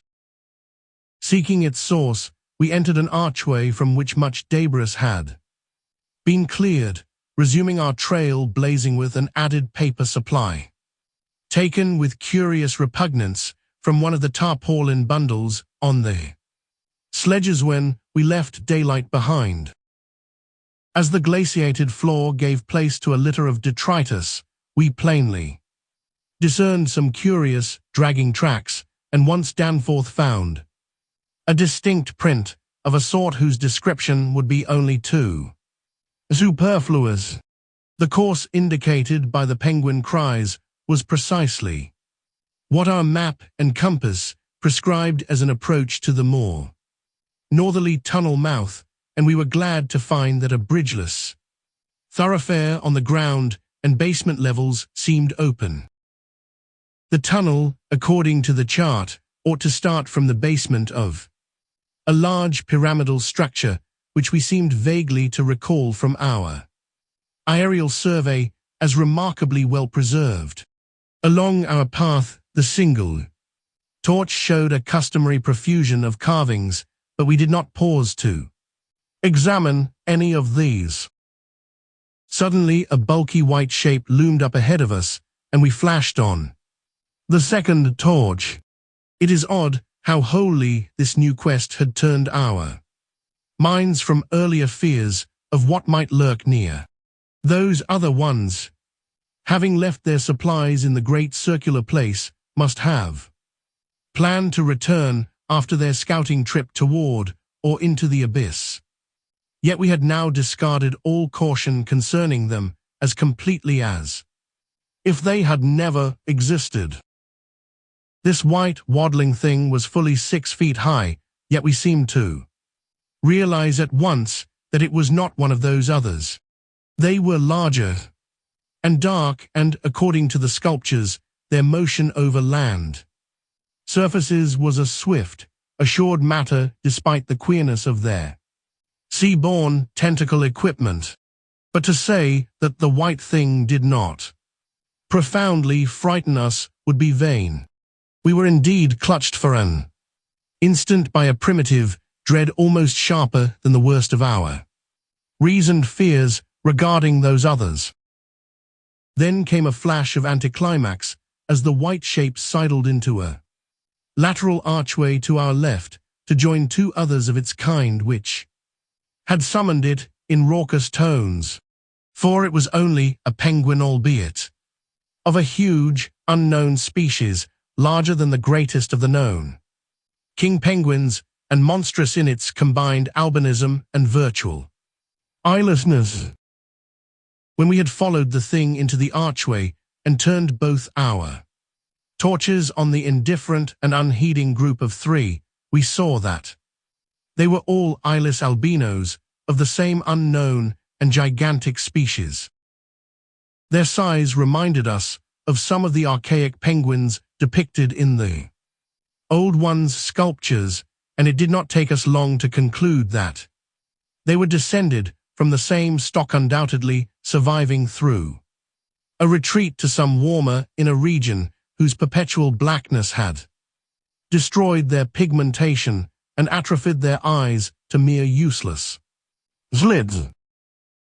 That their present habitat was the vast abyss we sought was not for a moment to be doubted, and this evidence of the gulf's continued warmth and habitability filled us with the most curious and subtly perturbing fancies. We wondered, too, what had caused these three birds to venture out of their usual domain. The state and silence of the great dead city made it clear that it had at no time been a habitual seasonal rookery, whilst the manifest indifference of the trio to our presence made it seem odd that any passing party of those others should have startled them. Was it possible that those others had taken some aggressive notion, or tried to increase their meat supply? We doubted whether that pungent odor which the dogs had hated could cause an equal antipathy in these penguins, since their ancestors had obviously lived on excellent terms with the Old Ones, an amicable relationship which must have survived in the abyss below as long as any of the Old Ones remained. Regretting in a flare-up of the old spirit of pure science that we could not photograph these anomalous creatures, we shortly left them to their squawking and pushed on toward the abyss whose openness was now so positively proved to us, and whose exact direction occasional penguin tracks made clear. Not long afterward, a steep descent in a long, low, doorless and peculiarly sculptureless corridor led us to believe that we were approaching the tunnel mouth at last. We had passed two more penguins. Then the corridor ended in a prodigious open space which made us gasp involuntarily, a perfect inverted hemisphere, obviously deep underground, fully 100 feet in diameter and 50 feet high, with low archways opening around all parts of the circumference but one, and that one yawning cavernously with a black arched aperture which broke the symmetry of the vault to a height of nearly 15 feet. It was the entrance to the great abyss. In this vast hemisphere, whose concave roof was impressively, though decadently carved to a likeness of the primordial celestial dome, a few albino penguins waddled, aliens there, but indifferent and unseeing. The black tunnel yawned indefinitely off at a steep, descending grade, its aperture adorned with grotesquely chiseled jambs and lintel.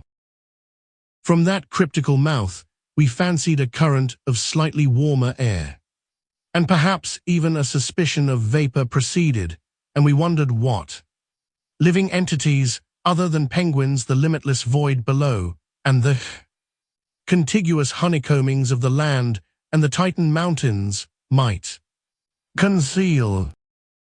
We wondered, too, whether the trace of mountaintop smoke at first suspected by Poor Lake, as well as the odd haze we had ourselves perceived around the rampart-crowned peak, might not be caused by the tortuous channeled rising of some such vapor from the unfathomed regions of Earth's core. Entering the tunnel, we saw that its outline was at least at the start about 15 feet each way, sides, floor, and arched roof, composed of the usual megalithic masonry. The sides were sparsely decorated with cartouches of conventional designs in a later, decadent style, and all the construction and carving were marvelously well preserved. The floor was quite clear, except for a slight detritus bearing outgoing penguin tracks and the inward tracks of those others. The farther one advanced, the warmer it became, so that we were soon unbuttoning our heavy garments. We wondered whether there were any actually igneous manifestations below, and whether the waters of that sunless sea were hot. After a short distance, the masonry gave place to solid rock, though the tunnel kept the same proportions and presented the same aspect of carved regularity. Occasionally, its varying grade became so steep that grooves were cut in the floor. Several times, we noted the mouths of small lateral galleries not recorded in our diagrams, none of them such as to complicate the problem of our return, and all of them welcome as possible refuges in case we met unwelcome entities on their way back from the abyss. The nameless scent of such things was very distinct. Doubtless it was suicidally foolish to venture into that tunnel under the known conditions, but the lure of the unplumbed is stronger in certain persons than most suspect. Indeed, it was just such a lure which had brought us to this unearthly polar waste in the first place. We saw several penguins as we passed along, and speculated on the distance we would have to traverse. The carvings had led us to expect a steep downhill walk of about a mile to the abyss, but our previous wanderings had shown us that matters of scale were not wholly to be depended on. After about a quarter of a mile, that nameless scent became greatly accentuated, and we kept very careful track of the various lateral openings we passed. There was no visible vapor as at the mouth, but this was doubtless due to the lack of contrasting cooler air. The temperature was rapidly ascending, and we were not surprised to come upon a careless heap of material shudderingly familiar to us. It was composed of furs and tent cloths taken from Lake's camp, and we did not pause to study the bizarre forms into which the fabrics had been slashed.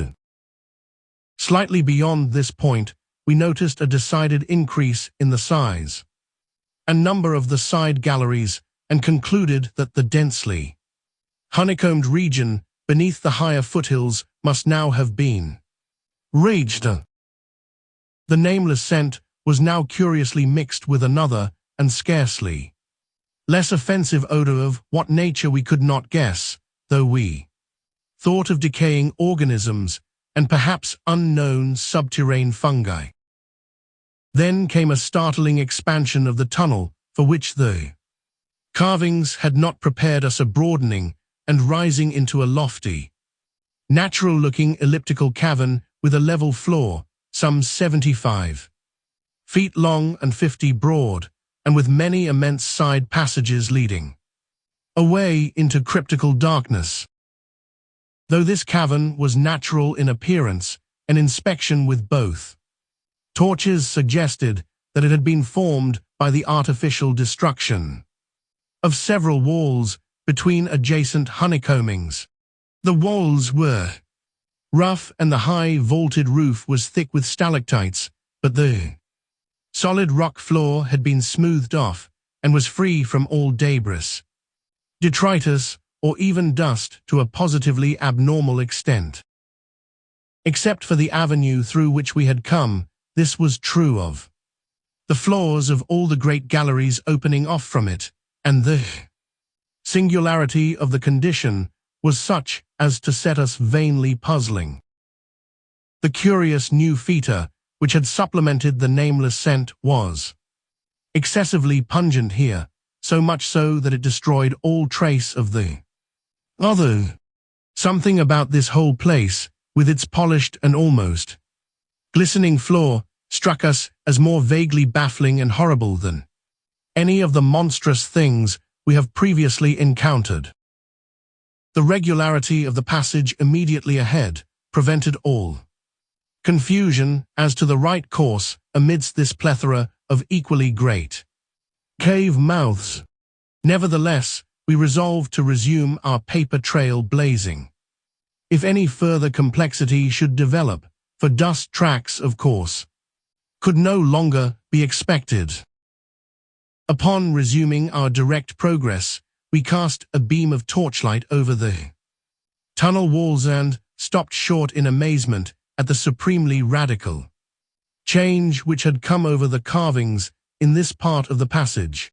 We realized, of course, the great decadence of the old one's sculpture at the time of the tunneling, and had indeed noticed the inferior workmanship of the arabesques in the stretches behind us. But now, in this deeper section beyond the cavern, there was a sudden difference wholly transcending explanation, a difference in basic nature as well as in mere quality, and involving so profound and calamitous a degradation of skill that nothing in the hitherto observed rate of decline could have led one to expect it. This new and degenerate work was coarse, bold, and wholly lacking in delicacy of detail. It was countersunk with exaggerated depth in bands, following the same general line as the sparse cartouches of the earlier sections, but the height of the reliefs did not reach the level of the general surface. Danforth had the idea that it was a second carving, a sort of palimpsest formed after the obliteration of a previous design. In nature it was wholly decorative and conventional, and consisted of crude spirals and angles roughly following the quintile mathematical tradition of the old ones, yet seeming more like a parody than a perpetuation of that tradition. Since we could not afford to spend any considerable time in study, we resumed our advance after a cursory look.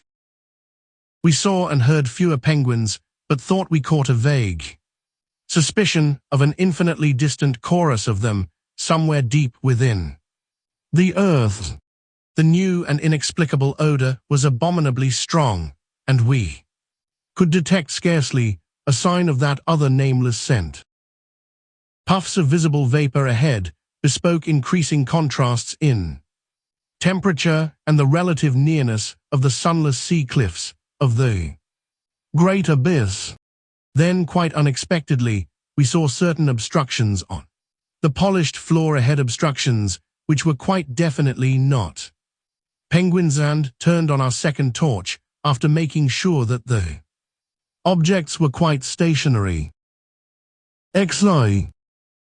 Still another time have I come to a place where it is very difficult to proceed. I ought to be hardened by this stage, but there are some experiences and intimations which scar too deeply to permit of healing, and leave only such added sensitiveness that memory re-inspired all the original horror. We saw, as I have said, certain obstructions on the polished floor ahead, and I may add that our nostrils were assailed almost simultaneously by a very curious intensification of the strange prevailing fetor, now quite plainly mixed with the nameless stench of those others which had gone before us. The light of the second torch left no doubt of what the obstructions were, and we dared approach them only because we could see, even from a distance, that they were quite as past all harming power as had been the 6 similar specimens unearthed from the monstrous star-mounded grave at Poor Lake's camp. They were, indeed, as lacking in completeness as most of those we had unearthed, though it grew plain from the thick, dark green pool, gathering around them, that their incompleteness was of infinitely greater recency. There seemed to be only 4 of them, whereas lakes bulletins would have suggested no less than 8 as forming the group which had preceded us. To find them in this state was wholly unexpected, and we wondered what sort of monstrous struggle had occurred down here in the dark. Penguins, attacked in a body, retaliate savagely with their beaks, and our ears now made certain the existence of a rookery far beyond. Heard. Those others disturbed such a place and aroused murderous pursuit. The obstructions did not suggest it, for penguin beaks against the tough tissues Lake had dissected could hardly account for the terrible damage our approaching glance was beginning to make out. Besides, the huge, blind birds we had seen appeared to be singularly peaceful. Had there then been a struggle among those others, and were the absent 4 responsible? If so, where were they? Were they close at hand and likely to form an immediate menace to us? We glanced anxiously at some of the smooth-floored lateral passages as we continued our slow and frankly reluctant approach. Whatever the conflict was, it had clearly been that which had frightened the penguins into their unaccustomed wandering. It must then have arisen near that faintly heard rookery in the incalculable gulf beyond, since there were no signs that any birds had normally dwelt here. Perhaps, we reflected, there had been a hideous running fight, with the weaker party seeking to get back to the cached sledges when their pursuers finished them. One could picture the demonic fray between namelessly monstrous entities as it surged out of the black abyss, with great clouds of frantic penguins squawking and scurrying ahead. I say that we approached those sprawling and incomplete obstructions slowly and reluctantly. Would to heaven we had never approached them at all, but had run back at top speed out of that blasphemous tunnel with the greasily smooth floors and the degenerate murals aping and mocking the things they had superseded. Run back before we had seen what we did see, and before our minds were burned with something which will never let us breathe easily again. Both of our torches were turned on the prostrate objects, so that we soon realized the dominant factor in their incompleteness. Mold, compressed, twisted, and ruptured as they were, their chief common injury was total decapitation. From each one, the tentacled starfish head had been removed, and as we drew near, we saw that the manner of removal looked more like some hellish tearing or suction than like any ordinary form of cleavage. Their noisome dark green ichor formed a large spreading pool, but its stench was half overshadowed by that newer and stranger stench, here, more pungent than at any other point along our route. Only when we had come very close to the sprawling obstructions could we trace that second, unexplainable fetor to any immediate source, and the instant we did so, Danforth, remembering certain very vivid sculptures of the old one's history in the Permian Age 150 million years ago, gave vent to a nerve-tortured cry which echoed hysterically through that vaulted and archaic passage with the evil palimpsest carvings.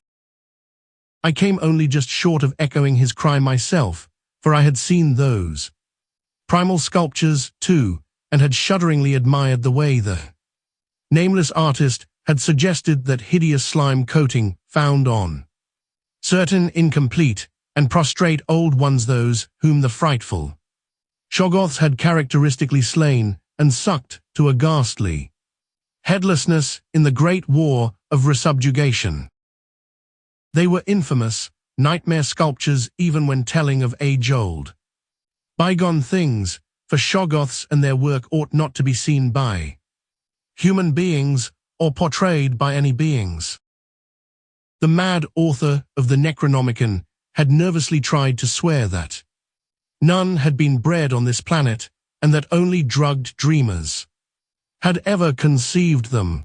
Formless protoplasm able to mock and reflect all forms and organs and processes viscous agglutinations of bubbling cells, rubbery 15-foot spheroids, infinitely plastic, and ductile slaves of suggestion, builders of cities more and more sullen, more and more intelligent, more and more amphibious, more and more imitative. Great heaven, what madness made even those blasphemous old ones willing to use and to carve such things. And now, when Danforth and I saw the freshly glistening and reflectively iridescent black slime which clung thickly to those headless bodies and stank obscenely with that new, unknown odor whose cause only a diseased fancy could envisage, clung to those bodies and sparkled less voluminously on a smooth part of the accursedly resculptured wall in a series of grouped dots, we understood the quality of cosmic fear to its uttermost depths. It was not fear of those four missing others, for all too well did we suspect they would do no harm again. Poor devils, after all, they were not evil things of their kind. They were the men of another age and another order of being. Nature had played a hellish jest on them as it will on any others that human madness, callousness, or cruelty may hereafter drag up in that hideously dead or sleeping polar wasteland. This was their tragic homecoming. They had not been even savages, for what indeed had they done? That awful awakening in the cold of an unknown epoch, perhaps an attack by the furry, frantically barking quadrupeds, and a dazed defense against them and the equally frantic white simians with the queer wrappings and paraphernalia. Poor Lake, poor Jedney, and poor old ones, scientists. To the last, what had they done that we would not have done in their place? Lord, what intelligence and persistence, what a facing of the incredible, just as those carven kinsmen and forebears had faced things only a little less incredible. Radiates, vegetables, monstrosities, star-spawn, whatever they had been, they were men. They had crossed the icy peaks on whose templed slopes they had once worshipped and roamed among the tree ferns. They had found their dead city brooding under its curse and had read its carven latter days as we had done. They had tried to reach their living fellows in fabled depths of blackness they had never seen, and what had they found? All this flashed in unison through the thoughts of Danforth and me as we looked from those headless, slime-coated shapes to the loathsome palimpsest sculptures and the diabolical dot groups of fresh slime on the wall beside them, looked and understood what must have triumphed and survived down there in the cyclopean water city of that nighted, penguin-fringed abyss, whence even now a sinister curling mist had begun to belch pallidly as if in answer to Danforth's hysterical scream. The shock of recognizing that monstrous slime and headlessness had frozen us into mute, motionless statues, and it is only through later conversations that we have learned of the complete identity of our thoughts at that moment. It seemed eons that we stood there, but actually it could not have been more than 10 or 15 seconds.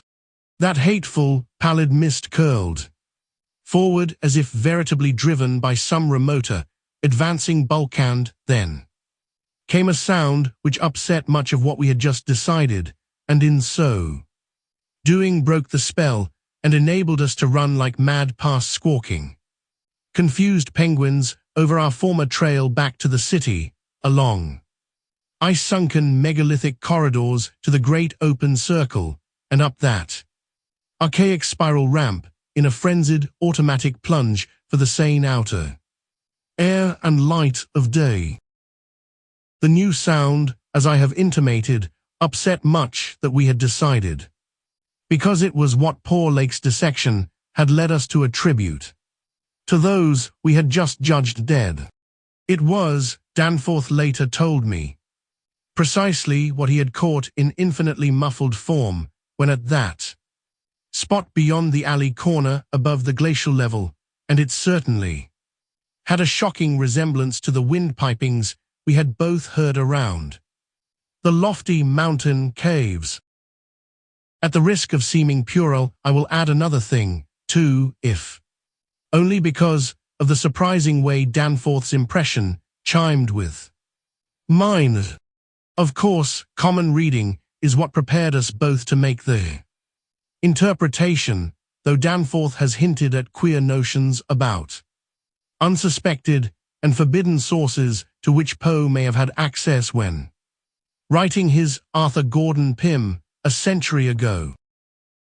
It will be remembered that in that fantastic tale there is a word of unknown but terrible and prodigious significance connected with the Antarctic and screamed eternally by the gigantic, spectrally snowy birds of that malign region's core. Tekelilai, that I may admit is exactly what we thought we heard conveyed by that sudden sound behind the advancing white mist, that insidious, musical piping over a singularly wide range.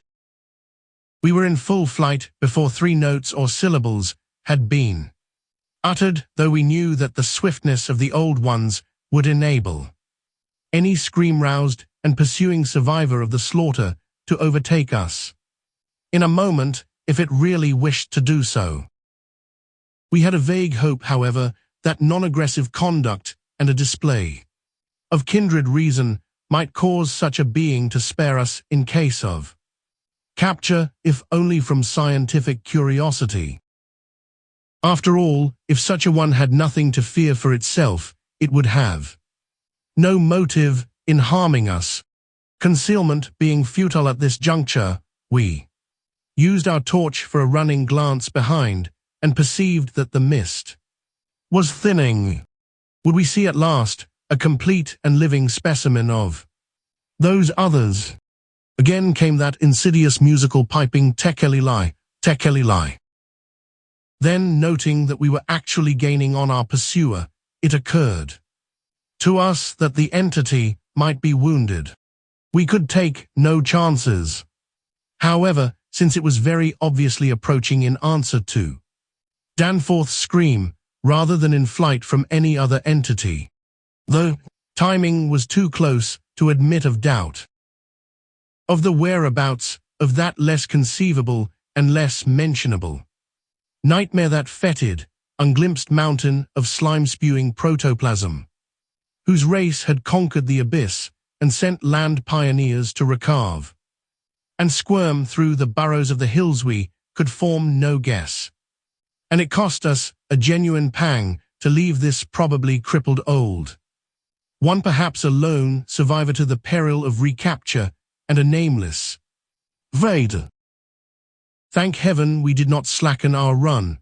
The curling mist had thickened again and was driving ahead with increased speed, whilst the straying penguins in our rear were squawking and screaming and displaying signs of a panic really surprising in view of their relatively minor confusion when we had passed them. Once more came that sinister, wide-ranged piping tekelilai. Tekelilai, we had been wrong. The thing was not wounded but had merely paused on encountering the bodies of its fallen kindred and the hellish slime inscription above them. We could never know what that demon message was, but those burials at Lake's camp had shown how much importance the beings attached to their dead. Our recklessly used torch now revealed ahead of us the large open cavern where various ways converged, and we were glad to be leaving Those morbid palimpsest sculptures almost felt even when scarcely seen behind. Another thought which the advent of the cave inspired was the possibility of losing our pursuer at this bewildering focus of large galleries. There were several of the blind albino penguins in the open space, and it seemed clear that their fear of the oncoming entity was extreme to the point of unaccountability. If at that point we dimmed our torch to the very lowest limit of traveling need, keeping it strictly in front of us, the frightened, squawking motions of the huge birds in the mist might muffle our footfalls, screen our true course, and somehow set up a false lead. Amidst the churning, spiraling fog, the littered and unglistening floor of the main tunnel beyond this point, as differing from the other morbidly polished burrows, could hardly form a highly distinguishing feature, even so far as we could conjecture, for those indicated special senses which made the old ones partly, though imperfectly, independent of light in emergencies. In fact, we were somewhat apprehensive lest we go astray ourselves in our haste, for we had, of course, decided to keep straight on toward the dead city, since the consequences of loss in those unknown foothill honeycombings would be unthinkable. The fact that we survived and emerged is sufficient proof that the thing did take a wrong gallery whilst we providentially hit on the right one. The penguins alone could not have saved us, but in conjunction with the mist, they seem to have done so. Only a benign fate kept the curling vapors thick enough at the right moment, for they were constantly shifting and threatening to vanish. Indeed, they did lift for a second just before we emerged from the nauseously resculptured tunnel into the cave, so that we actually caught one first and only half glimpse of the oncoming entity as we cast a final, desperately fearful glance backward before dimming the torch and mixing with the penguins in the hope of dodging pursuit. If the fate which screened us was benign, that which gave us the half glimpse was infinitely the opposite, for to that flash of semi-vision can be traced a full half of the horror which has ever since haunted us. Our exact motive in looking back again was perhaps no more than the immemorial instinct of the pursued to gauge the nature and course of its pursuer, or perhaps it was an automatic attempt to answer a subconscious question raised by one of our senses.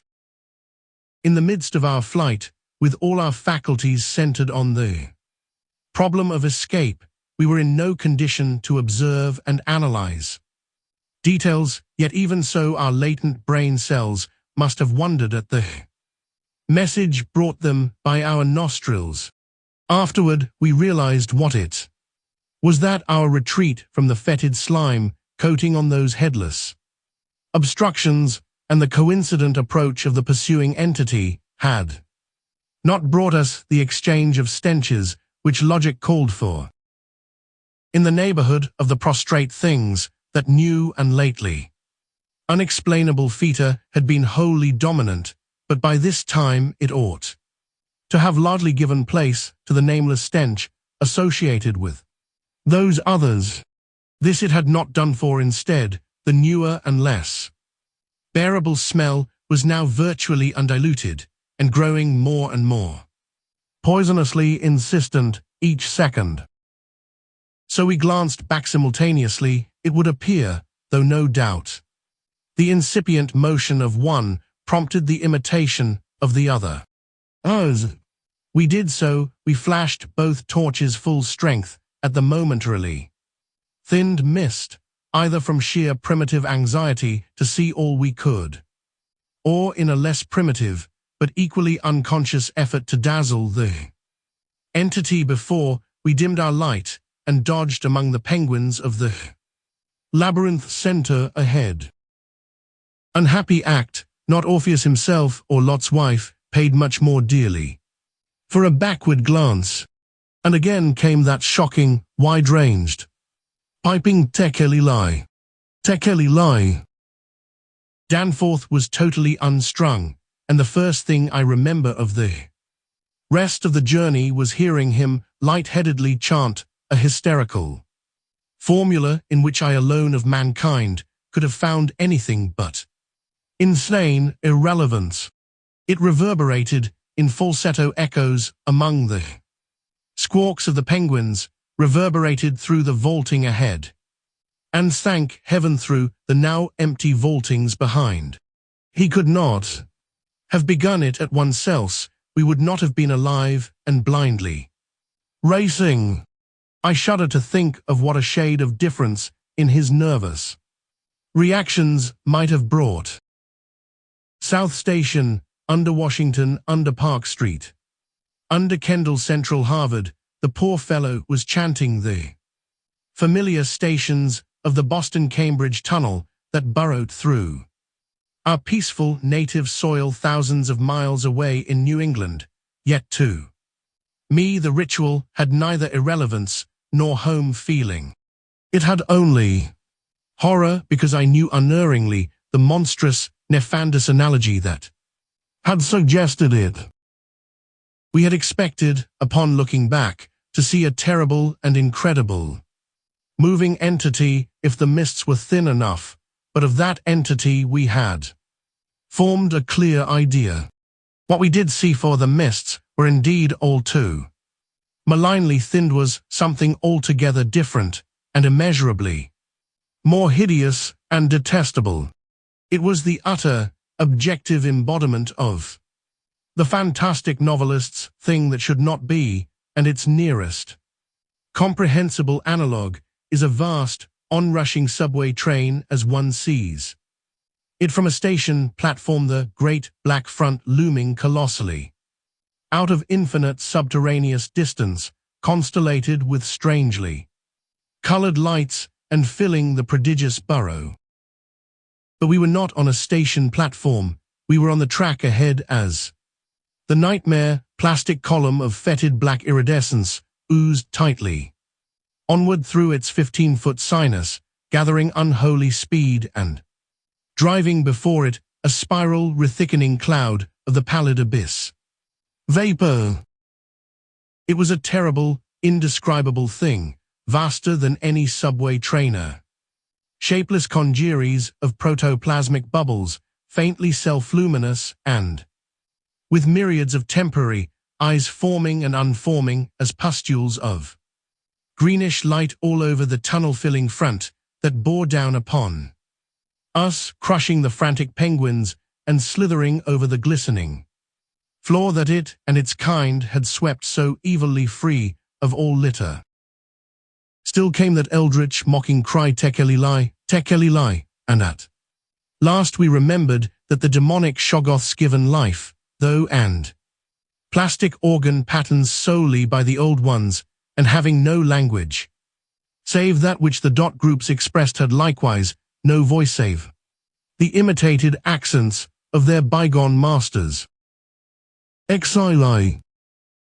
Danforth and I have recollections of emerging into the great sculptured hemisphere and of threading our back trail through the cyclopean rooms and corridors of the dead city, yet these are purely dream fragments, involving no memory of volition, details, or physical exertion.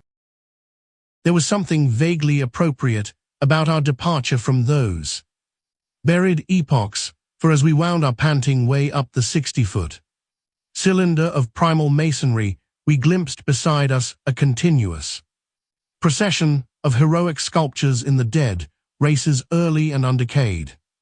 Technica farewell from the old ones, written 50 million years ago.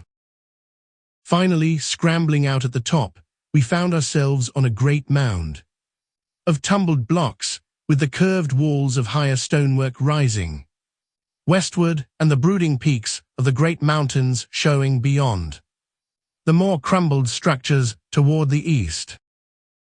The sky above was a churning and opalescent mass of tenuous ice vapors, and the cold clutched at our vitals. In less than a quarter of an hour, we had found the steep grade to the foothills, the probable ancient terrace by which we had descended, and could see the dark bulk of our great plain amidst the sparse ruins on the rising slope ahead. Halfway uphill toward our goal, we paused for a momentary breathing spell and turned to look again at the fantastic tangle of incredible stone shapes below us, once more outlined mystically against an unknown west.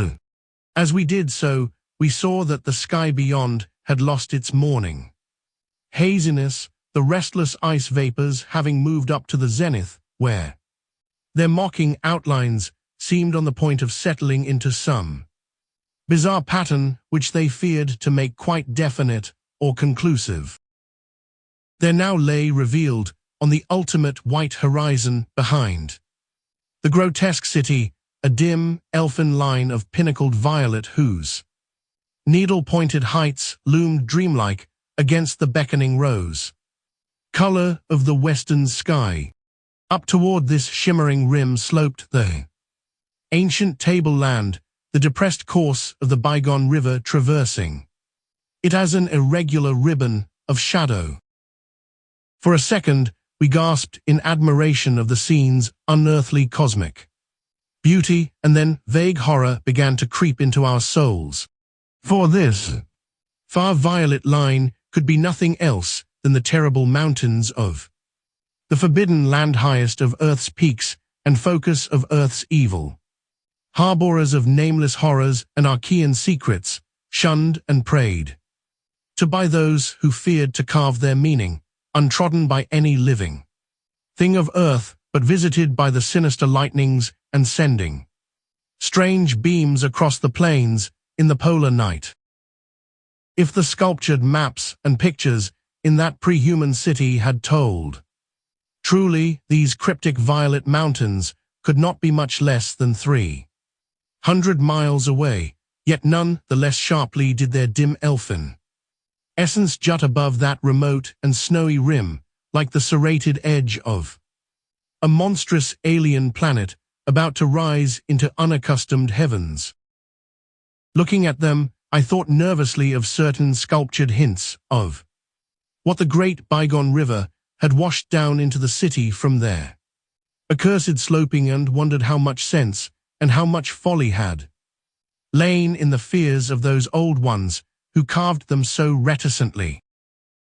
I recalled how their northerly end must come near the coast at Queen Mary Land, where even at that moment Sir Douglas Mawson's expedition was doubtless working less than 1,000 miles away, and hoped that no evil fate would give Sir Douglas and his men a glimpse of what might lie beyond the protecting coastal range. Such thoughts formed a measure of my overwrought condition at the time, and Danforth seemed to be even worse.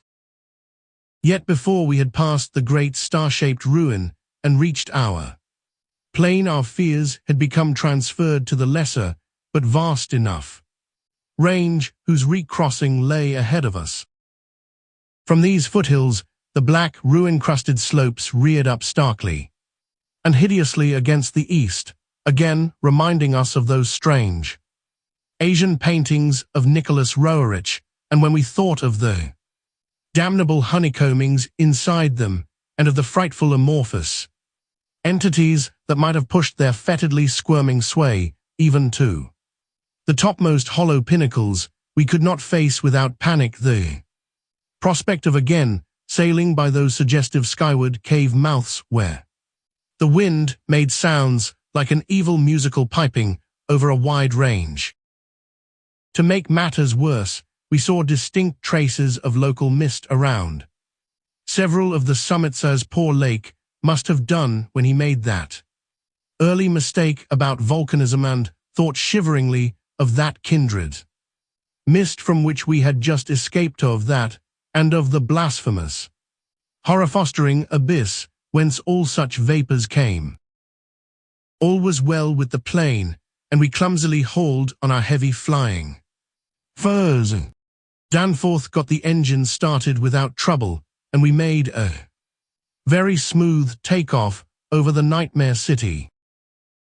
At a very high level, there must have been great disturbance, since the ice dust clouds of the zenith were doing all sorts of fantastic things. But at 24,000 feet, the height we needed for the pass, we found navigation quite practicable. As we drew close to the jutting peaks, the wind's strange piping again became manifest, and I could see Danforth's hands trembling at the controls. Rank amateur though I was, I thought at that moment that I might be a better navigator than he in effecting the dangerous crossing between pinnacles, and when I made motions to change seats and take over his duties, he did not protest. I tried to keep all my skill and self-possession about me, and stared at the sector of reddish farther sky betwixt the walls of the pass. But Danforth, released from his piloting and keyed up to a dangerous, nervous pitch, could not keep quiet.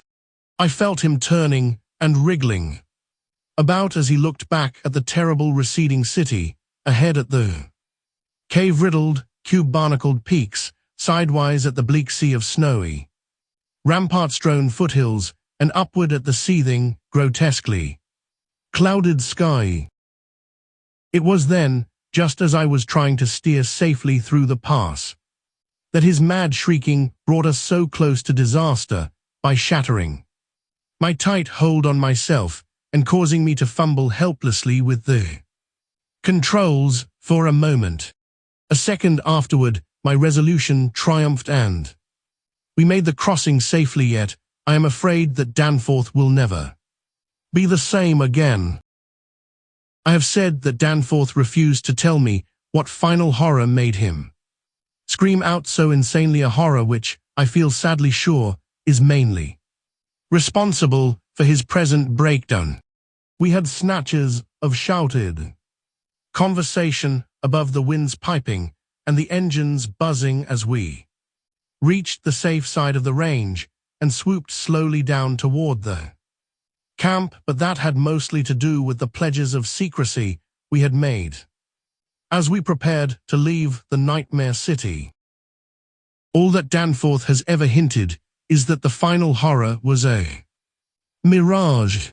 It was not, he declares, anything connected with the cubes and caves of those echoing, vaporous, wormily honeycombed mountains of madness which we crossed, but a single fantastic, demonic glimpse among the churning westward zenith clouds of what lay back of those other violet westward mountains which the old ones had shunned and feared. He has on rare occasions whispered disjointed and irresponsible things about the Black Pit, the Carven Rim, the Proto-Shoggoths, the windowless solids with 5 dimensions, the nameless cylinders, the Elderferos, Yog-Sothoth, the primal white jelly, the color out of space, the wings, the eyes in darkness, the moon ladder, the original, the eternal, the undying, and other bizarre conceptions. But when he is fully himself, he repudiates all this and attributes it to his curious and macabre reading of earlier years. Danforth, indeed, is known to be among the few who have ever dared go completely through that worm-riddled copy of the Necronomicon kept under lock and key in the college library. The higher sky, as we crossed the range, was surely vaporous and disturbed enough, and although I did not see the zenith, I can well imagine that its swirls of ice dust may have taken strange forms. Imagination, knowing how vividly distant scenes can sometimes be reflected, refracted, and magnified by such layers of restless cloud, might easily have supplied the rest, and, of course, Danforth did not hint any of these specific horrors till after his memory had had a chance to draw on his bygone reading. He could never have seen so much in one instantaneous glance. At the time, his shrieks were confined to the repetition of a single mad word of all too obvious source, Tekeli Lai. Tekeli Lai. The end.